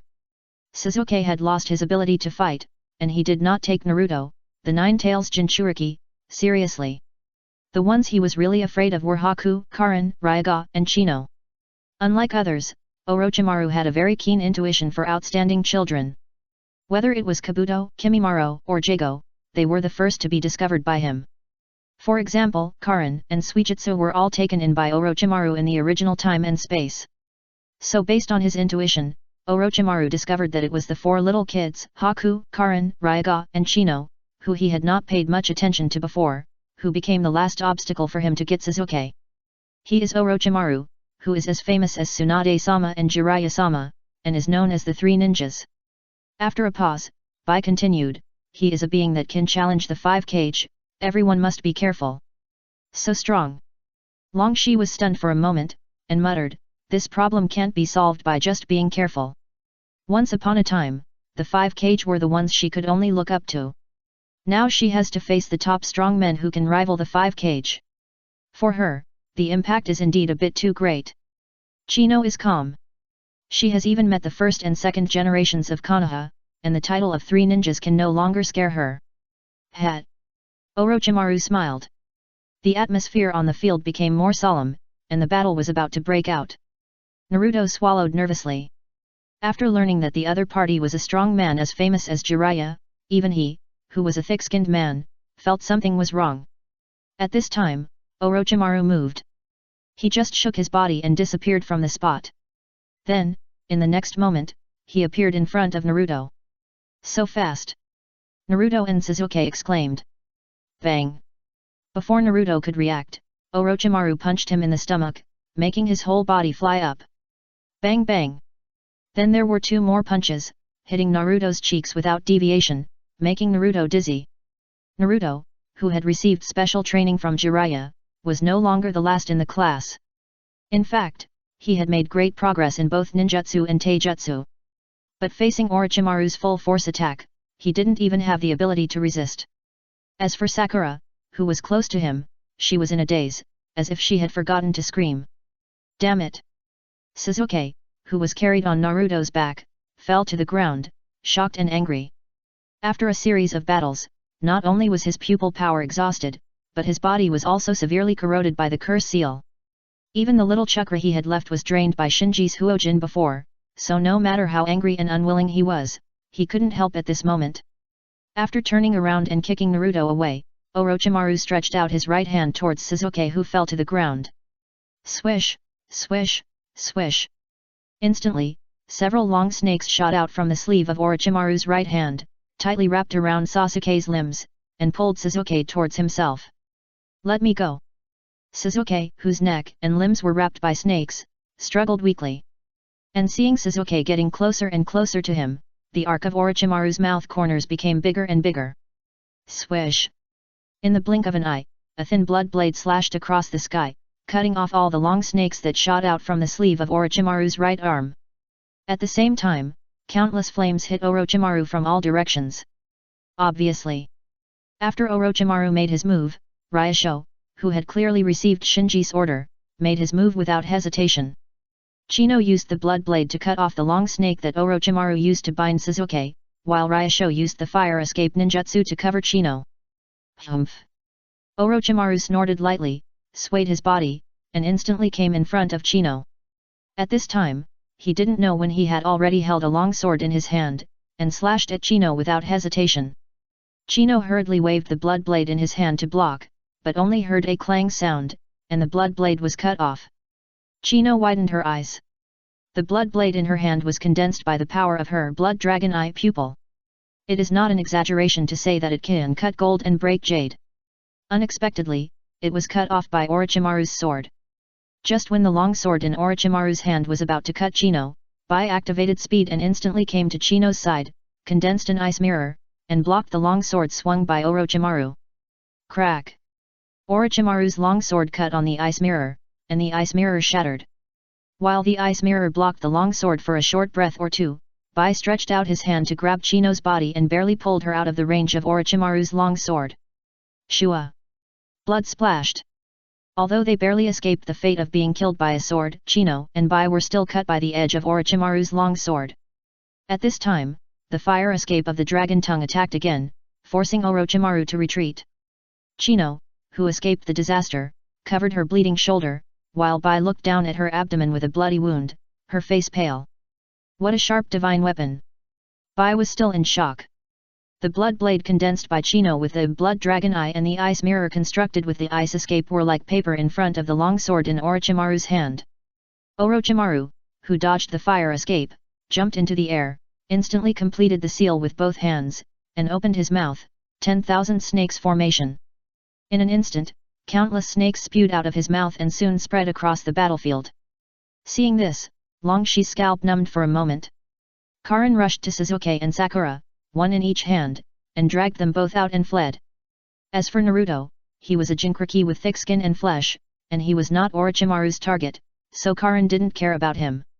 The first update is here. Please recommend and vote for the monthly ticket. Chapter 833 Regroup. After controlling the situation with the 10,000 snakes formation, Orochimaru, with a grim smile on his face, took advantage of the cover of the overwhelming snakes, and swam among the snakes like a snake, quickly approaching Karin, who was pulling Sasuke and Sakura away. Karin, who possessed the Kagura Heart's Eye, naturally would not be attacked by Orochimaru. After sensing that Orochimaru had caught up with her, she quickly threw Sasuke and Sakura far away, and then turned around to fight with Orochimaru. Bang bang bang! After a violent physical attack and defense, Karin barely blocked Orochimaru. However, just when her attention was all on Orochimaru in front of her, she suddenly felt a pain in her ankle. She looked down and found that a small green snake had lurked under her feet and took the opportunity to bite her ankle fiercely. Instantly, Karin felt a sense of numbness spreading from the wound on her ankle. It's poisonous. She was shocked. Orochimaru smiled and said, "This is the poisonous snake I carefully cultivated. Once bitten by it, even the strongest ninja will be completely paralyzed within 5 seconds. What? The whole audience was shocked. Sasuke, who was thrown to the ground by Karin, looked ashen at this time. However, after a short fight, Naruto was seriously injured, Bai and China were injured, and Long Shi was trapped in the snake group and couldn't take care of himself. Karan was now poisoned by Orochimaru. The situation was completely one-sided. As if he felt that the overall situation was settled, Orochimaru walked slowly towards Sasuke on the ground and said, "That's it." Sasuke felt desperate as he stared at Orochimaru, who was walking towards him. "You bastard, don't get close to Sasuke." Naruto's layers of shouting suddenly exploded in the field. Orochimaru turned his head and saw that Naruto, who was knocked down first, had not only climbed up, but also activated the multiple shadow clone technique, creating hundreds of shadow clones, almost filling the entire battlefield.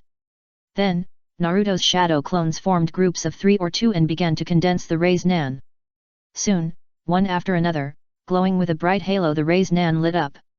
This scene gave hope to the desperate Sasuke. Sakura cried with joy and shouted, "Naruto!" Orochimaru couldn't help but marvel, "You can actually create so many shadow clones, you are worthy of being the Nine-Tails Jinchuriki." Countless Naruto shouted together, "A guy like you is not worthy of being on par with Jiraiya. I will defeat you today." After shouting, all the Naruto attacked Orochimaru from all directions. Faced with such a scene, everyone present was moved, even Haku and Karin were no exception, and Sasuke, who always looked down on Naruto, was so surprised that he opened his mouth slightly. Orochimaru also put away his smile, held the Kusanagi sword in his mouth, and then began to seal with both hands, Kusanagi, Sky Sword. In an instant, Orochimaru's neck stretched out suddenly, and flew out like a snake. At the same time, the Kusanagi sword held in his mouth also stretched straight, extending dozens of meters in an instant. Then, Orochimaru's head turned sharply, and the Kusanagi sword held in his mouth and extended dozens of meters swept across. Bang, bang, bang.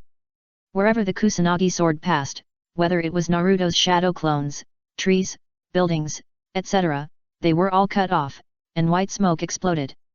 Although Naruto's shadow clones were many, they could not withstand the sweep of the Kusanagi sword that stretched dozens of meters, so after only 2 sweeps back and forth, Naruto's shadow clones were almost swept away. As for the countless rays Nan that Naruto had rolled out, either they lost the chakra to maintain and quickly dissipated, or they accidentally fell on the ground and trees, exploding big holes, but none of them hit Orochimaru. As Naruto's shadow clones disintegrated, his real body was revealed. Orochimaru immediately thrust out a sword, piercing through Naruto's body and nailing him directly to a tree. Without drawing his sword, Orochimaru retracted his head that had been raised high. Sakura was in despair. How could this happen?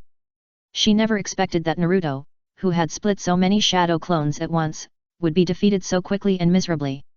Sasuke also looked ashen. The gap is so big. You little brats are already very surprising. Orochimaru smiled and walked towards Sasuke again. Naruto was nailed to the tree by the Kusanagi sword, and his life and death were unknown. Sakura's legs were shaking and her eyes were dull. Haku and China were injured, Karin was poisoned, and the dragon's tongue was entangled by the 10,000 snakes. The situation had developed to this point, and it seemed to be a foregone conclusion. Even Orochimaru himself had relaxed his vigilance. After all, the performance of these little devils in front of him was far beyond his imagination. At this moment, Karin, who should have been paralyzed by the snake venom and unable to move, suddenly took a step forward. "Hey!" Orochimaru stopped abruptly, looking a little surprised. After taking a step, Karin slowly raised her arms. Swish! At this time, Bai and China used the instant body technique to come to both sides of Karin, and bit Karin's raised arm. Hiss! In a burst of steam, the wounds of Bai and China that were cut by the Kusanagi sword healed rapidly at a speed visible to the naked eye. Orochimaru was a little surprised. What is this?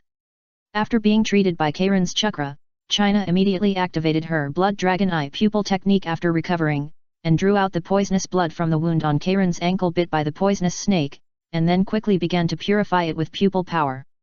As the poisonous blood contaminated by snake venom was drawn out of her body little by Chino, Karin felt the numbness in her body quickly subsided. Soon, Karin completely got rid of the numbness and moved her body.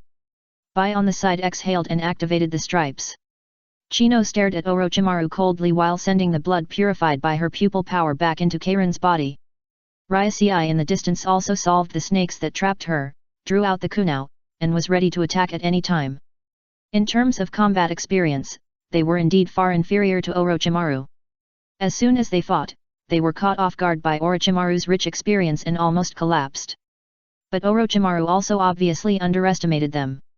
Ryusei and Chino lacked practical experience with masters, and suddenly encountered a strong man of Orochimaru's level, and they were a little confused. Bai and Karin were purely because they didn't want to overexpose their strength, so they were a little restrained. Seeing that the little ghosts regained their strength in a blink of an eye, Orochimaru finally put away the smile on his face and frowned. Shua! Just then, a figure suddenly fell from the sky and landed in the field.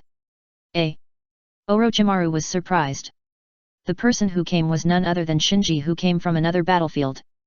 The second update is here. During the double monthly ticket period, please support us. Thank you all. Ask for leave. I have a fever of 38.4 degrees. I was fine before, but I went out for New Year's Day and then I had a fever. Now my head is dizzy, so I can only ask for leave, sorry. Chapter 834. Don't worry, it won't take much time. Orochimaru was really moved this time, his face darkened in an instant, and he was angry that his good thing was disturbed. When the others in the field saw Shinji appear, they all breathed a sigh of relief. Karin put aside her worries. With the leader taking action, she no longer needed to risk exposing her identity. White, Dragon Tongue, Chino was relieved. Obviously, facing a strong man of Orochimaru's level, they still had some lingering fears. Sasuke, who was the most desperate, grinned. Only Sakura was still trembling. Orochimaru was terrifying, and Akatsuki was even more terrible. What's more, Orochimaru coveted Sasuke, and Akatsuki coveted Naruto, so in her opinion, there seemed to be no conflict between Orochimaru and Akatsuki. If the two sides joined forces, the situation would probably be irreversible. Shinji glanced at the battlefield lightly, and saw that Karin, Shiro, Ryuga and Chino looked very embarrassed, and was a little surprised. But after thinking about it, he understood why and smiled. In terms of strength, Karin, Haku, Ryuga and Chino are all geniuses far beyond their peers, but in terms of combat experience and control of the battle situation, they are obviously beaten by Orochimaru. Not only them, Yakumo and Shin on the other side of the battlefield are similar. When dealing with peers, or even ordinary Jonin-level enemies, they can achieve impressive results with their own super hardware level.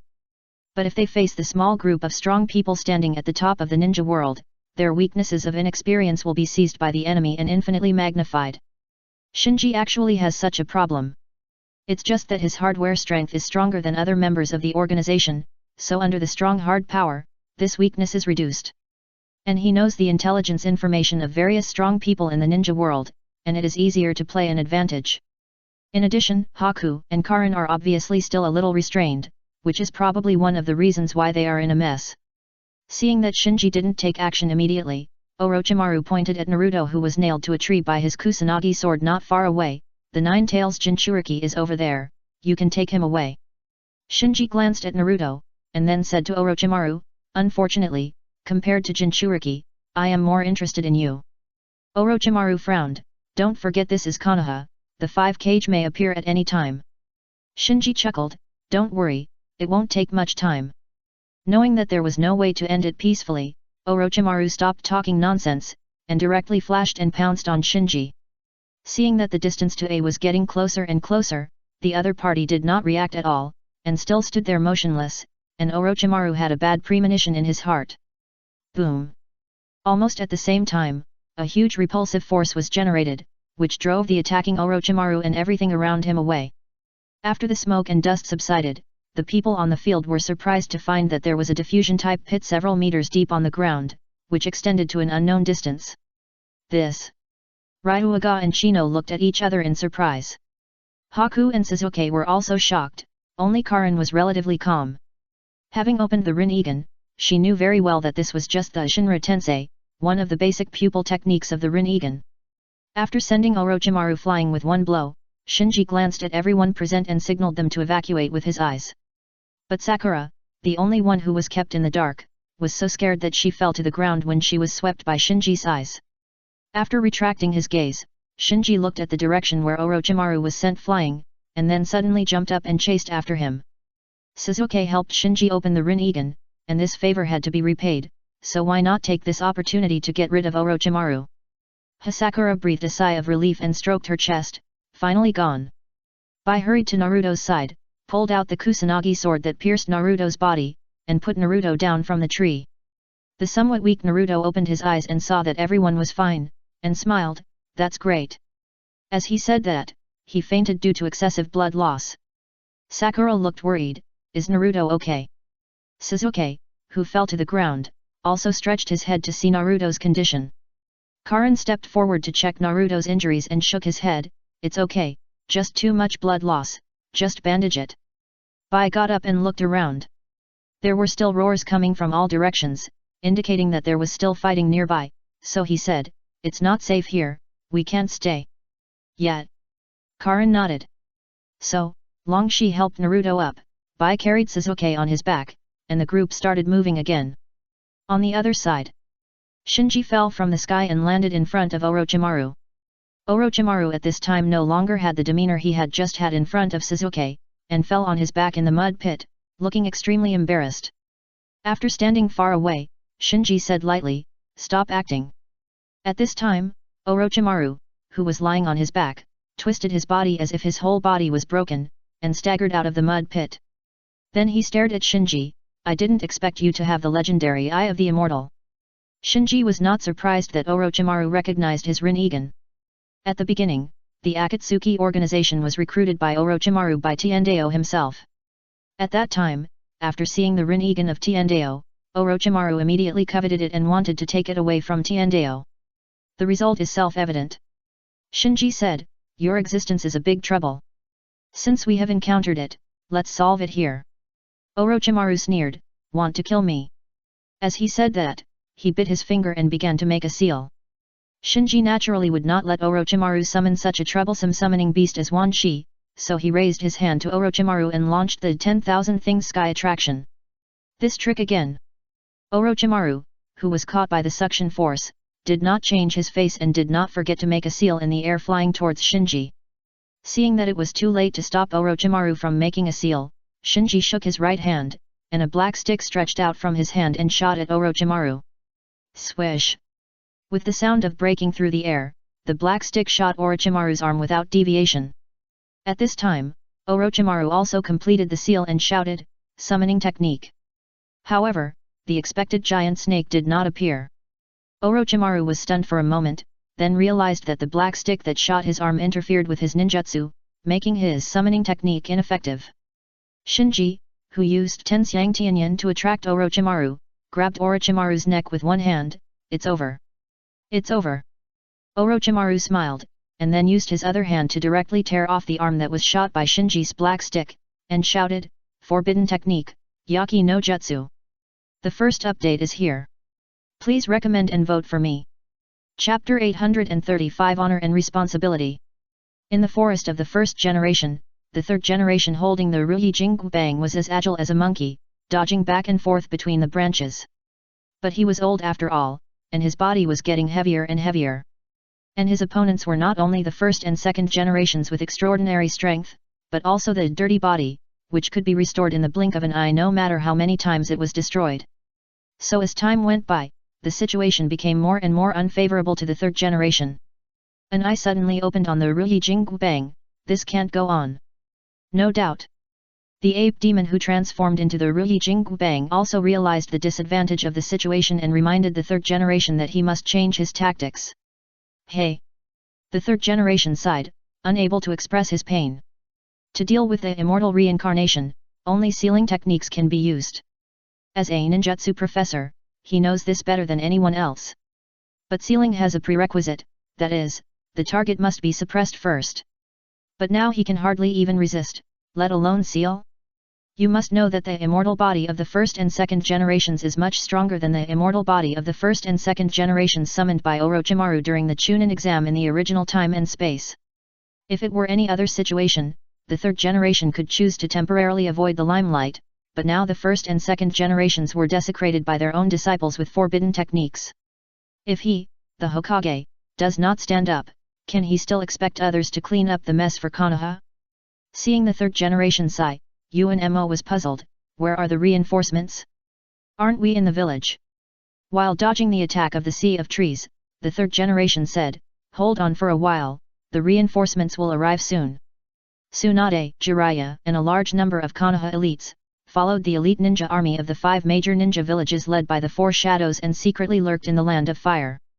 As advisory elders, Koharu Udaten and Enmito Kato went to another battlefield and were resisting the advance of the Death Legion. In addition, Kakashi, Asuma and other elite jonin were trapped in the Forest of Death, so although the 3rd generation was in Konoha village at this time, he could not get any support, and could only hope that the elite ninja army lurking in the land of fire would return to Konoha as soon as possible. S.A. At this moment, the 2nd generation used the Flying Thunder God technique to suddenly flash behind the 3rd generation, and slashed down with the kunao in his hand. The 3rd generation, who knew the 2nd generation well enough, had already made a prediction. First sideways he dodged, then swung the Vajra Ruhi stick in his hand and smashed it back, hitting the 2nd generation's head and knocking it out. Before the 3rd generation could catch his breath, countless branches and vines entangled him and wrapped his legs. If it were 5 years ago, such an attack would have been impossible to catch the 3rd generation, but now with the decline of physical strength, the 3rd generation's reaction is getting slower and slower. When his legs were completely entangled by the wood release, he realized that something was wrong. Just when the 3rd generation was about to swing the Vajra Ruhi stick to break the branches entangled his legs, several more branches and vines entangled from behind and entangled his hands. Seeing that things were impossible, the 3rd generation immediately threw out the Vajra Ruhi stick in his hand and shouted, "Ape demon, please!" The Vajra Ruhi stick that flew into the air quickly fell down, and in a few strokes, it smashed the wood release that entangled the 3rd generation, freeing the 3rd generation from trouble. The 3rd generation raised the Vajra Ruhi stick again, and he dared not be careless anymore, and he held up his spirits. The Saruma who transformed into the Vajra Ruhi stick said, "Hiruzen, if you continue like this, you will die." The 3rd generation's face darkened.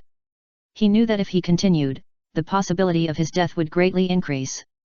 However, as a Hokage, while enjoying the honor and cheers, he also shouldered the responsibility. This was the case with the 1st generation, the 2nd generation, and the 4th generation. Especially the 2nd and 4th generations who mastered the Flying Thunder God technique.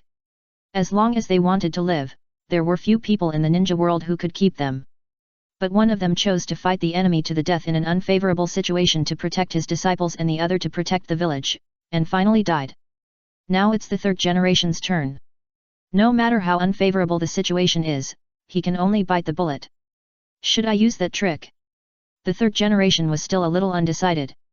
The Ashiki Fusion that can summon the God of Death can use the God of Deaths to summon the God of Death at the moment of casting the spell. Force to suppress the opponent's resistance. So as long as you can reach the target, you don't have to worry about suppressing the target. But such a domineering sealing technique naturally has a very tragic price. Not only the sealed person, but also the soul of the caster will be swallowed by the God of Death in the end, and will never be reborn. This is also the main reason why the 3rd generation hesitated. In addition, the signal has been sent for so long, but the elite ninja army lurking outside has not returned to help, which forced him to think of the worst. If the elite ninja army has any accident, and he, the Hokage, is killed again, then Konoha will really fall into an irretrievable situation. Suddenly, the demon reminded, "Be careful." Shua. A water line shot from the blind spot of the sight, drew an arc, and slashed towards the 3rd generation. Just as the 3rd generation wanted to dodge sideways, the 1st generation fell from the sky and captured the 3rd generation's body from behind. Crash! With just a short delay, the entire left arm of the 3rd generation, along with the 1st generation who was holding him from behind, was cut off by the water line. No doubt. This water line was the water-style ninjutsu water severing wave performed by the 2nd generation who was hiding in the dark. This technique can even cut off the sacred tree, let alone the flesh and blood body. The 1st generation was an impure earth body, and soon began to recover after being cut off by the water line. But the 3rd generation lost his left arm and the ability to seal. For ordinary ninjutsu, the 3rd generation can complete it with one-handed seals, but for a sealing technique like Shikigami Fujin, even he must seal with both hands to activate it. So this blow completely destroyed the 3rd generation's possibility of sealing the 1st and 2nd generations. Covering the wound of his broken arm, the 3rd generation half knelt on the ground, his expression gloomy. If he had a choice before, he no longer has one now.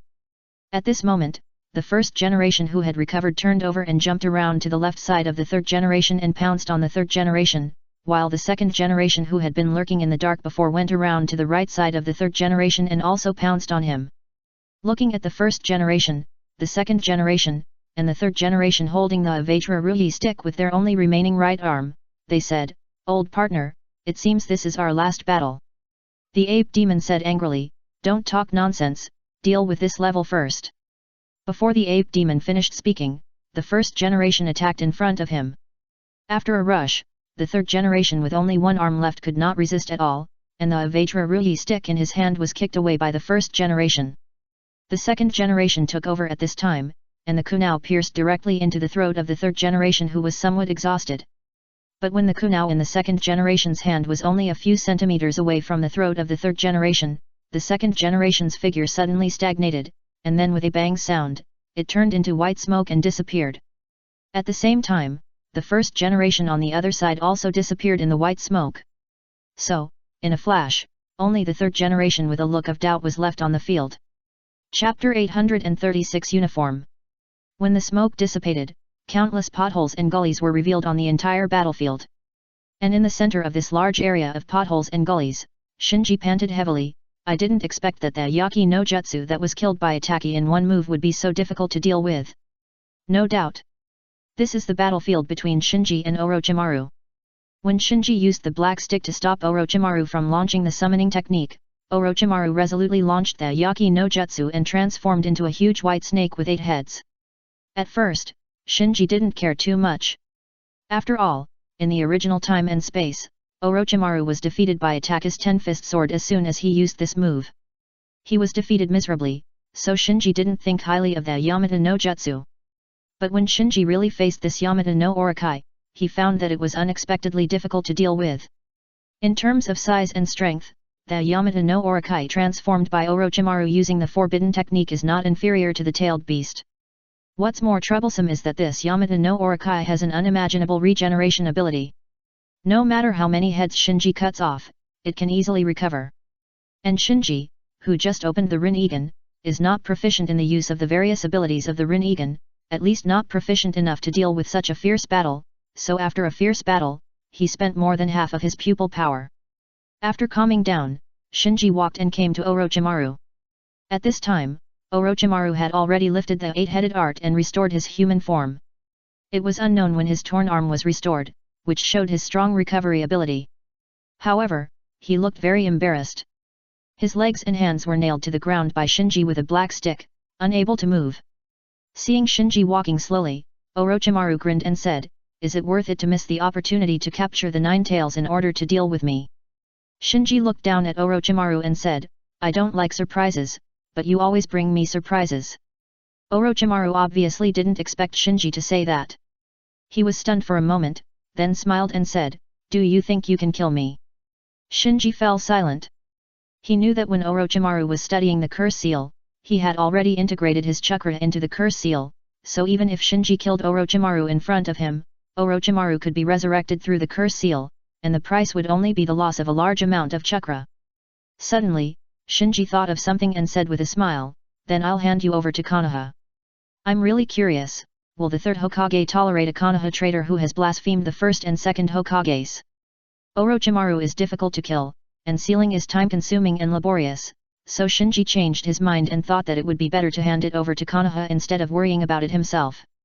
Anyway, after this battle, the third Hokage must have no reason to tolerate Orochimaru. However, Shinji didn't know that it was he who subdued Orochimaru with the black stick at the critical moment, causing Orochimaru to be unable to mobilize chakra, forcing the immortality reincarnation to be interrupted, and saved the third Hokage's life. Otherwise, if he was a little slower, Konoha would have nominated the 5th Hokage. After hearing what Shinji said, Orochimaru's face was gloomy. It's not that he was afraid of falling into Konoha's hands, he just didn't understand why he went to so much trouble to subdue him. It can't be just to protect Sasuke. After making up his mind, Shinji stopped talking nonsense with Orochimaru and disappeared in a flash. He showed up as Akatsuki's aide this time just to ensure the safety of his subordinates. If Orochimaru hadn't attacked Sasuke again and again, he wouldn't have bothered to deal with Orochimaru. Now the situation is stable, all his subordinates are safe, Akatsuki has taken away the one-tail and seven-tail Jinchuriki as they wished, and Orochimaru has also been subdued. If he continues to stay here as Akatsuki's A, he will become the problem itself. After Shinji left, Orochimaru struggled violently.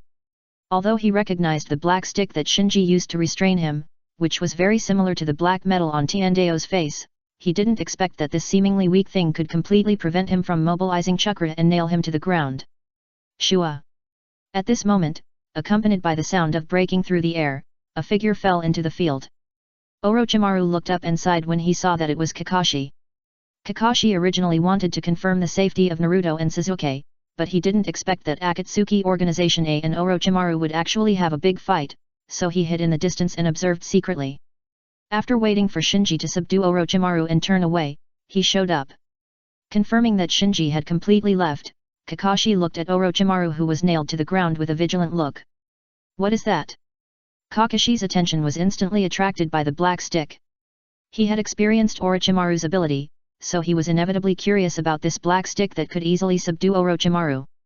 However, he also knew that now was not the time to satisfy his curiosity, so he immediately shot a distress signal flare into the air. Swoosh! Boom! Watching the distress signal flare explode in the air, Kakashi remained highly alert, neither talking to Orochimaru nor going forward to study the black stick. A moment later, a large number of Konoha ninjas arrived at the battlefield. Because they were not sure of the characteristics of the black stick, the Konoha ninjas who arrived did not act rashly like Kakashi, but consciously stood guard around. Hong, who hurried over, looked at Orochimaru, who was nailed to the ground by the black stick, and was surprised. Kakashi, what's going on? Kakashi said, it was done by A of the Akatsuki organization. He defeated Orochimaru here and left the battlefield. Hong was a little surprised.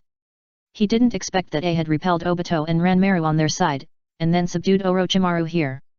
Swish, swish, swish. There was another sound of breaking wind, and the third generation led a group of Anbu to the battlefield.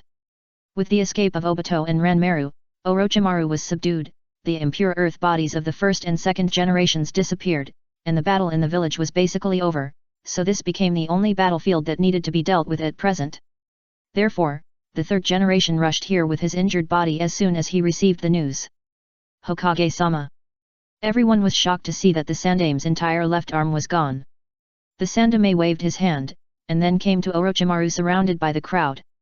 Orochimaru, who was nailed to the ground by the black stick, looked up at the Sandame and smiled. It's just an arm lost, you are worthy of being an old man. The Sandame said with a gloomy face, Orochimaru, do you regret it? The first update is here. Chapter 837. Is it worth it? Regret? Orochimaru said with a joking face, looking at your old appearance now, I am very glad for my original choice. The third generation asked with a look of regret, Konoha is the place where you were born and raised. Is it worth turning this place into a scorched earth for your ambition? Orochimaru calmed down. Village, friendship, morality, human relations, these are just shackles that bind us. Teacher, these things will only bind us and make us weaker. The third generation was speechless for a moment. You. Orochimaru said, the first and second generations I summoned are indeed my rare masterpieces, but as long as you want to escape, they should not be able to hurt you, right? In order to deal with two zombies, I lost my hand seal. Then let me ask you, is it worth it? The third generation said in a deep voice, I am the Hokage. Orochimaru showed a joking expression on his face again, being a Hokage is a death.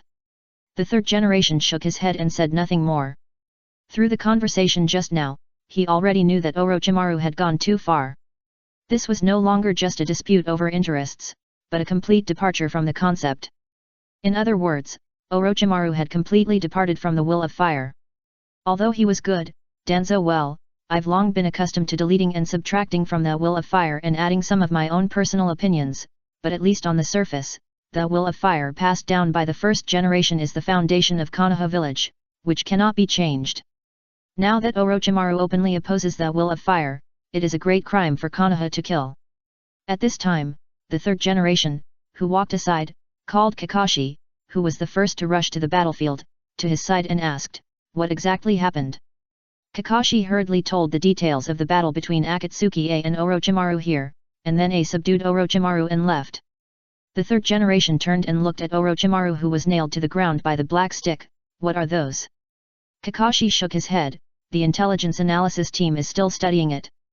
The initial speculation is that it is a chakra product with a sealing effect. The third generation pondered. Orochimaru once joined Akatsuki and then defected from it, so it is not difficult to understand the motive of Akatsuki to deal with Orochimaru. It's just that the third generation is a little confused. Since A has already subdued Orochimaru, why didn't he kill him, but left him directly on the battlefield? In this way, wouldn't it be a disguised way to hand Orochimaru over to Konoha? After thinking about it, there is only one reason to explain A's behavior, that is, he can't kill Orochimaru. Considering the upper string organization that has appeared in the ninja world before and cannot be killed no matter how hard it is to kill, and Orochimaru's long-term secret research on the human body, it is not unacceptable that Orochimaru has acquired a difficult-to-kill ability. Kakashi said, A didn't kill Orochimaru. I guess it's because he can't completely kill him in a short time, so. Before Kakashi finished speaking, the third generation nodded. Obviously, Kakashi also thought of this. After a moment of hesitation, the third generation ordered, let the sealing squad take over and seal Orochimaru first. In addition, after the sealing is completed, take down the black stick and hand it over to the intelligence squad for analysis. Yes. Kakashi responded. The third generation coughed twice and then asked, what is the damage? Kakashi's face suddenly dimmed. The third generation frowned, what happened to Naruto? Kakashi shook his head, Naruto and Sasuke are safe and sound, but the Sand Village's one-tailed Jinchuriki Gaara was attacked and killed, and the other one was taken away by Beiruo. The seven-tailed Jinchuriki Kaed of the Takigakure village is currently missing and is very likely to have been abducted by Beiruo. The third generation's face changed drastically. What? The three Jinchuriki left in the village were killed and abducted by the Akatsuki organization at once. How can he explain this to the fourth generation Kazekage and the Takigakure village? Kakashi had to explain, because Orochimaru used the immortal reincarnation to summon the first and second generations, our deployment was completely disrupted. A large number of forces were tied up, and we lost in the fight against the immortal body of the first and second generations. The third generation nodded. This accident of Orochimaru was indeed something he had not expected in advance.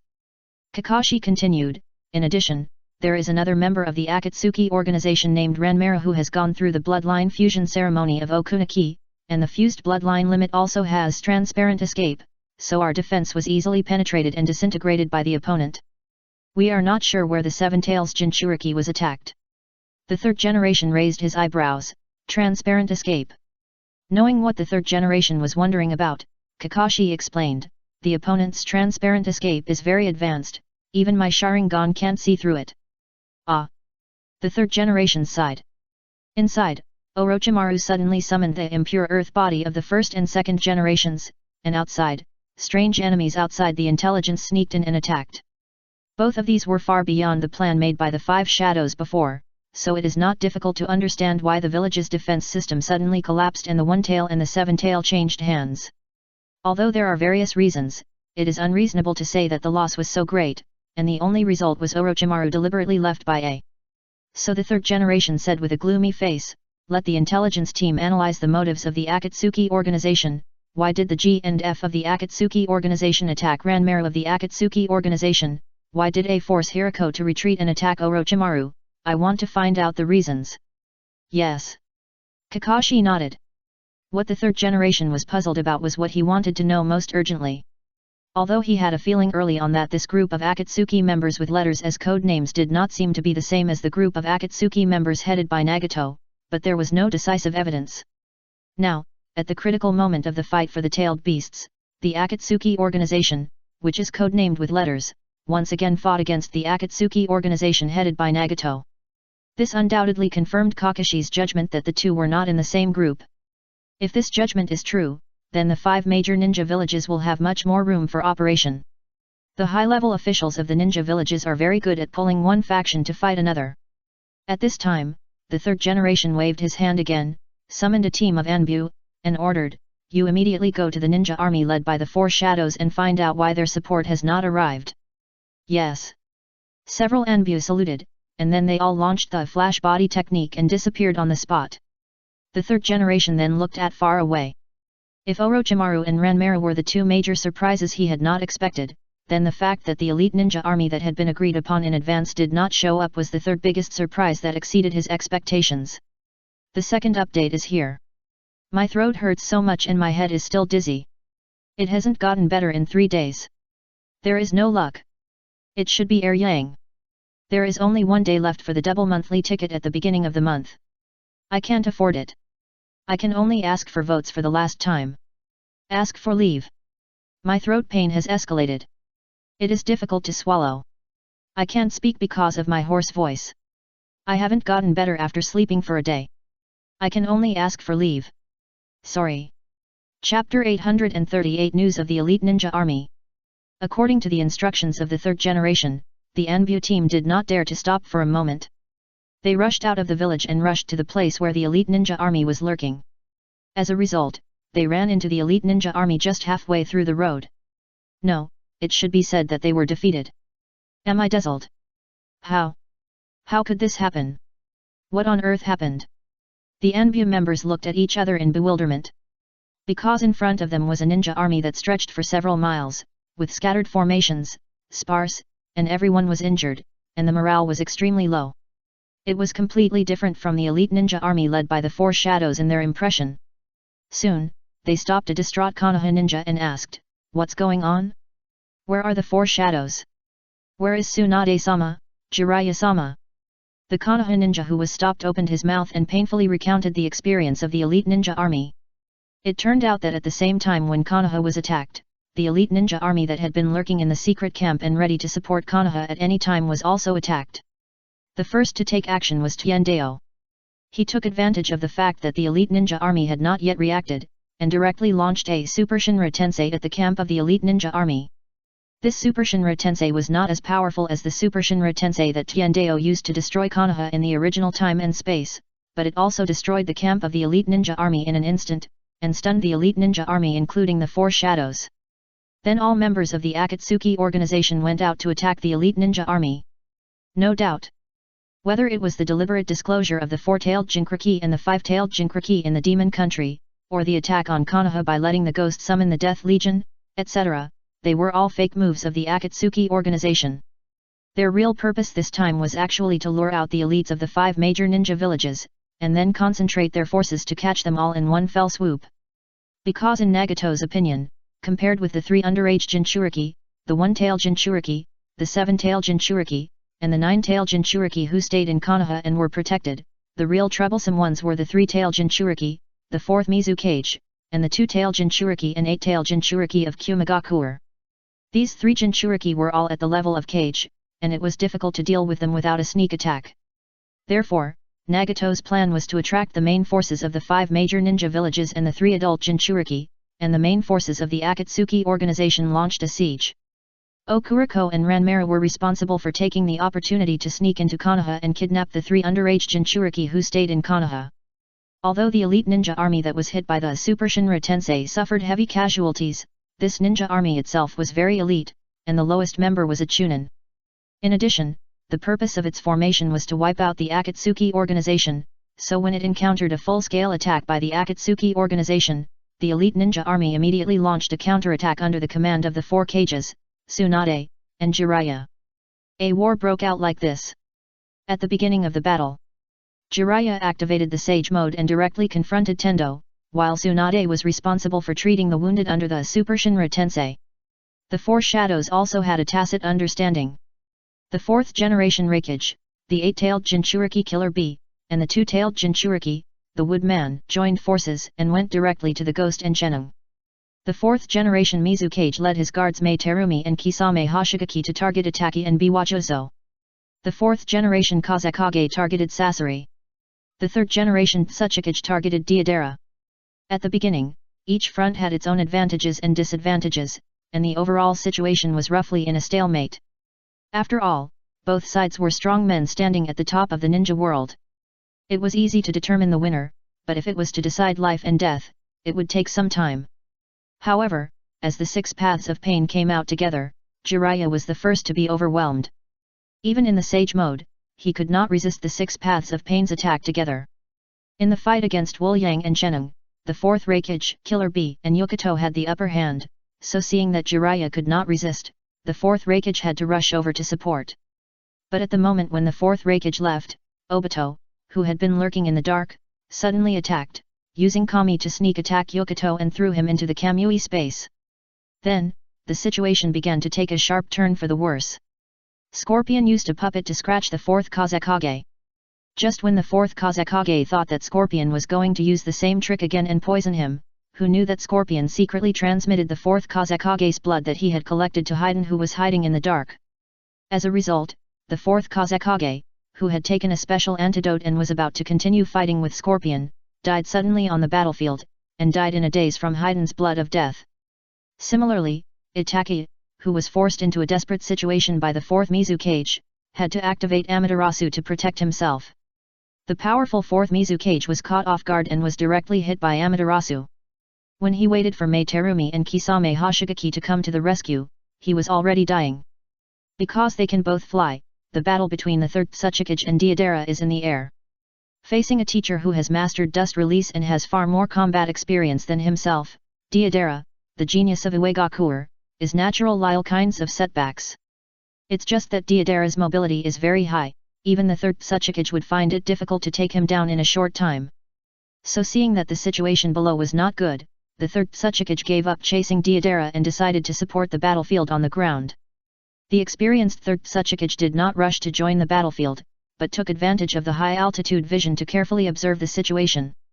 Soon he found that the key to breaking the situation seemed to be the Hungry Ghost path that could absorb ninjutsu and invalidate Jiraiya's ninjutsu, so he hid in the blind spot of Pain's 6 paths and suddenly launched a dust release sneak attack, instantly beating the Hungry Ghost path that didn't have time to launch the pupil technique into a molecular state. Without the trouble of the Hungry Ghost path, the 3rd Tsuchikage used the dust release to turn the human path and the hell path into ashes one after another. On the side of the elite ninja army, the 4th Kazekage died, the 4th Mizukage was seriously injured, and the Two Tails Jinchuriki was lost, and the entire battle situation was difficult to sustain. On the Akatsuki side, the heavenly path was still strong, and the giant summoned beasts from the animal path were wreaking havoc on the battlefield, harvesting ninjas from the 5 major ninja villages. So, the elite ninja army was forced to retreat. The first to withdraw from the battle were the ninjas of Kirigakuer. Hoshigaki Kisame stopped Kakuzu alone, and covered the wounded 4th Mizukage with Mei. Then, under the command of Cho, the Tsunagakuer also withdrew from the battlefield one after another. The 3 strongest families, Konoha, Uegakuer, and Kumigakuer, were the last to leave the battlefield. Although there were sporadic battles along the way, both sides suffered losses in the fierce battle at the beginning, and the 3rd Tsuchikage's dust release was too deterrent, and half of Nagato's 6 paths of pain were defeated by him, so the Akatsuki side did not dare to be too radical, so both sides gradually withdrew from the battle. The first update is here. Chapter 839, Jisei Reincarnation. After the news of the elite ninja army was transmitted back to Konoha, the 3rd Hokage, who had just dealt with the death army summoned by Wu Yang, was stunned. He did not expect that the Akatsuki organization would be so bold as to ambush the elite ninja army, nor did he expect that the casualties of the elite ninja army would be so heavy. Seeing the 3rd Hokage's face livid, Udaten Koharu took the information and looked at it, and was immediately shocked. How is this possible? Mito Kato-en also took the information, and after reading it, he said in a deep voice, it turns out that their target is the elite ninja army led by the 4 shadows. It's so bold. He wanted to scold the Akatsuki organization for being so bold, but when he thought of the loss of the elite ninja army, he felt chilled. The elite ninja army led by the 4 shadows was the 5 major ninja villages that gathered together to specifically wipe out the Akatsuki organization, so this battle was in line with the expectations of both sides. But the more so, the more unacceptable the defeat of the elite ninja army was. After calming down, Mizuto Kato-en looked at the Sandai. Hiruzen, what should we do now? The Sandai said, the intelligence is very clear. The Akatsuki organization has also suffered losses this time. Many members have been seriously injured. Several puppets of the leader Nagato have also been destroyed by the Tsuchikage. They should not launch a large-scale offensive in the short term. Mizuto Kato-en hesitated, then what about the future? The Sandai shook his head. The future, he, an old man with a broken arm, can no longer take care of. Including him, 1 of the 5 cages died and 2 were injured, and more than half of them were useless. If Onoki and the 4th Reikage were not strong enough, it is not certain whether the elite ninja army can evacuate safely. Yuta and Koharu sighed, let's clean up the mess first. In order to resist the advancement of the Death Legion on their front line, they also lost a lot of manpower. Fortunately, Konoha is a big ninja village, and various contingency plans were made before the war. Therefore, after the first batch of ninjas delayed the Death Corps at the cost of their lives, the sealing team arrived in time and cooperated with many ninjas on the front line to finally seal the soldiers of the Death Corps in batches. Not long after, the first batch of defeated troops of the elite army returned to Konoha. This batch of defeated troops was naturally mainly from Kirigakure. Because of the identity of the 4th Mizukage Jinchuriki, they were arranged to withdraw from the battlefield in the first batch. The Akatsuki organization sent Kakuzu and Haiden to intercept. Hoshigaki Kisame blocked Kakuzu, and Zabuza held Haiden, which allowed Mei Terumi to withdraw smoothly with the 4th Mizukage who had been seriously injured and unconscious.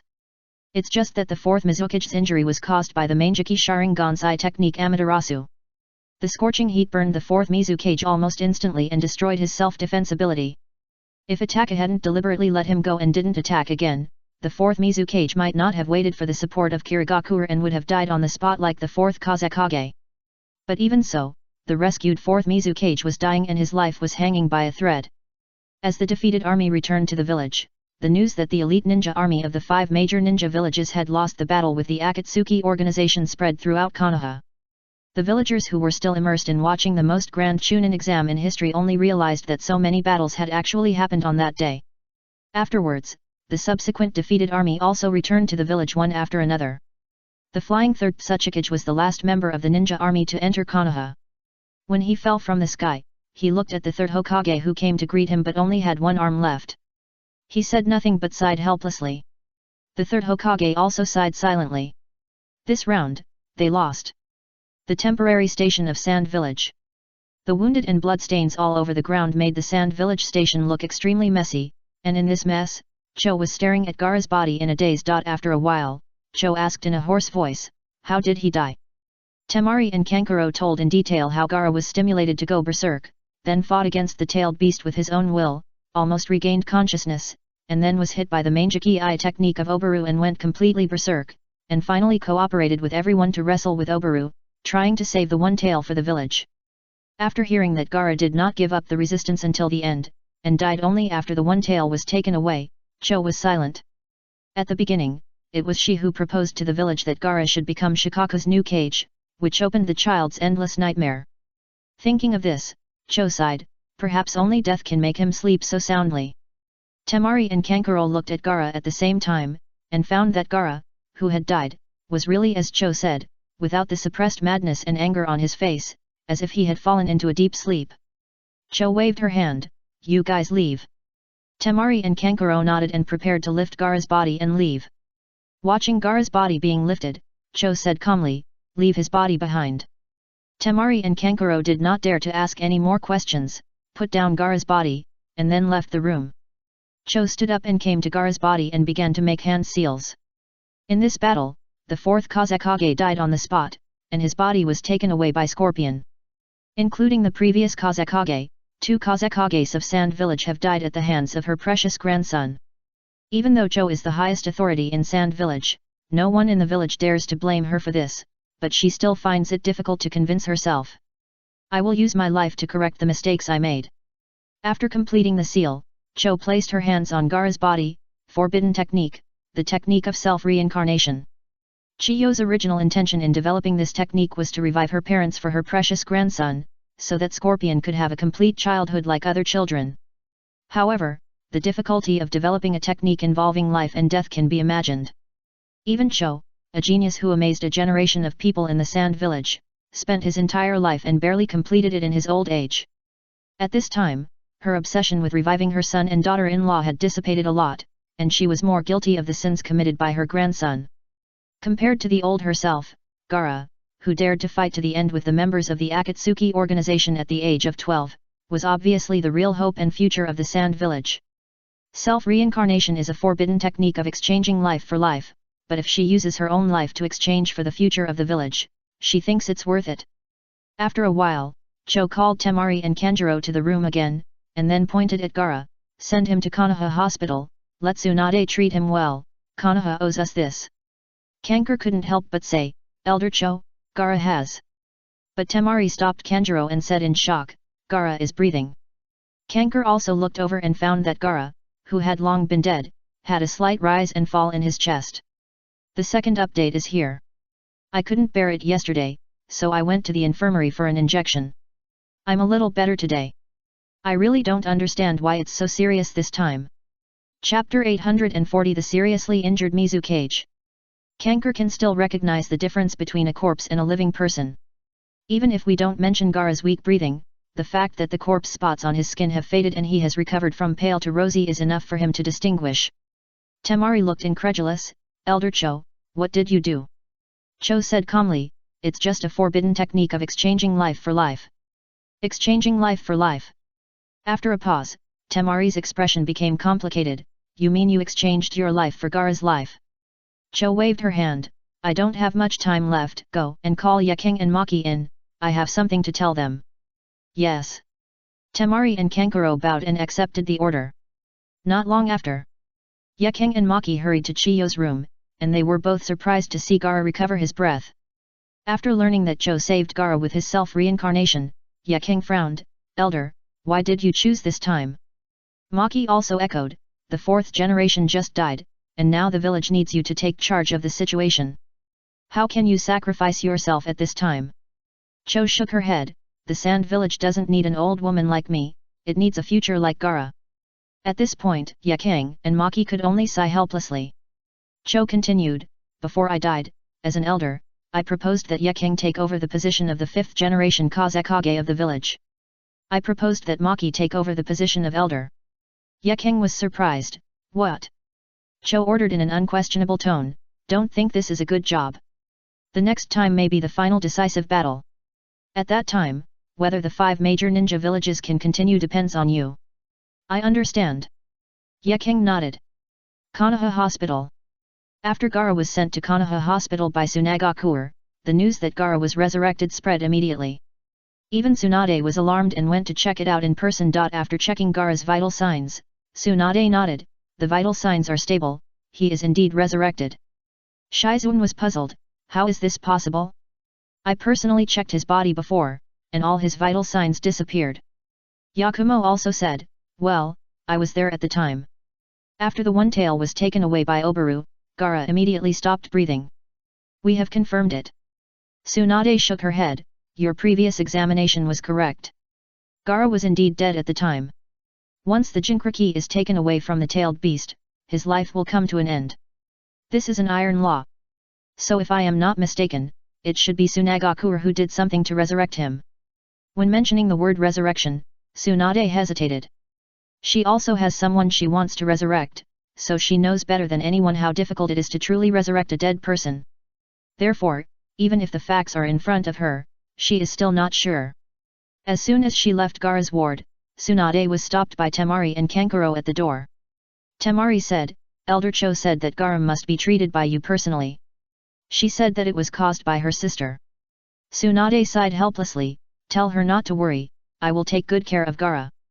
In detail, this time Gaara died in battle and the one tail was taken away, which was indeed Konoha's dereliction of duty. After all, as the host, Konoha has the responsibility to protect Gaara, Kaed, and Naruto, the 3 underage Jinkriki. As a result, among the 3 Jinkriki, only Konoha's own Jinkriki was safe. Gaara of Tsunagakuer died in battle, and Kaed of Takanan disappeared. Konoha's situation was naturally embarrassing. Just as Temari and Kankuro were about to leave, Tsunade quickly winked at Shizun. Shizun understood and quickly winked at Yakumo beside her. Yakumo had to stop Temari and Kankuro and asked, how did you save Gaara? I was there at the time, and Gaara had already. Temari knew that she couldn't hide it at this time, so she told him that Cho used a forbidden technique to save Gaara in exchange for her own life. After Temari and Kankuro walked away, Tsunade sighed faintly, I didn't expect that she could develop such a technique. I'm not as good as her. Just then, a medical ninja hurriedly found Tsunade. Tsunade-sama, the Mizukage just woke up and left the ward with his subordinates. What? Tsunade's face sank. Although Amaterasu is teased as the fire of kindness and can't play high-end games, in fact, in front of people who don't understand Amaterasu and are not immune to ninjutsu. Once they are hit by Amaterasu, it is often an unsolvable game. The fourth Mizukage was a Jinkraki, so he was already thick-skinned. If it were an ordinary person, he would be burned to death by Amaterasu before he could be rescued. But even so, the fourth Mizukage's injuries were beyond Tsunade's expectations. Not only was his whole body burned, but many meridians and tendons were also irreversibly damaged. Even Tsunade didn't know where to start treatment for a while. With such injuries, Tsunade really didn't understand why the fourth Mizukage didn't stay in the hospital and had to run around. Temporary base of Kirigakure. Mizutsu, who got the gossip from outside, asked Kojuro, "Have you heard? The fourth Kazekage of Sand Village died in the battle." Kojuro was surprised. "How is it possible? What's impossible?" After a pause, Mizutsu said, "The other party is the Akatsuki organization. I also heard that the Hokage of Konoha broke an arm and can no longer use ninjutsu." Kojuro immediately became worried. "I don't know how the Mizukage is doing." Mizutsu shook his head. "I haven't heard about the Mizukage, so he should be fine." At this time, Zigwashin Puffer Ghost walked into the yard with a gloomy face. Kojuro hurriedly greeted him when he saw this. "Sir, is there any news about the Mizukage?" Zigwashin Puffer Ghost said, "The Mizukage has returned to Konoha and is currently recovering in the Konoha hospital. You don't have to worry too much." After that, without waiting for Kojuro to ask again, he walked directly into his room. After entering the house, Zigwashin Puffer Ghost could no longer hold back and growled in a low voice, "Waste, all waste." For him, the worst thing was that the fourth Mizukage came back alive, so he couldn't help but complain about the incompetence of the Akatsuki organization. Dong dong dong. Suddenly, there was a knock on the door outside. The irritated Zigwashin Puffer Ghost opened the door and saw that it was Kojuro standing outside, so he asked impatiently, "What's wrong again?" "Shua." However, it was not Kojuro who responded to him, but a long knife that suddenly stretched out from Kojuro's armpit. The first update is here. Chapter 841 Inheritance. Zigwashin Puffer Ghost is the leader of the 7 ninja swordsmen after all. Even though he has been away from the frontline battlefields in recent years due to his infatuation with power and his strength has declined, he is still a real elite jonin. So when the long sword came out from under Kojuro's armpit, he reacted. He flew backwards while reaching out to grab the big sword Samehada hanging on his back. Boom! However, at this moment, accompanied by a loud noise, a figure broke through the roof, fell into the room, and attacked the Zigwashin Puffer Ghost who was flying backwards. Zigwashin Puffer Ghost had just pulled out half of the big sword Samehada in his hand when he was tied up by the iron chain in the hand of the figure who fell from the roof. Zigwashin Puffer Ghost was furious. "I am the leader of the 7 ninja swordsmen. Zabuza, Hoshigaki Kisame, you going to rebel?" No doubt. The one hiding behind Kojuro and attacking Zigwashin Puffer with a long sword was none other than Zabuza, and the one who dropped from the roof and tied up the big sword Samehada and Zigwashin Puffer with a chain was none other than Kisame Hoshigaki, known as the tailless-tailed beast in Kirigakure.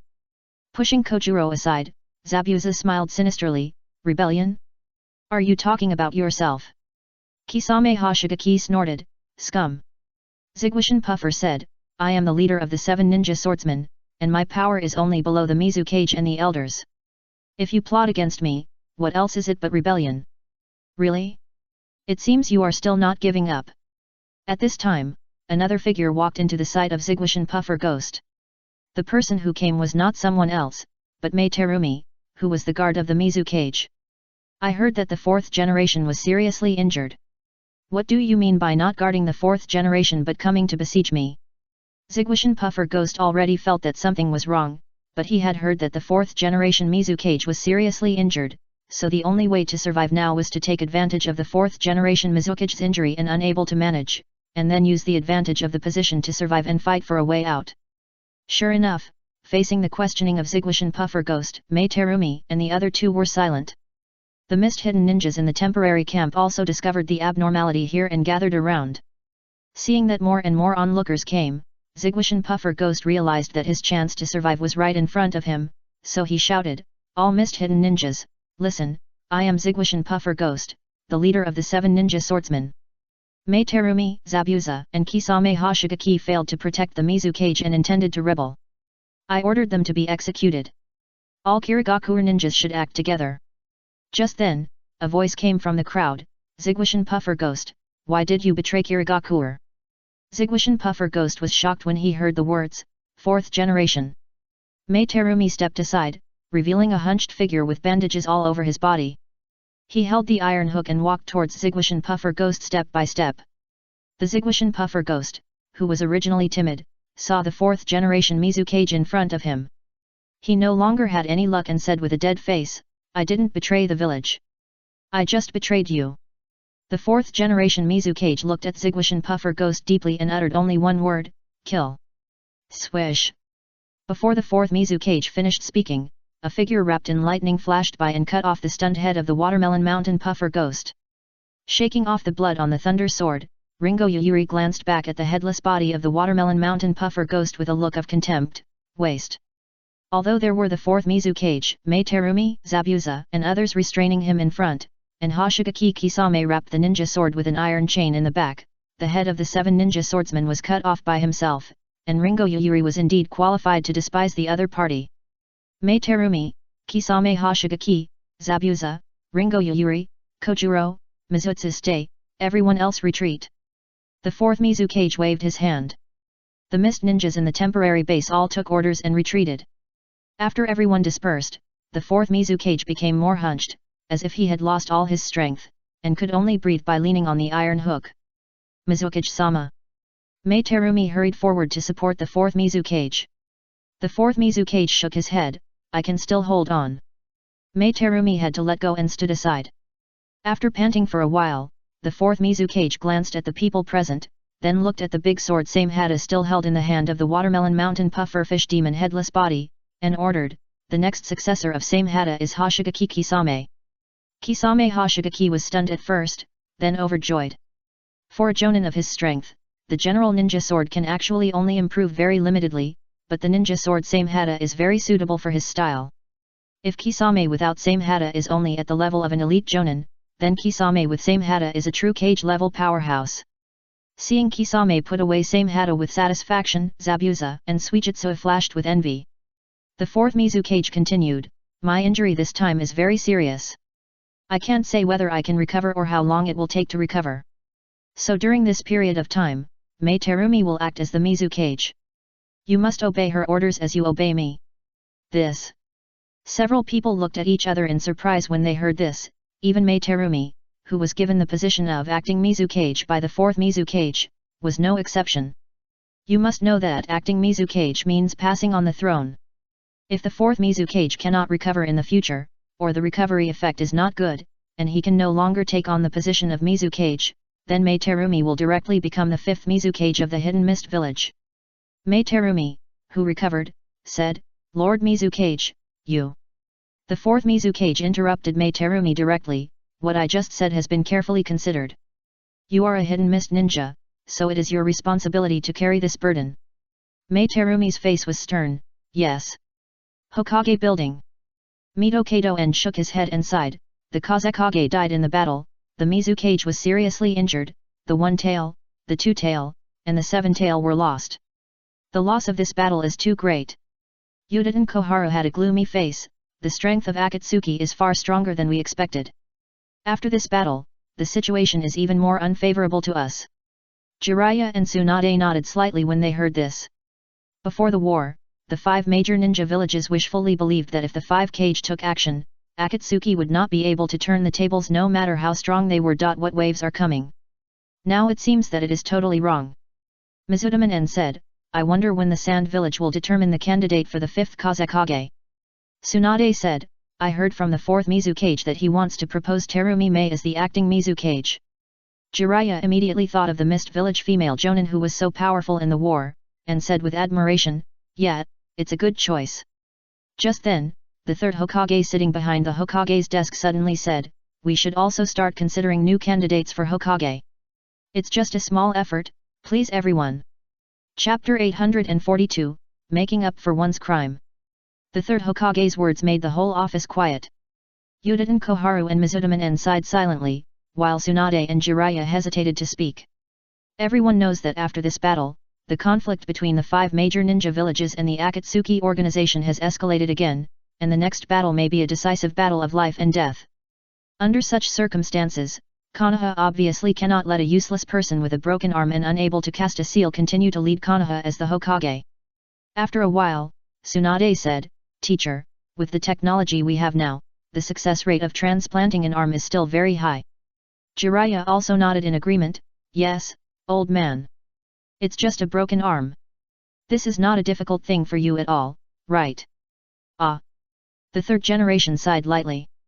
The broken arm is only one of the reasons why he chose to abdicate. What really prompted him to make the decision to abdicate is his increasingly powerless state. As Tsunade said, with Konoha's current technology, transplanting an arm is not a difficult thing. But if the original two arms cannot protect the village, what is the point of transplanting another arm? So he said, "I have decided to abdicate. This does not conflict with whether to transplant a new arm, because the village needs a young and strong Hokage, and I am old." Seeing that the third generation had made up his mind, Yuta and Koharu and Midamanen looked at each other secretly. Anyone with a discerning eye can see that the only two people who are most suitable to succeed the third generation Hokage in Konoha are Tsunade and Jiraiya. As for others, such as the two of them, they are either the same age as the third generation, or too young and insufficient in strength to convince the public. But the problem now is that if Tsunade or Jiraiya becomes the fifth generation Hokage of the village, then with the succession of the new Hokage, the power structure of the village will inevitably change. They, the advisory elders who work with the third generation, are very likely to be squeezed out of the highest power center of the village. But now the situation has deteriorated to this point, and the third generation has broken his arm. It makes sense to choose a new Hokage in terms of both emotion and courtesy. Even as advisory elders, they have no way to directly prevent it. At this time, the third generation directly pointed out, "Jiraiya, you will inherit the position of Hokage. I am your teacher, Minato is your disciple, and now it is time for you to take the responsibility of Hokage." Jiraiya quickly took a step back, "Old man, I can't be a Hokage with my personality." The third generation frowned, "At this time, are you still going to make excuses?" Jiraiya still shook his head, "I am really not suitable. If I become Hokage, the whole village will be messed up by me." In addition to his unwillingness to be constrained, another important reason for Jiraiya to refuse the position of Hokage is that he is still following the instructions of the great toad sage of Myaboku Mountain to find the son of prophecy in the prophecy. Once he becomes Hokage, he may not have the opportunity to travel around the ninja world and look for the son of prophecy. Seeing Jiraiya's repeated refusal, the third generation coughed in anger, "Ahem, you disappoint me so much." Jiraiya smiled and said, "There is a more suitable candidate beside me, why don't you choose him?" Tsunade glanced at Jiraiya, "What nonsense are you talking about?" Jiraiya shrugged, "Tsunade, if the senior ninjas start the vote of confidence, you will definitely get more votes than me." The third generation pondered after hearing this. If it were according to his original intention, he would definitely want to choose a man to take on the responsibility of Hokage, after all, the four Hokage were all men. But now Jiraiya insisted on refusing, so it would not be difficult to accept Tsunade to succeed the fifth generation Hokage. So the third generation stared at Tsunade, "Tsunade, what do you think?" Tsunade hesitated. If it was just for herself, she didn't care about the title of Hokage. After all, as the princess of Konoha, she didn't care about these false names at all. But now it's different. She has a beloved disciple. If she succeeds in becoming the fifth Hokage, then there will be no obstacles for Yakumo to become the second female Hokage in the future. Seeing that Tsunade was somewhat moved, the third Hokage breathed a sigh of relief, "Then let's settle it. The current situation is serious, and we don't have much time to spend on the election. I nominate Tsunade as the fifth Hokage of Konoha. Let the senior ninjas vote on confidence in 3 days." Yudin Koharu and Mito Kato-en looked at each other. The third Hokage did not give them the opportunity to object or raise any questions.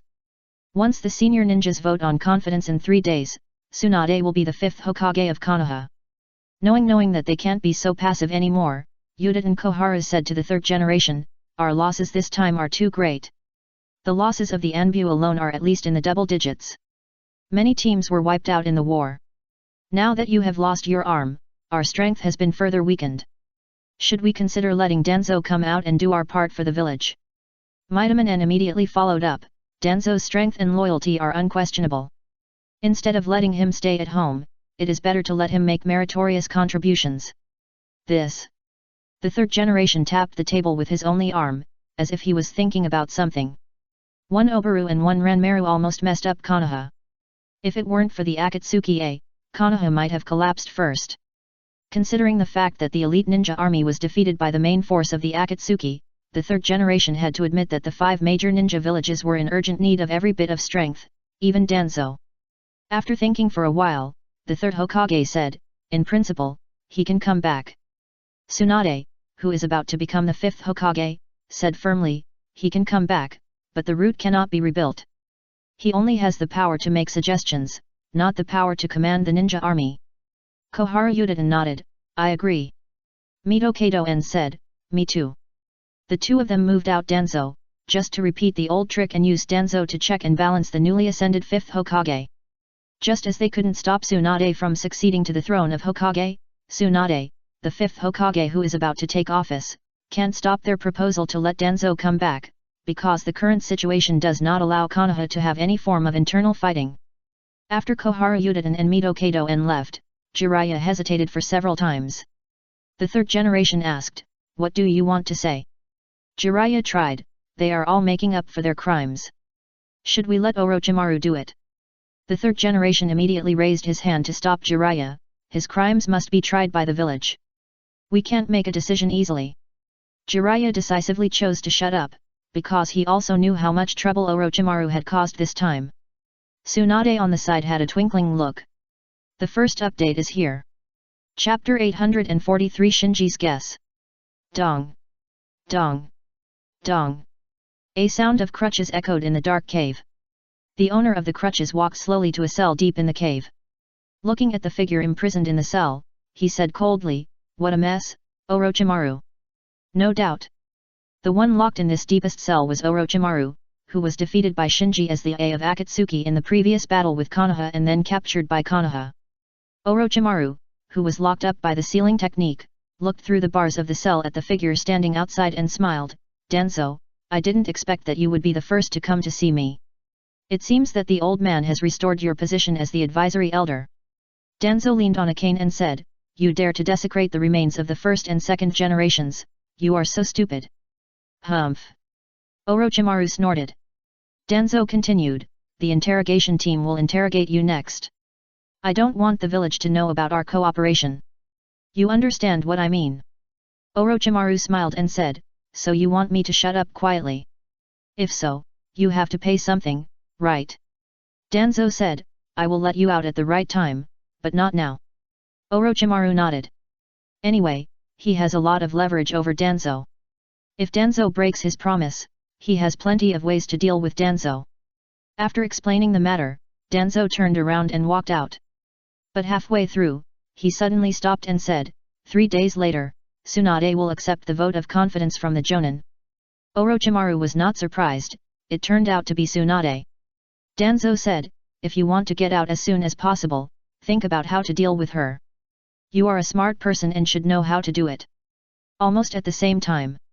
In the elder's office of Yudin Koharu said to Shinji, Shinji, your performance this time is very good. Shinji nodded. He did not seem proud of the praise of Yudin Koharu, nor did he refuse. Yudin Koharu continued, with your achievements this time, I can specially approve you to join the Anbu and allow you to form a team. Understood. Shinji still nodded, looking a little absent-minded. The conditions he proposed before were not what he wanted. Yudin Koharu, who was also worried, did not notice that something was wrong with Shinji, and continued, in 3 days, Tsunade will succeed the post of Hokage and become the 5th Hokage of the village. She is currently training Kurama Yakumo with all her strength, so you should not offend her, and just join my subordinates. Oh. Shinji was a little interested when he heard that the third generation was going to abdicate. As the saying goes, a new emperor chooses new ministers. With the abdication of the third generation, Yudin Koharu and Mito Kato-en, who were contemporaries of the third generation, were in an awkward situation. Even if they could continue to stay in the advisory elders group, their power and influence would inevitably decline. After leaving Yudin Koharu's office, Shinji looked back at the Hokage building and shook his head slightly. The Chunin exam was a battle that completely changed the pattern of the ninja world. 3 of the 5 major ninja villages had their leaders changed, either openly or secretly. Now everyone knows that the next clash between the 5 major ninja villages and the Akatsuki organization may be the final decisive battle. Unfortunately, Shinji is now I really didn't have the heart to care about these, because his top priority at the moment was to find the girl named Wuming. Although opening the Rinnegan made his strength reach a higher level, it also caused him to lose a lot. The biggest loss was undoubtedly the loss of the 3 Manjiki pupil techniques, Susanoo Suntio Yuchan, Naobi, and Hwajin. And if he wanted to find these 3 pupil techniques back, he had to find the Uchiha girl named Wuming first. Although the other party's words that she kept the Susanoo Suntio Yuchan, Naobi, and Hwajin for him could not be fully believed, it was still possible to look forward to it. Thinking of this, Shinji took a step and walked towards the archives. When he attacked the Rinnegan, because of the surge in pupil power, the coverage of his Naobi increased from the initial 100 km to more than 200 km. So the place where Wuming was sealed must be within the range of more than 200 km, otherwise, she could not have invaded her Naobi. But a circle with a diameter of more than 200 km is also an extremely large range.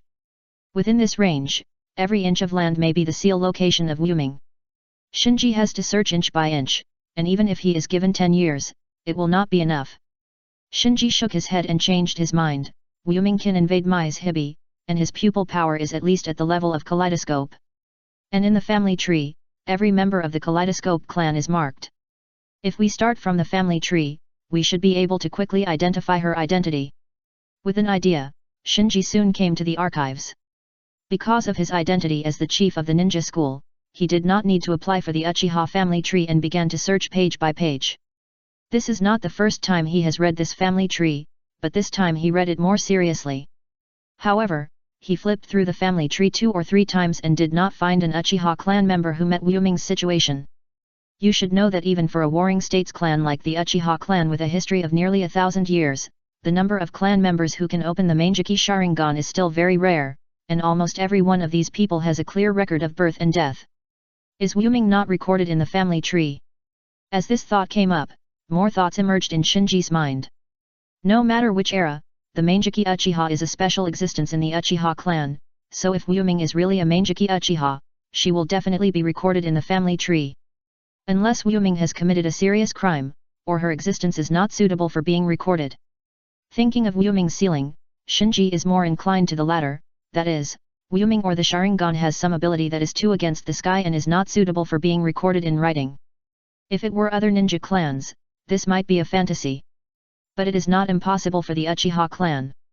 After all, every Uchiha who can open the Manjiki Sharingan is equivalent to drawing a blind box. If you are really lucky like Obito, it is not impossible to draw a space-time eye technique. So Wuming was sealed.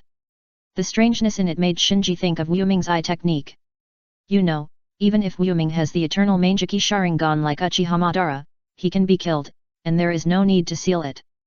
The sealing itself shows that Wuming is not simple, or that the eye technique contained in Wuming's Sharingan is not simple. Is the 8,000 spears the reason for this eye technique? The second update is here. It has been so many days, and my throat is still sore. I began to wonder if it was air yang, or some mycoplasma, flu, or something. Chapter 844 Recruitment and Reminder. After checking the Uchiha family tree over and over again, Shinji finally gave up. It seems that Wuming is really not recorded in the family tree. After closing the family tree, Shinji tapped the table with his fingers and sorted out his thoughts again. This time, Shinji's doubts focused on the name Wuming, because under normal circumstances, no one would give their children a name called Wuming, so this Wuming is likely to be just a name, or even a code name. Why do you want to erase her name? Shinji was puzzled. A person's name means origin, belonging, and the expectations and love of parents. If Wuming grows up to be a Mangekyo Uchiha, then the Uchiha clan should not erase Wuming's name anyway. Unless... Shinji's face sank. He knew very well what the Uchiha clan was like. Just like when the forbidden technique Izanagi was developed, it caused a big fight within the clan. If it weren't for the grandmother who developed Izanami that could restrain Izanagi, it is unknown how long this disaster would last. So if Wuming really awakened some powerful Manjiki pupil technique, it would not be surprising to be controlled or even exploited by the family. But Shinji was helpless at the moment, because he only knew the name of 8,000 spears. So he could only read through the Uchiha books one by one, and before he knew it, it was already midnight. The administrator came to Shinji and was about to remind him that the archives were about to close, but a figure appeared behind Shinji and stopped the administrator. Sent away the administrator after that, the figure came to Shinji's side, looked at Shinji's desk full of books about Uchiha history, and asked curiously, "What are you looking for?" Shinji glanced at it and was a little surprised. "Tsunade-sama." No doubt. The figure who suddenly appeared in the archives and sent away the administrator was Tsunade, who would officially take over as the 5th Hokage soon. She flipped through the various ancient books on the table and said, "Family tree, family records, and these scrolls, Shinji, what are you looking for?" Shinji nodded, "I'm looking for someone." Tsunade became interested, "Looking for someone in these ancient books?" Shinji asked casually, "Tsunade-sama, do you think there are members of the Uchiha clan who are not recorded in the family tree and live in the ninja world under an assumed name?" Tsunade put away her smile and answered seriously, "Of course there are. Not only your Uchiha clan, but also many members of our Senju clan have chosen to leave the family in the 1000-year history. Abandoning the name of the noble family, he lived in seclusion alone." Shinji thought, "So that's the case, then these people should not be recorded in the family tree, right?" Nodding, Tsunade continued, "If I'm not mistaken, they are A and B of the Akatsuki organization, right?" "Your suspicion is correct, A and B cannot appear out of thin air, so we also suspect that they may be descendants of the clan members who left your Uchiha clan during the Warring States period." Shinji was speechless for a moment, and even wanted to complain to Tsunade that A was right in front of you. But then he changed his mind and let Tsunade misunderstand that he was looking for A and B of the Akatsuki organization, which might not be a bad thing, and it could just cover up his behavior of looking for Wuming. Seeing that Shinji didn't say anything, Tsunade said, "But the intelligence team has analyzed all the books of your Uchiha clan and found no useful clues." Shinji asked tentatively, "What if it was sealed?" Tsunade was stunned for a moment and smiled, "Seal? Who would seal it? Your Uchiha clan has always had only one way to deal with traitors and deserters, that is, endless hunting and killing. How could you choose to seal it? If it were our Senju clan, there might be a little possibility." Senju clan. Instantly, Shinji's thoughts were opened. He had always wondered why the Uchiha clan took so much time and effort to seal Wuming. Now that Tsunade reminded him, he immediately realized that Wuming might not be sealed by the Uchiha clan, but might be sealed by the ninja clan that was hostile to the Uchiha clan at that time. During the Warring States period, there were only a handful of ninja clans that could be hostile to the Uchiha clan, and even fewer of them were good at sealing techniques. So after thinking about it, it is very likely that Wuming was sealed by the Senju clan.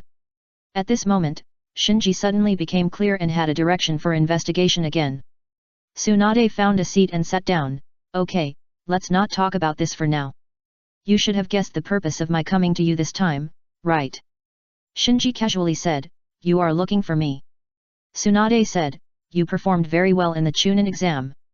If it weren't for you, Naruto and Sasuke might have been in danger. So I agree on behalf of the village to what the third generation promised you before. From tomorrow you will be the captain of the Anbu." "I understand." Shinji nodded slightly, knowing the purpose of Tsunade looking for him. Obviously. Tsunade, who is about to take over the position of Hokage, has to fulfill the promise made by the third generation on the one hand, and on the other hand, she wants to win over Shinji. After all, Shinji's performance in the Chunin exam was remarkable, especially when he led a group of students to escape from the pursuit of the first and second generation's immortal body, which shocked a group of Jonin. You know, let alone the students, even the Jonin in the village would be skinned alive if they encountered the first and second generation's immortal body. Darui of Kumigakure has mastered the lightning release chakra mode, and Ringo Auri of Kirigakure is holding a lightning sword. They are the new Kirigakure Ninja Swordsman 7. They were all very arrogant before the Chunin exam, but in the end, they couldn't even protect themselves when they encountered the second generation's darkness walking technique. If Shinji hadn't taken action, they would probably have been holding a farewell ceremony for their bodies. Because of this, in Tsunade's view, Shinji, the head of the ninja school, is fully capable of being the captain of the Anbu. As for letting Shinji choose his own team members, Tsunade feels that it is no big deal. Especially in the face of Konoha's current predicament, being obsessed with such trivial matters is not the quality a leader should have. Then Tsunade extended her olive branch, "If you want, you can become my direct ANBU." Tsunade smiled again and said, you should have heard that I will succeed the position of Hokage from the third Hokage soon. Shinji was slightly moved. The direct ANBU of the Hokage, this cultivation intention couldn't be more obvious. The first update is here. Chapter 845 Sealed Scroll. Shinji was still very convinced of Tsunade's pattern. Anyone with a discerning eye could see that the purpose of Uda and Koharu accepting him as a disciple was to use him to check and balance the new generation of Hokage students. Now that Tsunade can put aside past grudges and extend such an olive branch, it undoubtedly proves that Tsunade wants to bridge the internal contradictions of the village. But from Shinji's point of view, it doesn't really matter whose ANBU you become. What really matters is autonomy and freedom. In comparison, in Uda and Koharu working under Haru, one has more autonomy and freedom. After all, one always works under the eyes of the Hokage, so how can one have time to do his own things? So after a moment of hesitation, Shinji rejected Tsunade's proposal. Thank you for your trust, but I have promised the elder that I will become her Enbu. That's a pity. Tsunade sighed, feeling really sorry. After sending Tsunade away, Shinji stood up and came to the front desk, saying to the administrator, I want to check the ancient books of the Senju clan. The administrator's expression changed, you don't have the right. Shinji frowned, I am the chief. The administrator curled his lips, even the chief can't. This is not your own ancient book of Uchiha, but the ancient book of the first, second, and even the fifth generation of the family that will succeed to the throne. How can you lend it to others casually? Shinji was a little unhappy. Do you have to move the consultant elders out? The administrator said, even the consultant elders can't do it. If you want to check it, you can only get the permission of the Hokage. Halfway through the words, the administrator suddenly stopped and his expression became dull. Even the new Hokage wants to win me over, and an administrator dares to complain, it's simply sick. Shinji directly gave the other party an illusion, making the other party dream, and he walked past the other party and came to the archives. Unlike the detailed search of the Uchiha classics, this time he only needed to look for clues about the sealed enemies in the Senju clan, so the search scope was narrowed down a lot. However, even so, looking at the vast ancient books of various clans in the archives, Shinji still made hand seals honestly and separated more than a dozen shadow clones to work together. After a long time, a shadow clone suddenly raised his hand and shouted, found it. Shinji's original body quickly put down the book at hand and ran over in 2 steps. The shadow clone spread a scroll in front of Shinji's original body. Look, this scroll records all kinds of sinister enemies that the Senju clan has sealed. Look at these points again. Shinji's original body followed the shadow clone's finger and found that several of the points were exactly within the range of Wu Ming's invasion of Shibi at that time. Shinji murmured for a while, Wu Ming. Was he sealed in these places? The shadow clone smiled and said, won't we know if we go and have a look? Anyway, with our current strength, even if we dig the wrong person, we should be able to deal with it calmly. Yes. Shinji carefully put away the scroll. After getting up, Shinji's original body found that all the shadow clones had put down their work and looked at him eagerly, so he smiled and said, don't worry, I will rescue her. Bang bang bang. The smiling shadow clone turned into white smoke and dissipated with a series of light sounds. Shinji restored everything in the archives, and then lifted the administrator's illusion when he left. The administrator, who was in a daze, suddenly came to life and said, so if you want to check the ancient books of the Senju clan, you must first get the permission of the Hokage. Shinji ignored him and left the archives.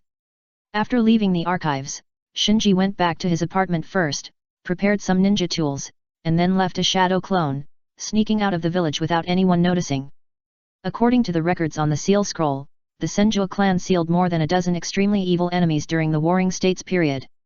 Among these more than 10 seal points, only 3 were in line with the direct proximity range at the time, and they were all within the territory of the Land of Fire, so even if he ran through all 3 seal points, it would not be a difficult task for Shinji now.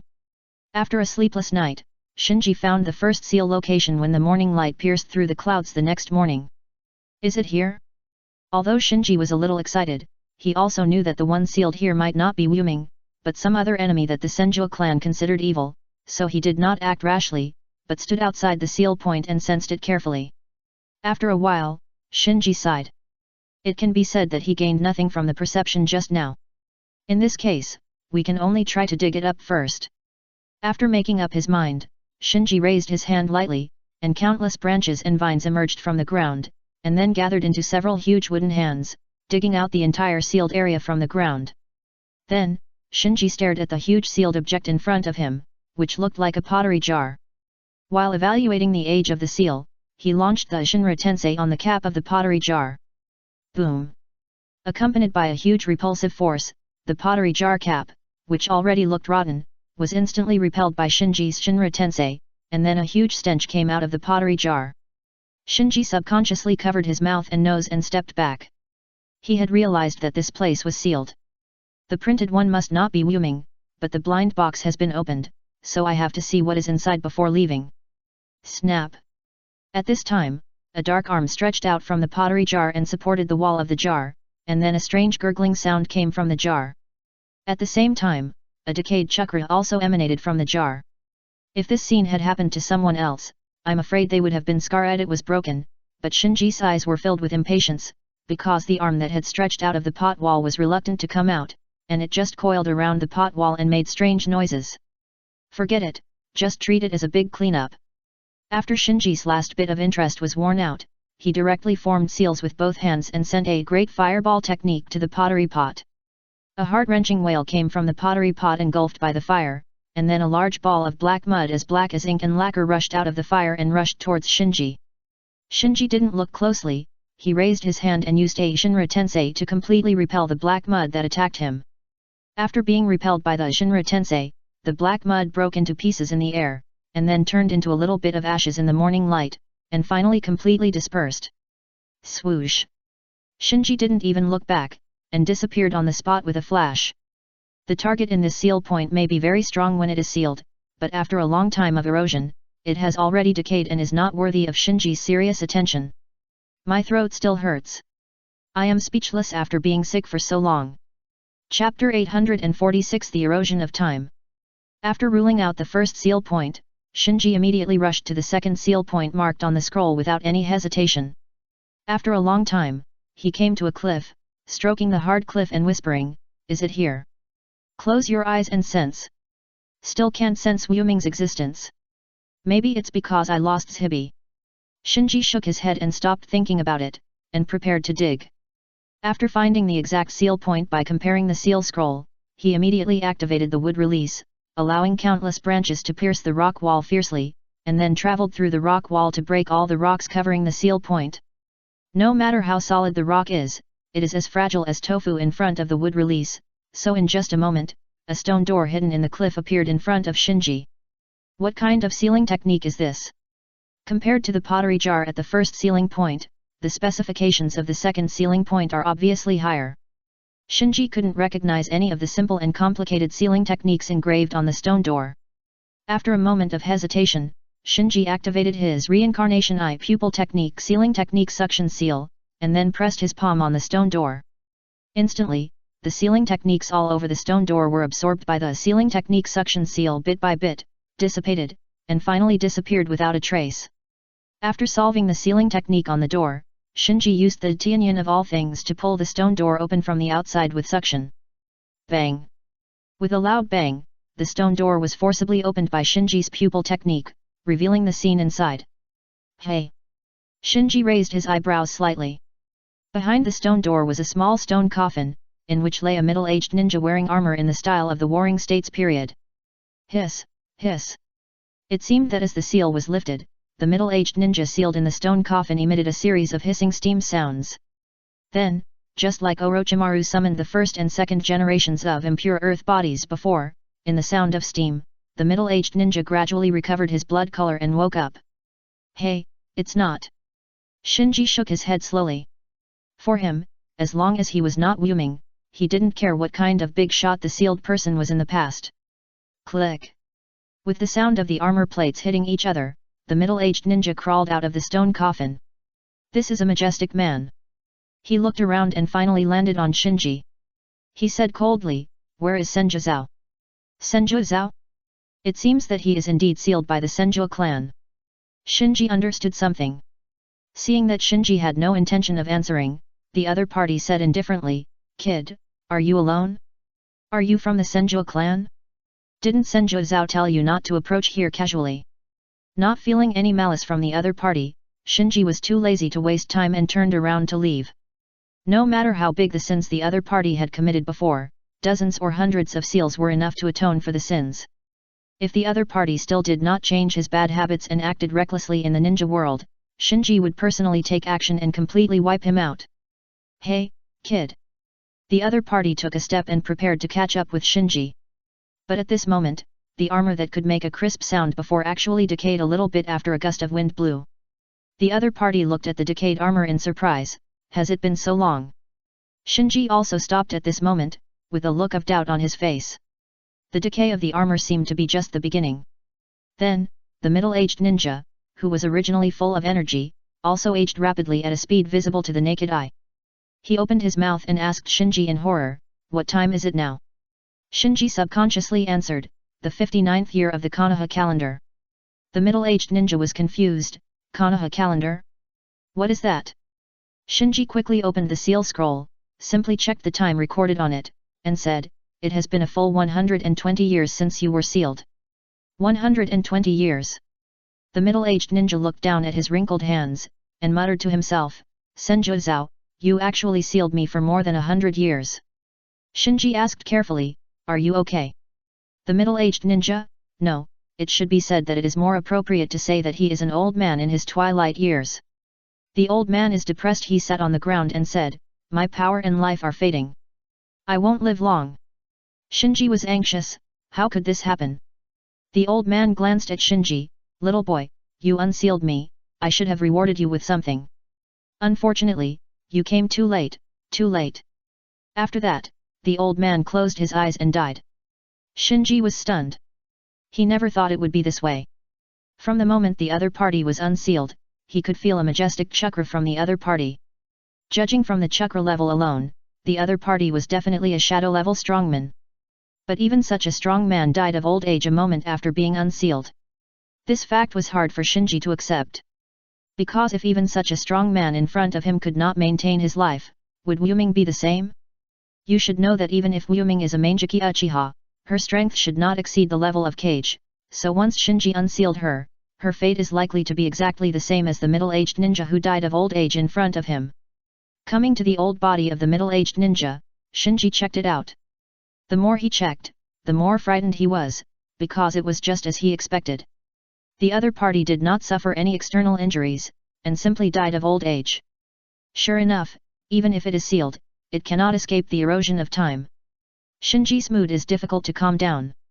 At first, he was still lucky, but now that he has opened 2 seals in a row, he no longer has any luck in his heart. Unless the strength is like the ancestor of Chakra, Kagaya Otsutsuki, the 1000-year seal is like a big dream, or, like the monsters, goblins, or the tailed beasts, these are pure Chakra aggregates, and they have no concept of life. Otherwise, even if it is sealed, it cannot escape the erosion of time. There is no description of the sealing time for the 3rd sealing point on the sealing scroll, but it is not difficult to infer from the age of the scroll that all the sealing points recorded on the scroll have a history of at least 100 years. Can Wuming escape the erosion of time? Will I harm her if I unseal her? One after another, doubts surged into Shinji's mind, causing his originally extremely determined heart to waver. If Wuming died of old age within a few minutes because of his unsealing, would such a rescue still be considered a rescue? The first update is here. Chapter 847 Look at You. When rushing to the 3rd sealing point, Shinji's speed obviously slowed down. He no longer had the initial enthusiasm, on the contrary, his eyes were full of entanglement. He wanted to rescue Wuming from the Dark Seal, but he was also worried that Wuming would become the next middle-aged ninja and die of old age in front of him. Night fell. After a whole day of trekking, Shinji finally arrived at the 3rd sealing point. This is a forest, about 100 kilometers away from Konoha village, which meets the coverage of direct proximity. Psychedelic Forest. Before entering the forest, Shinji checked the map he carried with him and found that this forest actually has a name. It is said that many people in the Land of Fire will have dreams for no reason in this forest. These dreams are long and short, and after waking up, they can't remember them all without exception. They can only roughly recall that these dreams should be happy dreams, because the corners of the mouths of the people who woke up are grinning. Therefore, this place is called Psychedelic Forest by the nearby mountain people, and many people even go to the forest to explore. Konoha has also accepted a commission to investigate here. It's just that the ninja team that came to investigate did not encounter the rumored dream, so they searched the forest in the end, and reported to the village after finding no abnormalities. After understanding these, Shinji had a vague feeling that Wuming should be sealed in this forest. Because Wuming can invade her Niobe, she is different from the first two sealed people. She can penetrate some power from the seal. As for the so-called dream, it is very likely the pupil technique of the Sharingan. After all, in front of the Mangeki Uchiha, it is easy to make a person dream. Anyway, let's go in and take a look. After sorting out his mood, Shinji walked into the forest. The psychedelic forest under the night sky, with the embellishment of the moonlight, has a few psychedelic colors. Walking in it, even Shinji felt a rare novelty. Shinji did not take out the seal scroll, but followed his intuition directly, strolling in the forest, and gradually came to the center of the forest. "Deng, is that you?" Suddenly, a familiar voice sounded in Shinji's ears. Shinji's heart trembled, and he became excited. "Yes, it's me. Why are you here?" After a pause, the familiar voice suddenly fluctuated. "Are you here to save me?" Shinji smiled. "Isn't this what we agreed on long ago?"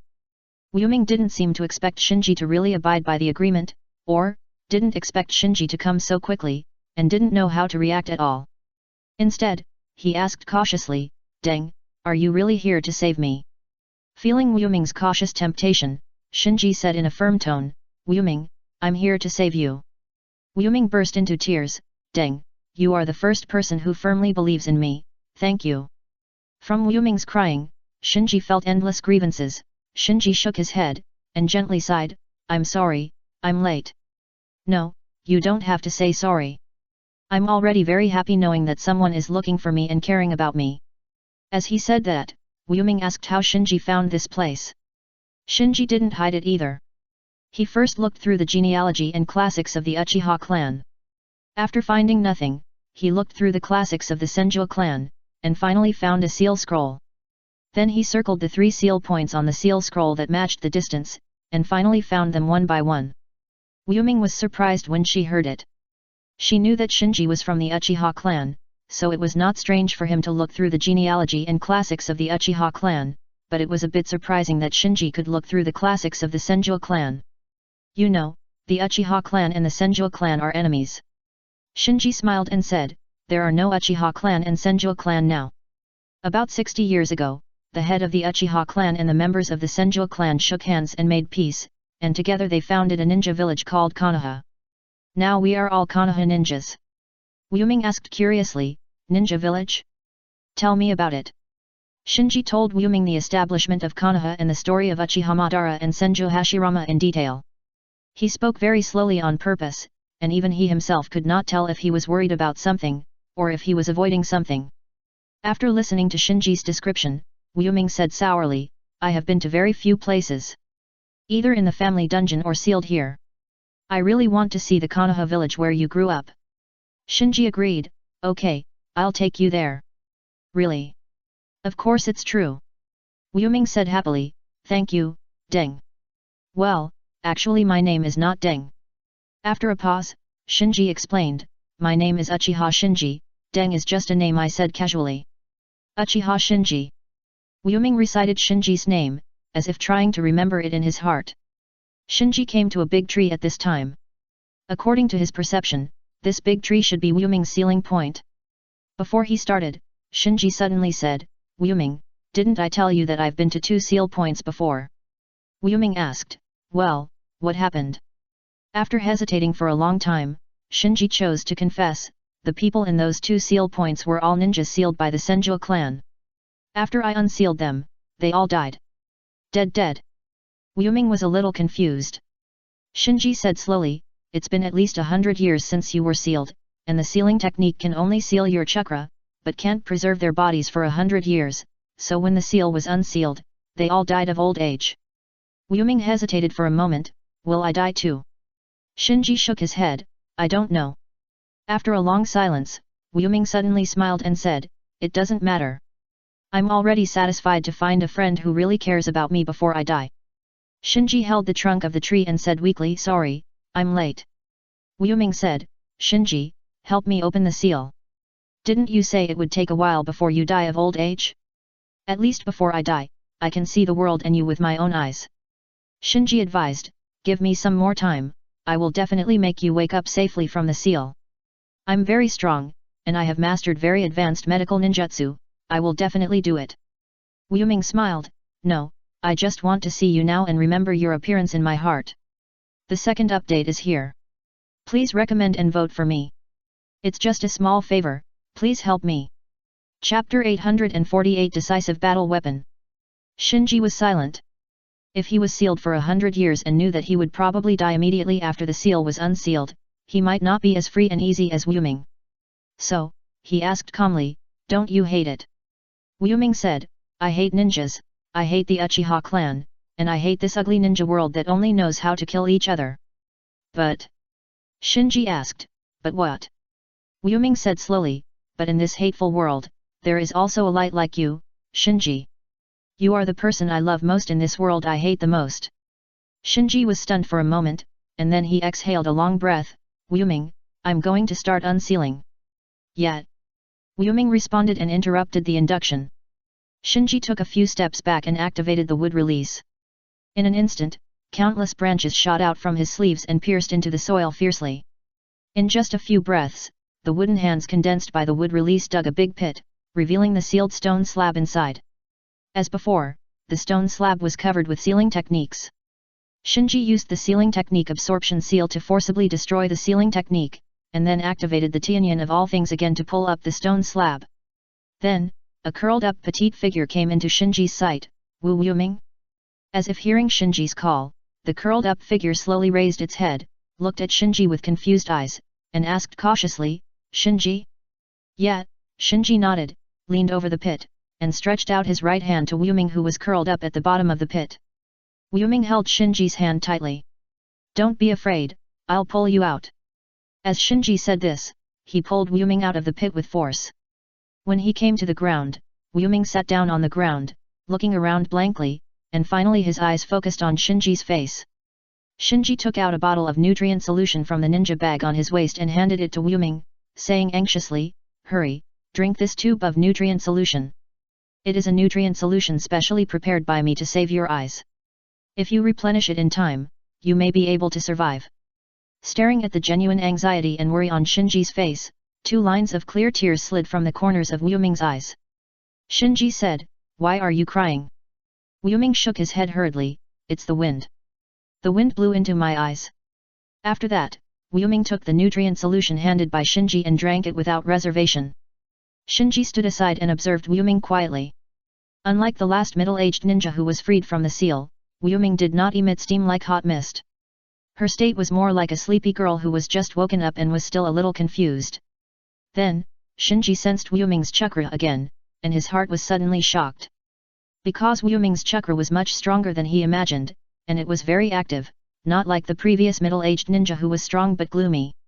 Why is this happening? While he was puzzled, Shinji also breathed a sigh of relief. All signs showed that Wuming's situation was much better than the previous middle-aged ninja. At least he didn't have to worry about aging and dying instantly like the middle-aged ninja. It was just that before he figured out the reason, Shinji didn't dare to take it lightly. Wuming stood up at this time. She looked around and was gradually attracted by the moonlight, running back and forth. Slow down. Shinji followed Wuming and reminded him softly. Until then, Shinji saw Wuming's appearance clearly. Her soft face had the unique beauty and pride of the Uchiha clan. Under the red hairpin, she had long black hair that reached her waist. She looked strong and gentle. Shinji, is it that I was sealed in such a place? It's so beautiful here. Wuming chased the moonlight and looked at everything in the forest curiously. Shinji followed Wuming. This place is called the psychedelic forest. It is said that if a mountain dweller accidentally enters it, he will have a big dream and forget everything in the dream after waking up. Psychedelic forest. Wuming stopped and turned around, is it because of me? Shinji said, maybe. Wuming walked in front of Shinji, I can't remember many things. Shinji gently patted Wuming's shoulder, this is normal. You have just been rescued from the seal. Your body must be a little uncomfortable. Wuming was a little uncertain, is that so? Believe me. With a smile, Shinji said, come on, come with me to the laboratory first. I will do a comprehensive physical examination for you and confirm your physical condition. Yes. Wuming reached out and grabbed Shinji's sleeve and nodded. Considering that Wuming had just been rescued from the seal and his physical condition had not yet fully recovered, Shinji simply carried Wuming on his back and rushed all the way to his secret laboratory. On the way, Shinji and Wuming talked about the eye technique. Wuming said, Shinji, you also opened the Mangeki Sharingan, right? Shinji did not hide, yes, I opened the Mangeki Sharingan a long time ago. Wuming smiled and said, you are obviously a child. If you count the age, I should be at least 100 years older than you. By the way, since you opened the Mangeki Sharingan, why did you lose the eye technique? Shinji said, because I awakened a stronger eye technique bloodline limit. Stronger eye technique bloodline limit. Wuming was stunned. In her mind, the Mangeki Sharingan is the strongest eye technique bloodline limit in the ninja world, so she can't imagine what stronger eye technique bloodline limit Shinji has awakened. I'll tell you later. After a pause, Shinji asked, what about you? Why were you sealed by the Senju clan? In the previous conversation, Shinji deliberately changed the topic because he didn't want to bring up Wuming's sad things. Now that he has rescued Wuming from the Dark Seal, it would be a good idea to learn about Wuming's past. Sure enough, Wuming's mood became depressed when she mentioned the past. Then, she told Shinji all about her tragic past in which she accidentally opened her Mangeki Sharingan and awakened her pupil technique 8000 spears. After being found out by the Uchiha clan, she was imprisoned in prison and became a weapon of war. After listening, Shinji was shocked and angry, are they crazy? Wuming said, war will make everyone crazy. At that time, the Uchiha clan was at a disadvantage in the confrontation with the Senju clan, so in order to defeat the Senju clan, the clan members wanted to use my 8000 spears as the final decisive weapon. However, this news was eventually leaked, and the Senju clan raided our Uchiha clan, took me away and sealed me. The first update is here. Chapter 849 The Domineering 8000 Spears. Shinji had never overestimated the moral standards of the Uchiha clan, but when he heard that the Uchiha clan had imprisoned Wuming as after seeing the decisive weapon of the clan, he still felt a chill. If even the Mangeki Uchiha can be used as a weapon that can be discarded at any time, how can other clan members be safe? Such a family can continue from the Warring States period until the Ninja Village era. Now it seems that they are very lucky. After sighing, Shinji asked, Wuming, what exactly is the ability of your 8000 spears? Wuming explained, speaking of which, my 8000 spears are somewhat similar to your Naobi and Hwajin abilities. It can connect to anyone, extract or transfer chakra, and even control the opponent's will and chakra through the connection. Hiss. Shinji took a breath after hearing this.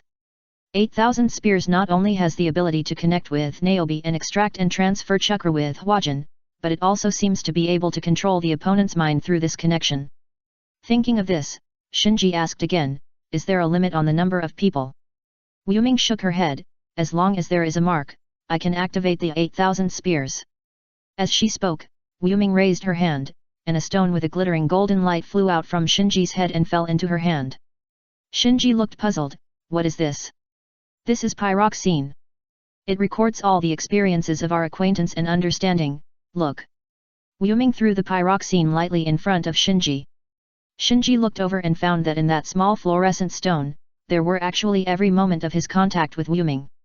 Even the Naobi, Hwajin, and Susanoo Sun Toucan that Wuming promised to keep for him when he attacked the Samsara Eye were also in this small pyroxene. This. Shinji was really shocked. As long as it is here, I can use the 8000 spears on you and extract or transfer chakra to you. After a pause, Wuming said, do you want me to try it now? I can use the 8000 spears to transfer some chakra to you, and then you will understand the power of my 8000 spears. Shinji hurriedly stopped. Don't. Wuming was a little nervous, why? Are you worried that I am lying? Shinji smiled, of course not. I am worried about your body. You have just escaped from the seal, and your body is barely in a relatively balanced stage. If you use chakra recklessly now, I am afraid that your body's balance will be broken. Wuming breathed a sigh of relief, so that's it. Shinji then explained, when we return to the laboratory, I will give you a full body check and thoroughly adjust your body. After that, you can use chakra at will. Wu Ming did not die like the previous middle-aged ninja. The biggest possibility is Wu Ming's domineering pupil technique 8,000 spears. There is no doubt. 8,000 spears is a more powerful version of Naobi and Huajin. Even because it can create pyroxene that stores memories, 8,000 spears has the ability to store eye techniques to a certain extent. Wu Ming mentioned before that she kept Naobi, Huajin, Susanoo Sun Tukan for Shinji. In fact, Wu Ming used the power of 8,000 spears to store Shinji's Naobi, Huajin, Susanoo Sun Tukan in her and Shinji's pyroxene. It was because of the tyranny of 8,000 spears that Wu Ming's chakra broke through the seal and leaked out.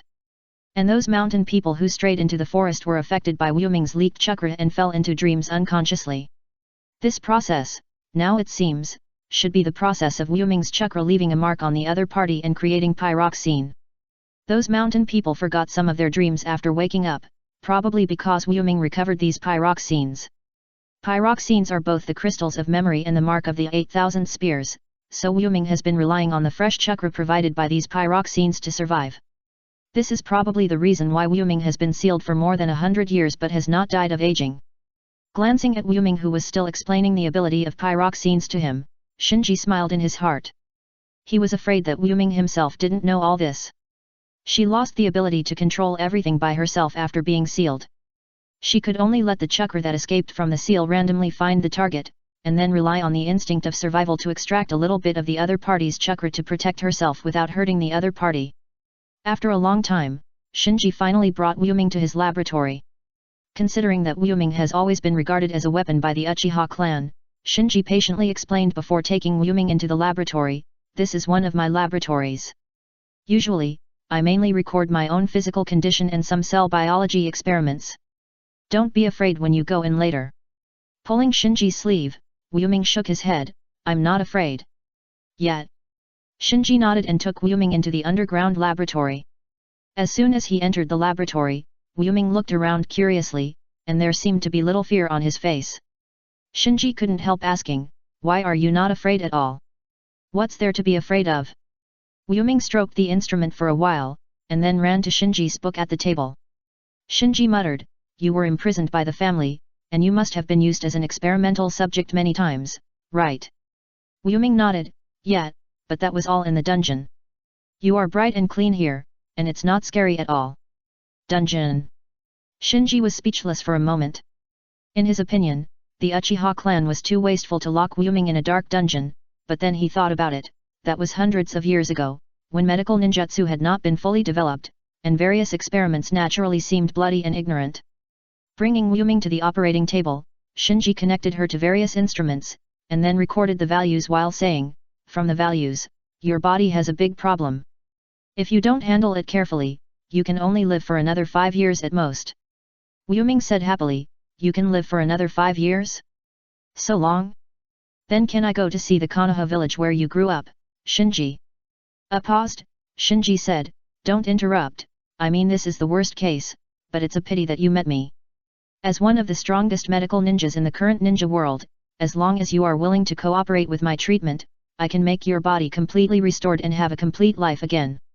It's just a small effort, please everyone." Chapter 850 Implantation of Pupil Technique. Wu Ming smiled brilliantly, "I know." Shinji tied up Wu Ming's cuffs again, ready to draw some blood to test Wu Ming's blood composition. Wu Ming was very well behaved, pursed his lips, and let Shinji draw a tube of blood without saying a word. After drawing blood, Shinji disinfected the needle hole on Wu Ming's arm while pointing to the spells engraved on Wu Ming's arm and asked, "What are these?" Wu Ming looked in the direction of the voice and saw the spells engraved on his arms. He whispered, "These are the pupil techniques implanted in my body by the family." "What?" Shinji was slightly startled. Wu Ming explained, "After the family discovered my 8,000 spears, they disliked my pupil power and could not really exert the power of the 8,000 spears. So in order to enhance my pupil power, they forcibly implanted Amaterasu and Tsukuyomi into my body in the form of spells." Wu Ming spoke very slowly, and his expression was depressed. Obviously, he didn't want to recall the past scene. "You know, it's easy to invite, but when it comes to the actual operation, only Wu Ming himself knows how painful it is to implant pupil techniques." Shinji was shocked. He knew that the Uchiha clan had a technique called transfer seal, which could seal his eye technique into other people's Sharingan. Unexpectedly, in addition to transfer seal, the Uchiha clan also mastered the means to implant eye techniques into other people's bodies in the form of techniques. In addition to being shocked, Shinji began to carefully study the techniques on Wu Ming's arms. Gradually, the shock in his eyes turned into anger. They are simply crazy. Shinji was a little furious. After listening to Wu Ming's own explanation, combined with his superb medical ninjutsu attainments and excellent knowledge of sealing techniques, he quickly figured out what the Uchiha clan did to Wu Ming. Rather than saying that this method implanted the two eye techniques of Amaterasu and Tsukuyomi into Wu Ming's body, it would be more appropriate to say that it was inserted. Even because the method was too crude, it caused irreparable damage to Wu Ming's body. If it were someone else, 9 out of 10 would have died directly. Fortunately, Wu Ming's awakened eye technique 8,000 spears was too overbearing, so she barely withstood the Amaterasu and Tsukuyomi implanted in her body. However, even so, the Uchiha clan's attempt to improve Wu Ming's eye power by implanting eye techniques obviously did not succeed. Because this method is impossible to improve Wu Ming's eye power, on the contrary, it will add unnecessary burden to Wu Ming's body. After all, any kind of Mangekyo eye technique is not something that can be easily endured by those below the 6 paths level. Shinji touched the spells and asked, "Does it hurt?" Wu Ming shook his head, "It doesn't hurt anymore." Shinji complained, "This implantation technique is too crude and too low level. I think even a madman like Danzo wouldn't use it." Wu Ming asked curiously, "Who is Danzo?" "He's also a madman." After a pause, Shinji said, "It was he who wiped out the Uchiha clan. Only 2 clan members, including me, survived by chance." Wu Ming looked at Shinji, not knowing what to say. She really hated the Uchiha clan, but after hearing the news that the Uchiha clan was wiped out, she not only didn't feel the joy of revenge, but felt a little uncomfortable. Shinji also changed the subject and stopped talking about the extermination of the clan. Instead, he asked, "Can you use Amaterasu and Tsukuyomi now?" "Yes." Wu Ming nodded gently. "It seems that this implantation is successful to some extent." After that, Shinji came to the equipment room, took out a roll of special bandage, soaked it in the nutrient solution for 10 minutes, waited for the bandage to completely absorb the whole basin of nutrient solution, then carefully took it out, and then began to bandage Wu Ming.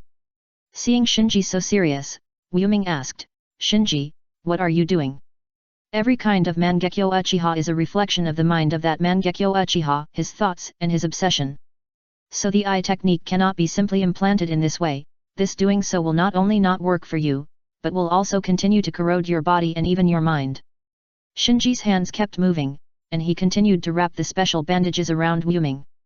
Fortunately, you were sealed shortly after the implantation, and you didn't use them frequently, so the damage to your body is still very limited. After wrapping all the techniques on Wu Ming's arms with special bandages, Shinji checked them again and breathed a sigh of relief. Wu Ming realized later, "Is it so dangerous?"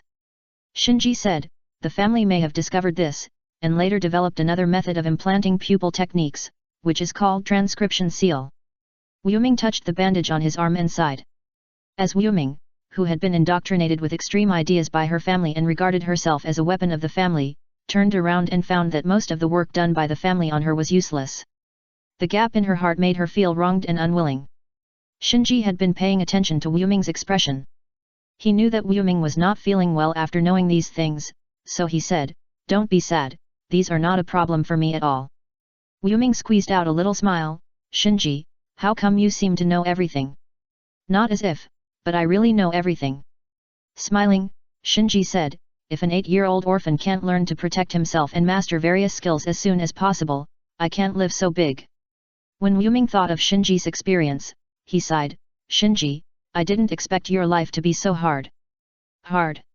Shaking his head, Shinji smiled and said, "This is just the beginning."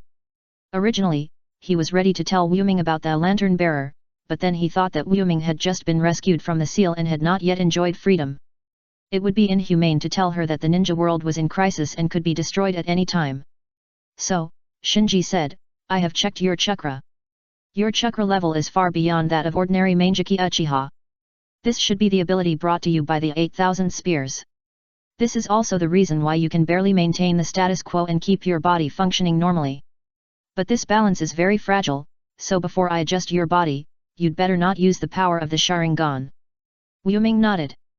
After experiencing the first half of her life as a weapon, she knew that Shinji was doing this for her own good, so even though Shinji's tone was a bit commanding, she did not resist at all, but enjoyed the feeling of being cared for.